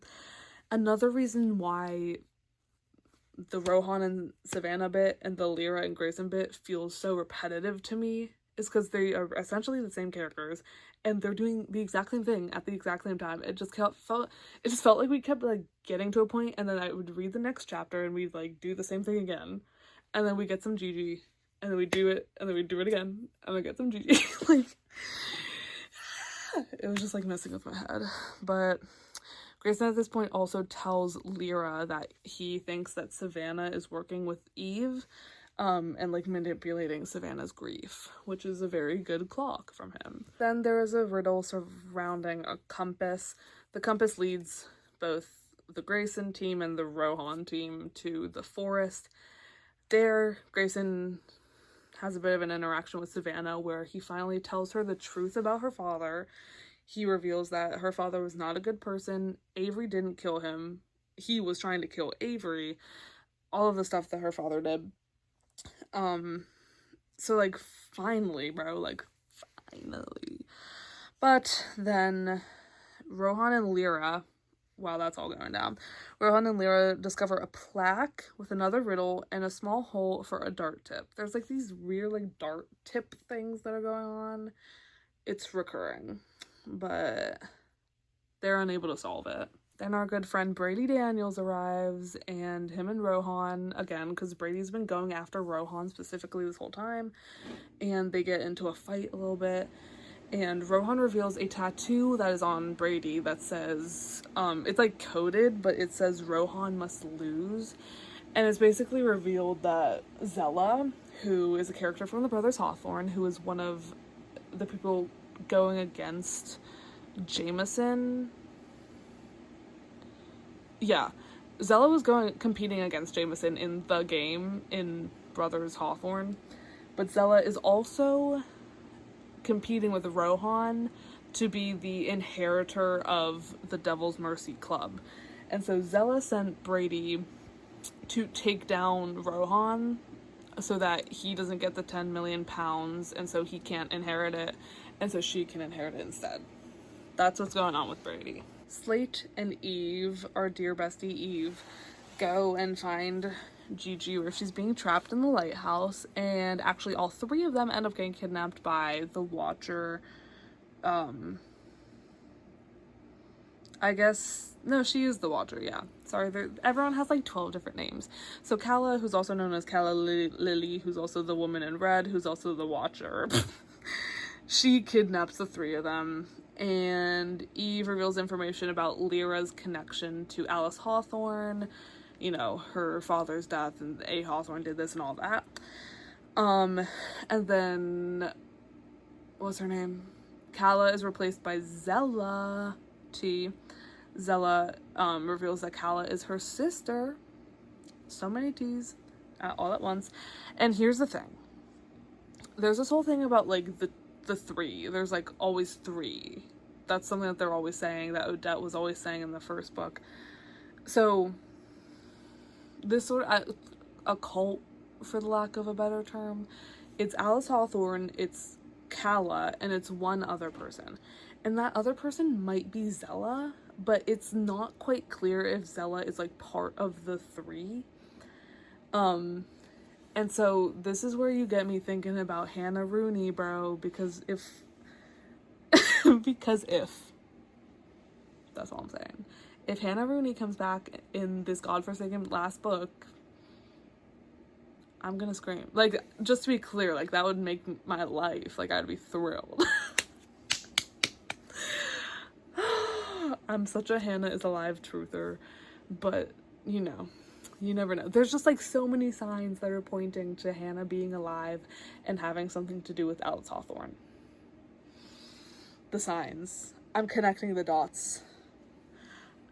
Like, I hope and pray, but I don't know. It literally, like, Zella literally might be the third, and I'm just, like, ignoring it. I don't know. Okay, so then night falls. They have their plaque, right? They can't solve the plaque puzzle. Turns out they have to wait until nighttime to solve it, because it says only at night. they figure out that puzzle. There's all these things. Eventually Lyra goes down to the boat dock to solve a puzzle because like the shape of the dock spells something out. I think it spells lie. But when she's at the boat dock, Grayson catches up with her because at some point she like ditches Grayson because she's like, I need a minute. But then he catches up with her. They sort of reconcile. They, you know, they're good again. And as they're standing there by the boat dock, the water is like suddenly covered in calla lilies. Very much like in Hunger Games when President Snow bombs District 13 and then it's all covered in white roses. Very that, but it's water and it's calla lilies. Like, that is just horrifying. Like, I don't need that. I don't need all that. Additionally, they all get a message on their little smartwatches that says that a player has reached the final puzzle. So they need to get on it. Savannah and Rohan are just like steamrolling through these things. There's like a poem, an Emily Dickinson poem that they have to solve, and that leads to a clue. There's a door covered in gears that they have to solve, and then the penultimate puzzle is like they have to like leave something, pay a toll. And so Savannah drops like a chain that she found earlier in the competition, and Rohan uses his game charms that he collected throughout the game.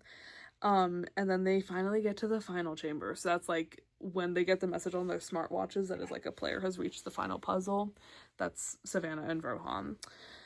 And so as they get to this final puzzle, they realize that it requires 2 sets of dice to solve. And so they each have 1 set that they got at the beginning of the game. But you need 2 to solve it, and there's 1 winner. And at this point, Rohan gives Savannah his dice, and Savannah wins the game. Yay, Savannah! It's honestly fabulous. So Savannah is declared the winner, period. But the screen, there's like a screen that's meant to be like, you won, congrats. Maybe like a confetti or something. It doesn't work. And so, ew. Avery, Xander, Grayson, nope, not Grayson. Avery, Xander, Jameson, and Nash are like, something's wrong. Which obviously something's wrong. But then security extracts all of the gators. Oh, hi. All of the gamers. No, players, not the gamers, you. Extracts all the players from the game. At this point, the big gag is revealed that our dear friend, sister, Avery Kylie Grams, has been kidnapped. Or shall I say has disappeared, because from the note she left, it seems like she went on her own accord. But Avery is missing. And this is when the big T happens. So they reconvene on the yacht, of all places. Don't know why. But Jameson is obviously distraught. And he comes out. Teeth are out. What? He's baring his teeth. His claws are out. I think that's what I meant to say. He is absolutely just pissed at Grayson and Lyra because this whole game they wouldn't shut their mouths about Alice Hawthorne, her being alive, her being involved with Lyra's dad's murder. They would not shut their mouths when Jameson told him repeatedly to shut up. Like, and see, this is the part I was talking about that, like, gets me so genuinely mad.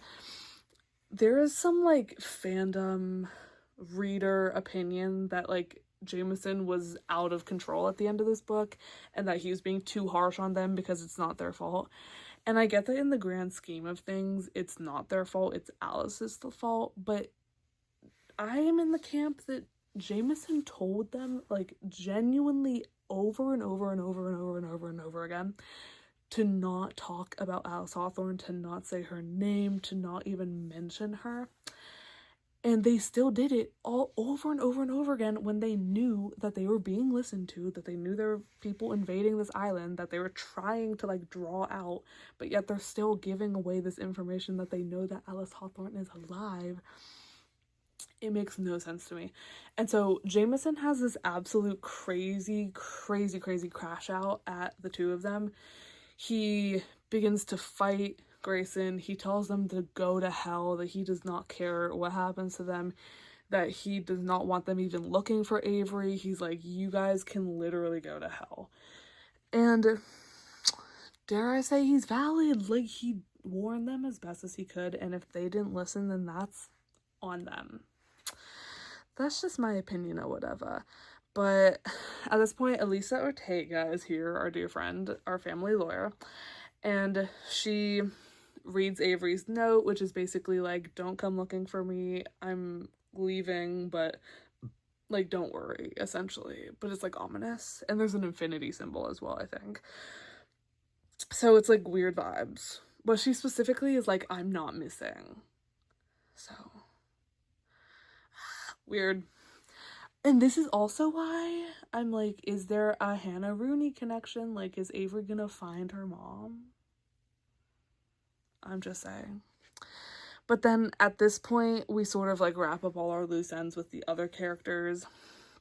At this point, Jameson offers Rohan his 10 million pounds in order to help. Okay, basically, wait, I don't know why they think Zella's involved. Basically, Jameson thinks Zella is involved with Avery's disappearance / whatever, her missingness. And so Jameson offers Rohan money to investigate Zella, because Rohan is very good investigator. He has his wits about him. As the British would say. So yeah, Jameson is sending out anyone he can to help him find Avery. And then Gigi and Savannah have this beautiful reunion where Savannah finally knows the truth about her father. She's a little less angry in her heart, her beautiful heart. And they just have this like beautiful, it's like so sweet, because Gigi and Savannah, like when we meet them in Brothers Hawthorne, they're already at odds because there's just like deception between the two of them. And it just like goes on this whole time until this moment. They're finally being truthful with each other and they like hug, and it's so sweet. But then Rohan approaches Gigi and proposes an alliance because he wants her to come with him to investigate Zella, just because he thinks she's like crafty in a way that he isn't. And so I'm excited for that, if that's happening in this book, because I think Rohan and Gigi is a really fun dynamic. Yeah, but at the same time, I'm curious to see Rohan and Savannah, how they go in the future, because they end with kind of weird vibes in this book, so we'll see. But then, okay, at this point, Lyra and Grayson are like, we need to find Odette Morales, because she has known things that she hasn't told us. And so Odette gives up this info that there is a secret society of 3 women, the Lily, who is Calla, the Omega, who is Alice, likely, and then the, let me try to say this word, the Monoceros, who is unknown. So it's like giving it's not Zella, but we don't know who that is according to this. And I'm like, y'all already know what it's giving. Y'all already know what it's giving. It's giving, like, not, I keep saying this, but not to bring the naturals into this, but this is literally what happened in the naturals. So if that does happen, I will actually scream, because that is literally what happens in the naturals. If you haven't read it, Cassie, who is like the Avery of the naturals, her mom is like supposedly dead, but then gets sucked into this cult, and then she has to go and like figures out that her mom is alive, and she goes and like finds her mom in the cult, but then she actually has to kill her mom. So I'm hoping that doesn't happen here. That would be really sad. But if Avery finds her mom in a cult, I'm gonna scream. but I'll love it anyway. And so this is the part that actually like gags me out of existence, is in the final scene we get an Avery POV where she wakes up in a white seamless room with a complex maze etched in every wall, and that's how it ends. And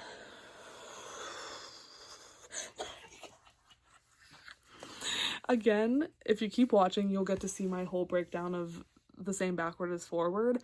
But as far as I remember, the only time that this room is mentioned is at the sort of end, almost the end of the same backward as forward, when Tobias Hawthorne is found by Alice Hawthorne and he finds out that she's alive. He's in this white room with the maze etched in it and like no doors and no windows. And Avery wakes up in that room. It's just like the way that everything seamlessly falls into its place. Like, Jennifer Lynn Barnes is a genius. She's a damn genius. So yeah, that's Glorious Rivals. And at this point, actually at this point, I just bought Gilded Blade today, so I'm gonna start reading it immediately. So I'm so excited to see where all of this goes because it's gonna be so good. Now for the SparkNotes summary of The Glorious Rivals.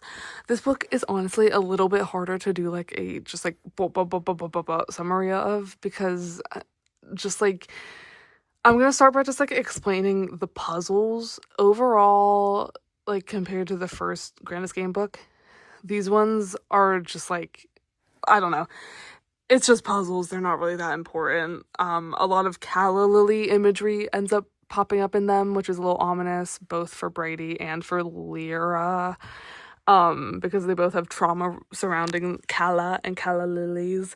But overall, all of the players who are now in the game, which is Lyra, Brady, Rohan, Savannah, and Grayson, the 6 of them, they are all sort of like neck and neck a lot of this time, and they're all mixing and mingling more than they were in the first book. They're not like separated into groups anymore, and so that's a lot of tea. Brady is going after Rohan a ton just because Brady, his sponsor Zella, wants to get Rohan out of the game and not win so that he can't become the new proprietor of the Devil's Mercy, because she wants to become the proprietor. While speaking about sponsors, Grayson finds out that Lyra got her invitation from Eve, and so he's a little suspicious of like what Eve's intentions are there, and he thinks that Eve is manipulating her in some kind of way to like ruin the game or whatever. Eve is actually also sponsoring Savannah because she wants Savannah to win the game and like expose Avery and like ruin the whole Hawthorne name, while Eve's motive with Lyra is just for her to actually intentionally lose the game and break Grayson's heart. It's just like very petty. Eve is just like petty, and you know what? That's great for her. Yeah, I feel like that kind of covers a lot of the characters. At this point, Rohan and Savannah are still like in love, but also like at each other's throat, very competitive, like lots of tea there. Now let's get to my girl Gigi. Gigi has been abducted. She is in the lighthouse on Hawthorne Island, or near Hawthorne Island, wherever that is, being held by Matthias Slater, who has actually captured her to protect her from Eve and whoever the other threat on the island is. She's trying to escape. At some point, she does get off the island and goes to Jackson's house, where he like sort of takes care of her for a bit, but then she's eventually taken back to the lighthouse. Later at the lighthouse, her, Eve, and Matthias are all captured by Calla Thorpe, who is one of a triad of women in cloaks who are creepy and like cult-like. So yeah. Love that. What else happens in this book?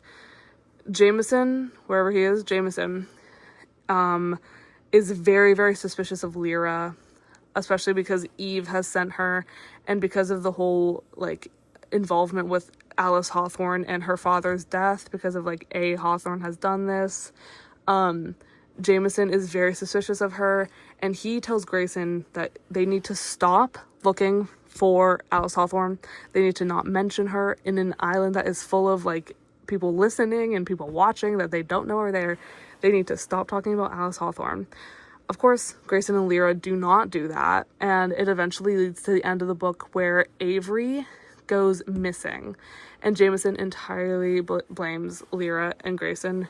Fair enough, because they should have shut their mouth, but that's neither here nor there. So yeah, basically it ends with Avery's in trouble, but before that is revealed, again, everyone's neck and neck with the game pretty much until the end, but then Savannah and Rohan sort of push forward. They solve the last few clues faster, and at the final clue, they need 2 sets of dice. Each of them has 1, and then Rohan gives Savannah his dice. So she is the official winner of the grandest game. But at that point, Grayson has already told her the truth of what happened to her father and that it's not Avery's fault. So she no longer has the like vengeance of wanting to go on national TV and expose Avery and like take down the Hawthorns and all that. She's a little bit more healed, and I'm so happy to see that for her. So then we get to the end. They all get like airlifted out of the grandest game. Avery's missing. Savannah and Gigi make up. Beautiful. Love them. Jameson offers Rohan his 10 million pounds in order for him to investigate Zella, who might have something to do or some information of Avery's disappearance. And then Rohan actually recruits Gigi to go with him to do that, just because she also has some skill sets he could use. And other than that, we're just kind of chilling at this point. But at the very end, we get a little bit of an Avery POV where she wakes up in a white room that is seamless and has a maze all over it, which is the same place that Tobias Hawthorne woke up and found out that his mom, Alice Hawthorne, was alive when he was younger. So Alice Hawthorne's about to do some stuff in this new book, and I'm so scared. But we'll see. Hi, y'all. Now I'm going to be talking, I don't know why I was Southern. I'm going to be talking about our last book as of now, the same backward as forward. So first, let me start with my review. I gave it 4 stars out of 5, partially because this book has a tendency a little bit to drag, just a little bit, just because it's not, especially in like the Toby POVs, it's like a lot of just like mental stuff happening. There's not a lot physically happening, and so it gets a little bit slow, but like I genuinely loved this book and I loved reading it. Also, I read this like last week because I didn't realize, I talked about this when I talked about Games Untold, but in Games Untold, the first half of this book is in Games Untold, and when I saw this, like a few months ago, I saw this book at a Target, and I just thought that she had like released that same exact thing as a separate book for some reason. I didn't realize there was like a whole second half to it, so I didn't read it until recently, but I'm glad I read it because it's so good. So my review that I wrote says, is this the best book ever written? No. But for an Inheritance Games fan, this is the closest thing to the Bible, low-key. Ending made me sob. Reading in Toby's POV changed my world. And since I did write that a week ago, I do stand by all of those things that I said. But yeah, let's just get into it because, again, like as I said, for an Inheritance Games fan, this is like the Bible. This is like our like OG, like we are getting the roots of this entire story right here. I'm obsessed. So this story tells the story of Hannah Rooney and Toby Hawthorne and how they met and how they fell in love, which we do learn like in Hawthorne Legacy and sort of in the beginning there. We learn that like Toby had a history with Avery's mom. You know, we know that he signed her birth certificate, but like he's not her dad, so there's a lot of questions about like what happened between the two of them, and this book answers all of those questions, and it's crazy because we obviously know, like coming into this, we know Avery's mom is dead. Toby's alive, but like he's on the run, so it's like we know how they end up, but we get to like build the pieces to like how they got there. So basically it starts with Hannah Rooney. She goes out drinking at a bar in her town with her sister Kaylee Rooney. Why did I spell it like that? I didn't realize that until right now. Ew. Why did I spell her name like that? That's ugly. Anyway, she goes out drinking with her sister Kaylee. Hannah is very reserved. She's like a little shy. She's just like she's chill. She's like she's studying to be a nurse. She's in nursing school, like all this stuff. But Kaylee is like partying. She's like out there. She's like living her life. And their family, like their parents and like everyone else, they are like involved in drug distribution type of thing. Like they're like a powerful family and they're involved in like drug trade. I don't know if that's the right word for it, but Kaylee is like involved in that family business as well. Hannah, however, is like very against that. She's like, I'm not taking any part in this. She like hates her parents and her family and all that. So one night they're at the bar, they're partying. Hannah's kind of like trying to be chill or whatever, and a group of rowdy guys come in and they're just like ruining Hannah's vibe. But Kaylee's like dancing and whatever, and she's like living it up. When Kaylee meets these guys at the bar, they sort of go off together, and Hannah like takes a step aside. Like she's trying to go home. So because she's like, yeah, she's just not into that. And so a few days later, she encounters her dear friend Jackson, who I love. Jackson's like this older guy who lives on this really remote area called Rockaway Watch, and he can see Hawthorne Island from his property. And he is like, Hannah, you need to come to my shack. Like, I need you. There's someone that needs help there. Again, Hannah's training to be a nurse, so like perfect fit. And she shows up and she recognizes the boy as one of the boys her sister was dancing with at the bar. And from there, Jackson is like, there was a big explosion on Hawthorne Island. There was like a fire. It got out of control. And he tells her that not only did 2 other guys, but her sister passed away on the island. Like, it's actually devastating. Hannah's obviously devastated. Like, her sister was sort of all she had. And so, yeah. So he's basically just telling Hannah about this whole accident, but then he's like, one of the 3 washed up on my shore, like, basically dead, but, like, still living, and so I'm trying to, like, get him help. Can you help him? And Hannah's just like, girl, like, she is obviously like so deeply upset and angry at this guy because like it's probably his fault, and like hell yeah it is. And so she's like so angry. And so as this guy starts to come to, it's obviously Toby. Like, we know this.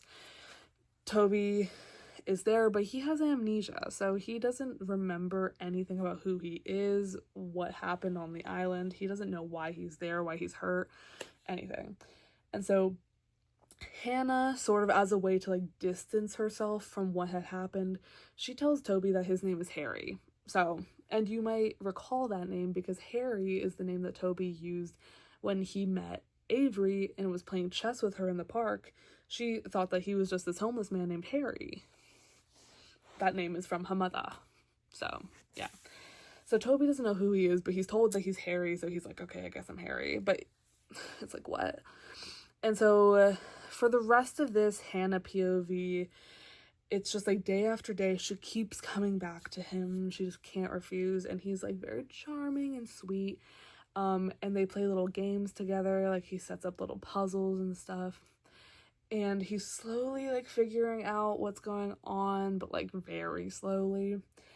And so when I say that there's like not a lot going on in this book, it's just a lot of like one place. It's really just like Hannah keeps coming back and like nursing him to health, and they just like have conversations. That's what this book is. So, and the whole reason why Hannah's there nursing him back to health and not taking him to like a hospital is because if her family were to find out, you know, what had happened and found out that like Toby Hawthorne was the one survivor, like they would be after him and like it would not be good for him. So she's just deciding to like keep it isolated so only her and Jackson know that he's there. And basically over time, as she's like dealing with her grief and all this stuff, she begins to fall in love with Toby. Just because he's so dang sweet. So it's obviously a longer book, but like it's truly just like conversations. They're falling in love, they're falling in love, they're falling in love. He eventually is able to like walk a little bit again. They have some intimate moments, and eventually he does like fully remember who he is. And he leaves her a note and leaves in the middle of the night. We get a bit more information on why he does that in his chapter, but essentially, like from Hannah's POV, the vibe is like he doesn't want her to be like known by his family, and he thinks that like Toby thinks if his family finds out that he's alive, they're gonna do everything they can to cover this up. And for Hannah's sake, for Kaylee's sake, he doesn't want this to just be like covered up and acted like it never happened. So that's why he runs away. Yeah. Like the reason why they can't be together is not necessarily super clear to me, but it's kind of just the tea of like he doesn't want her associated with his family at all, and she doesn't want him associated with hers. Like it's like Romeo and Juliet essentially. But in his goodbye note, he's like, live a life on your own terms, and he says this thing of like, find yourself a new castle, whatever. And so Hannah moves to Newcastle, Connecticut. Like, I see what you did there, girl. And then she meets a man named Rick Grams, who is not a great man. He's very deadbeat and not present in her life, but she gets pregnant with him and has a baby named Avie Kylie Grams. And from Hannah's POV, okay, here I actually do want to talk about this part for a little bit. The ending of Hannah's POV, because again, the first half of this book is Hannah's POV, the second half is Toby's, of like the same situation. It's just like we go back and then we do it all from Toby's POV. So at the end of Hannah's POV, right, she's like separated. She hasn't seen Toby for years, but then on the night where she's like very, very pregnant, he shows up at her house, and then she miraculously is like in labor immediately. And so he like delivers the baby, like like dead serious. He delivers the baby. And then like an ambulance comes, he disappears for a sec, and then he comes back at the hospital. And that is when he signs the birth certificate and he helps name Avery, because he's the one that, you know, it unscrambles to a very risky gamble. So he's the one that sort of comes up with that. So we get that, but then there's also this sort of tease, I guess, of the fact that Alice Hawthorne has come to visit Hannah, which like genuinely gives me chills. Like I'm genuinely scared of Alice Hawthorne. She is just like a scary woman. She knows where everyone is. She knows what everyone's doing. It's just weird. And so she gives Hannah this sort of option that we don't get too much context as an audience. Like we don't get a like real account of her conversation with Alice. We just have her telling Avery, and Avery's like 5, but she's just telling Avery. What is she telling Avery? She's telling Avery, they're like, basically Alice has given her this option that if Hannah leaves Avery, Hannah can be with Toby. And that's sort of all we know, but we get more into it later. So I'll get there when I get there. But it ends very ominously with her just being with Avery. And she ends by, oh, hi stutter. She ends by saying, I have a secret, ... And it relates to something that she quotes earlier in the Inheritance Games books, but I forget what it is. So, but it's a callback. That's all you need to know. Now getting into the Toby POV chapters, these are my personal notes that I took as I read the book a week ago, so I'm just gonna read them out for you. Because again, like, it's truly like the same story I just told of him being nursed back to health by Hannah and like their sort of tumultuous relationship afterwards. I do think the Toby POV is a little better. Like, I thought some of the writing in this part was like genuinely very beautiful, and I also think the ending of it is just like a punch in the gut. So yeah, let's get into it. He starts out in his POV, he's truly like waking up.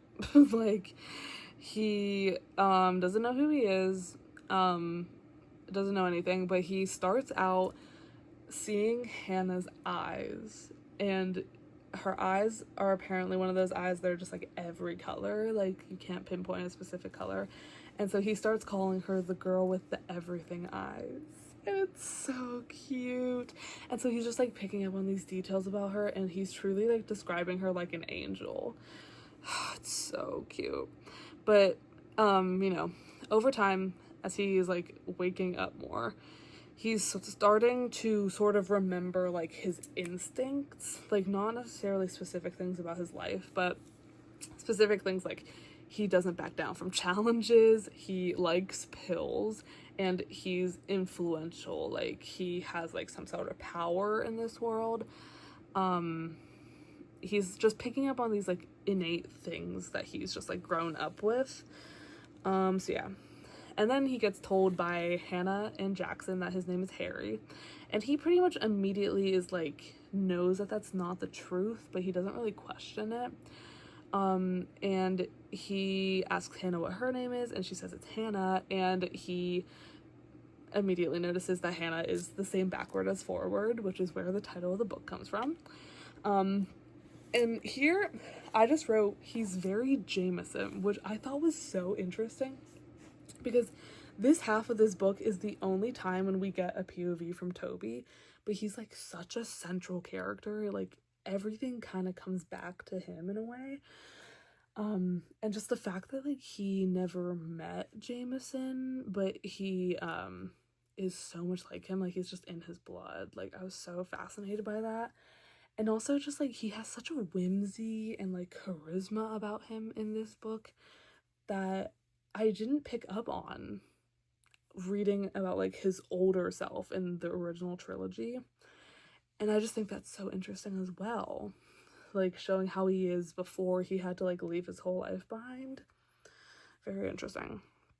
And so here we also get some details that I honestly don't know if we had before, but I was fascinated, revealing that Jackson originally, when he was like 18 or 17, he was with the Hannah and Kaylee's mom, whose name is Eden. He was like with her and had a child with her, but unfortunately after like 3 days the child passed away, and then the two of them split up and then like went their separate ways. But that was like crazy. Like, they're like, the family tree continues to grow, like I fear it never ends. But yeah, then as I said, they do like these little games as he's being healed to health. Like, he writes her these little papers and then folds them up intricately and has them like messages with invisible ink on them. And as he's like going in and out of consciousness, he notices her carefully unfolding every single one, which I thought was so cute, because she's still, again, she's like mad at him because he's responsible for this horrible thing that happened to her sister, but she like can't help but be intrigued by him.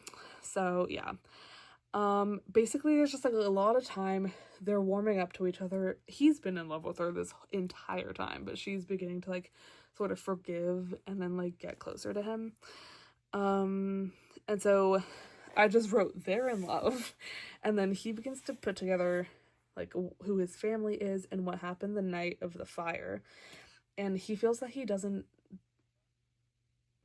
deserve her, right? He feels that he doesn't deserve Hannah, and so he leaves her. That is when like he leaves the note and he runs away, just because he thinks that he's like responsible for all these people's deaths, and he doesn't just want to like have it covered up again so that he can be with Hannah. Like he wants to like sit in this sort of and just like take responsibility, and so he leaves her. And throughout this whole book, Jackson had been telling him, like, do not fall in love with that girl. You don't deserve her. She is better. And Toby has been like, yeah, he's right, but, like, I can't help it. And so as Toby's, like, leaving and sneaking out to run away, Jackson finds him and is like, you're gonna hurt her, aren't you? And Toby's like, I'm trying to protect her by, like, you know, not, like, she can't be with me, that'll like hurt her more. And Jackson's just like, oh my gosh. And then he says this heartbreaking line that like truly gagged me, where he says to Toby, I'm glad I had more than 3 days this time, referring to the loss of his son who was alive for 3 days. And like this whole book, Jackson has been very like cold and like passive towards Toby, but it's clear that like in the end he like really did see Toby as like a son, like, you know, kind of like a little rascal. Like he gives him a lot of trouble, but like he's got a good heart, and they just like grew close. And him saying, I'm glad I got more than 3 days this time, meaning that he like literally saw him as a son. Like, no, I'm sick. That was like evil. And so yeah, the rest of Toby's POV is like just what happens after, obviously what happens after, like duh.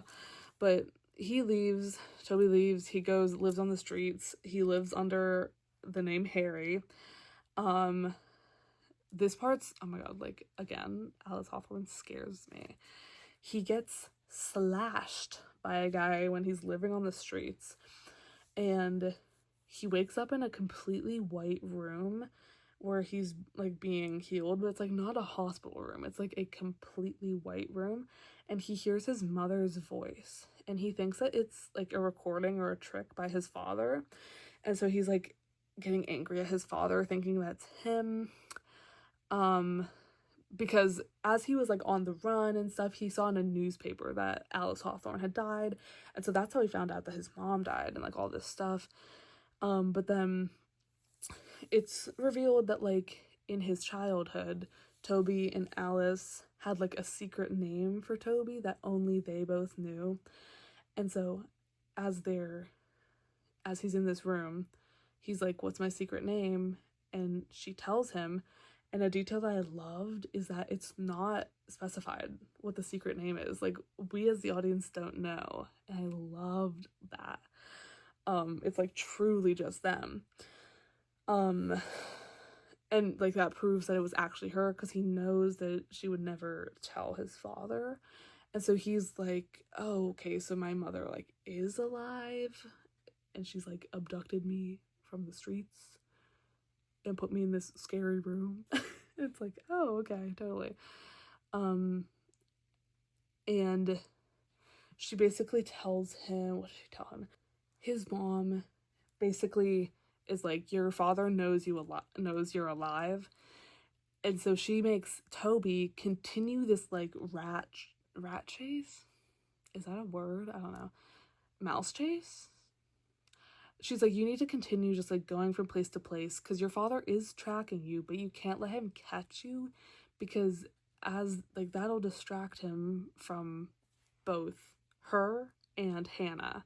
So she's like, if you continue to bop around and he knows you're alive but he can't quite get to you, he'll stop looking for his wife and he won't ever think to look for Hannah. And that's what Toby wants ultimately. So he goes to Tokyo and then a million other cities, working like under the counter jobs, like secret stuff, and doesn't spend that much time anywhere in any one place.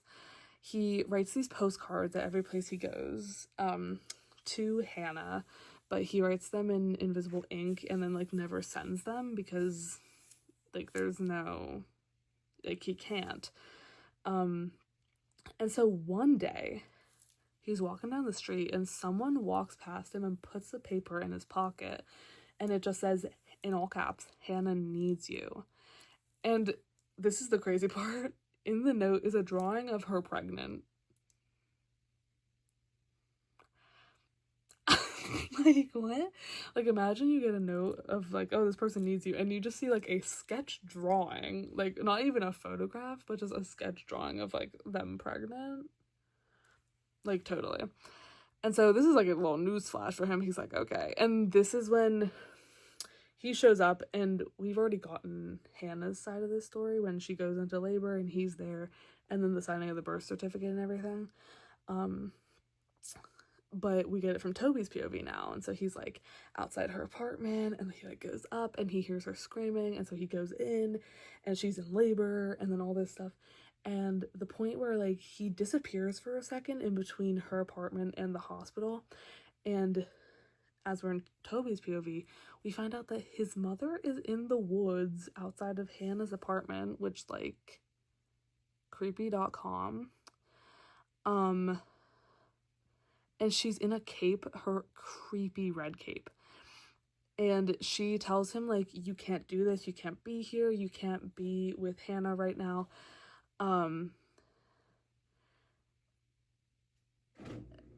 Wait, I'm trying to read what I wrote. She basically is telling him this sort of like, there are things at risk here that you don't even know. There are like threats that you don't even know. Which is, I'm like, again, I'm so scared of her. Like, she is a scary woman. And so she, you know, scurries back into the shadows, and he sort of like takes that and is like, okay, but he has to go to the hospital first, like just to see the child and see Hannah. And so this is when he meets Avery. It's like so sweet, just like knowing that this is Avery, and it's like, he's there. And he says this quote where he says, I won't let him near you, I won't let him anywhere near her.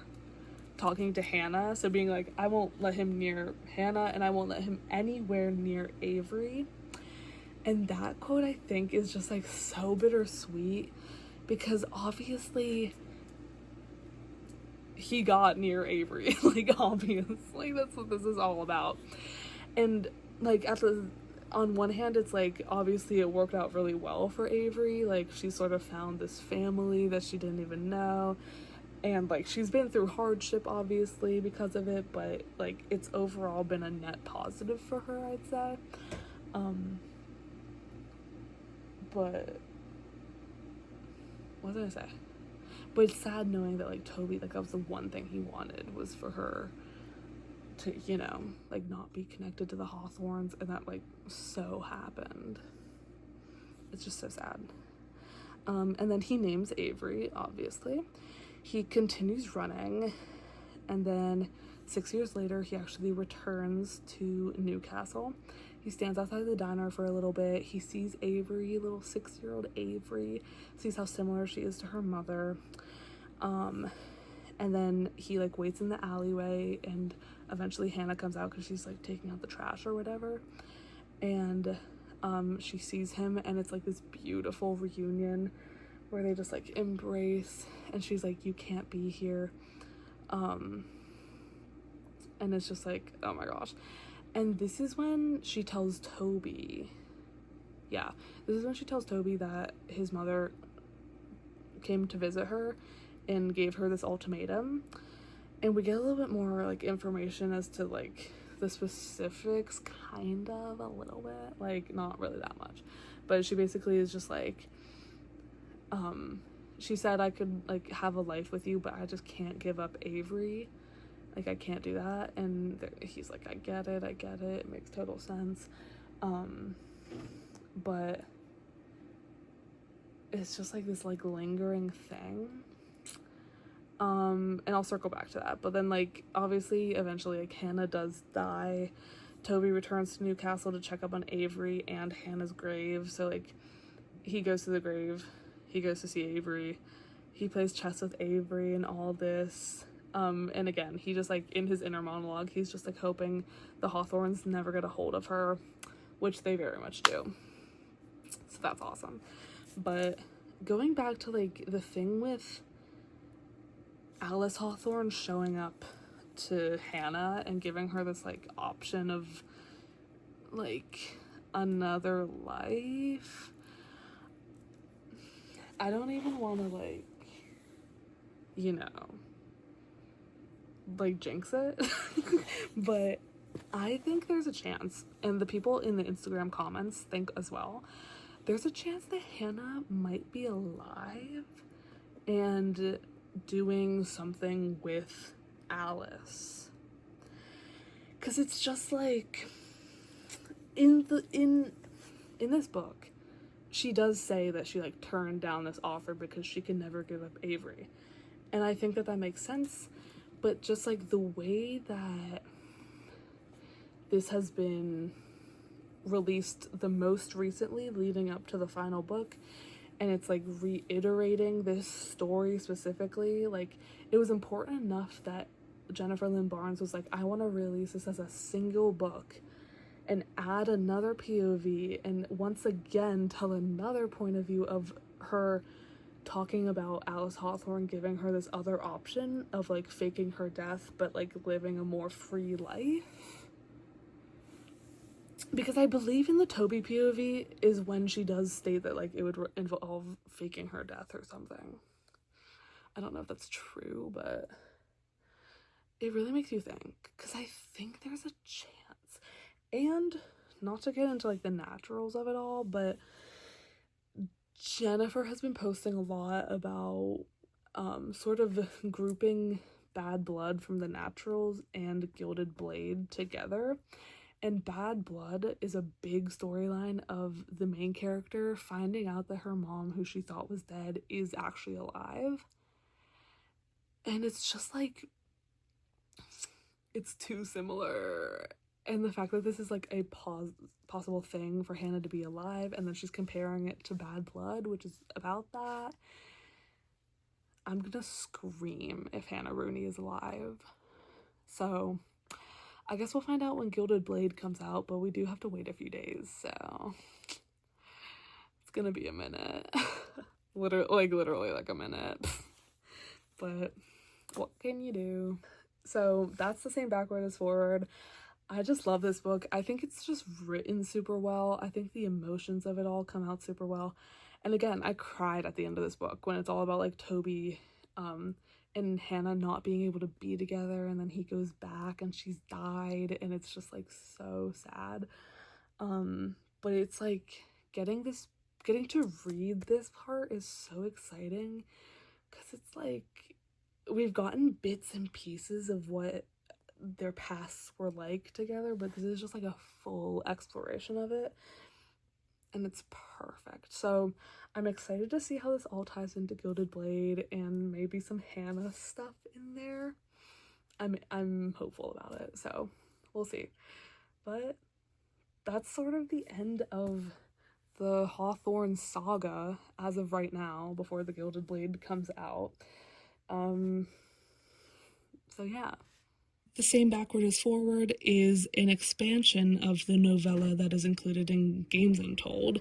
So it starts with, the first half of the book is Hannah's POV of finding Toby after the explosion/fire on Hawthorne Island and nursing him back to health. And then the second half is Toby's POV as he's like going in and out of amnesia, well, in and out of consciousness. He's always in amnesia.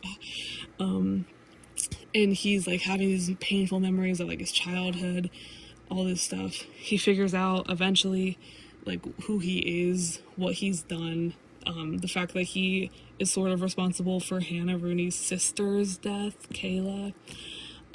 It's a lot of painful emotions. He feels totally guilty about it, and he knows with his family, like, if they find out that Toby's alive, they're just going to try to cover this whole thing up, and he doesn't want to do that to Hannah, so he decides to run away and live off the grid. He does that for a long time, and then he finds out that Hannah is pregnant. He goes to find Hannah, and that is when he helps her give birth, and then he names her child and also signs her birth certificate, and then leaves again after his mother is basically like, she first of all reveals that she's not dead to him because he thought she was dead, but then she's also like, you need to like continue to stay on the run because your father actually does know you're alive and he's tracking you, and if he's tracking you, then he can't go after Hannah and he can't go after her. So sort of smart on her part, but he continues to be on the run the whole time, and then eventually he gets the news that Hannah has died, but her daughter Avery is alive and like 15 years old. So he goes back, he plays chess in the park with Avery, and he just like hopes and prays that the Hawthorns never get a hold of her, which they obviously do. And he also goes and visits Hannah's grave and is just like, girl, I wish I could have been with you. And it's devastating. And there's also a lot of ominous stuff about the fact that Alice Hawthorne did at some point come visit Hannah Rooney and was like, you can like live a life of freedom and not having to live under an alias and all this stuff and hiding if you just like separate yourself from your daughter, type of thing. Very ominous. Hannah might be alive. Probably not, but we don't know. So that is the same backward as forward. Thank you so much for watching. I'm filming this before I filmed the whole middle part of this video, so I have no clue how long it is, but I'm fearful already. It's gonna be so long, but that's okay. You made it through, I guess. Yeah, I'm very excited for the last book, Gilded Blade, to come out. I'll almost certainly be making a video about that when that happens, just because it's like the end of it all.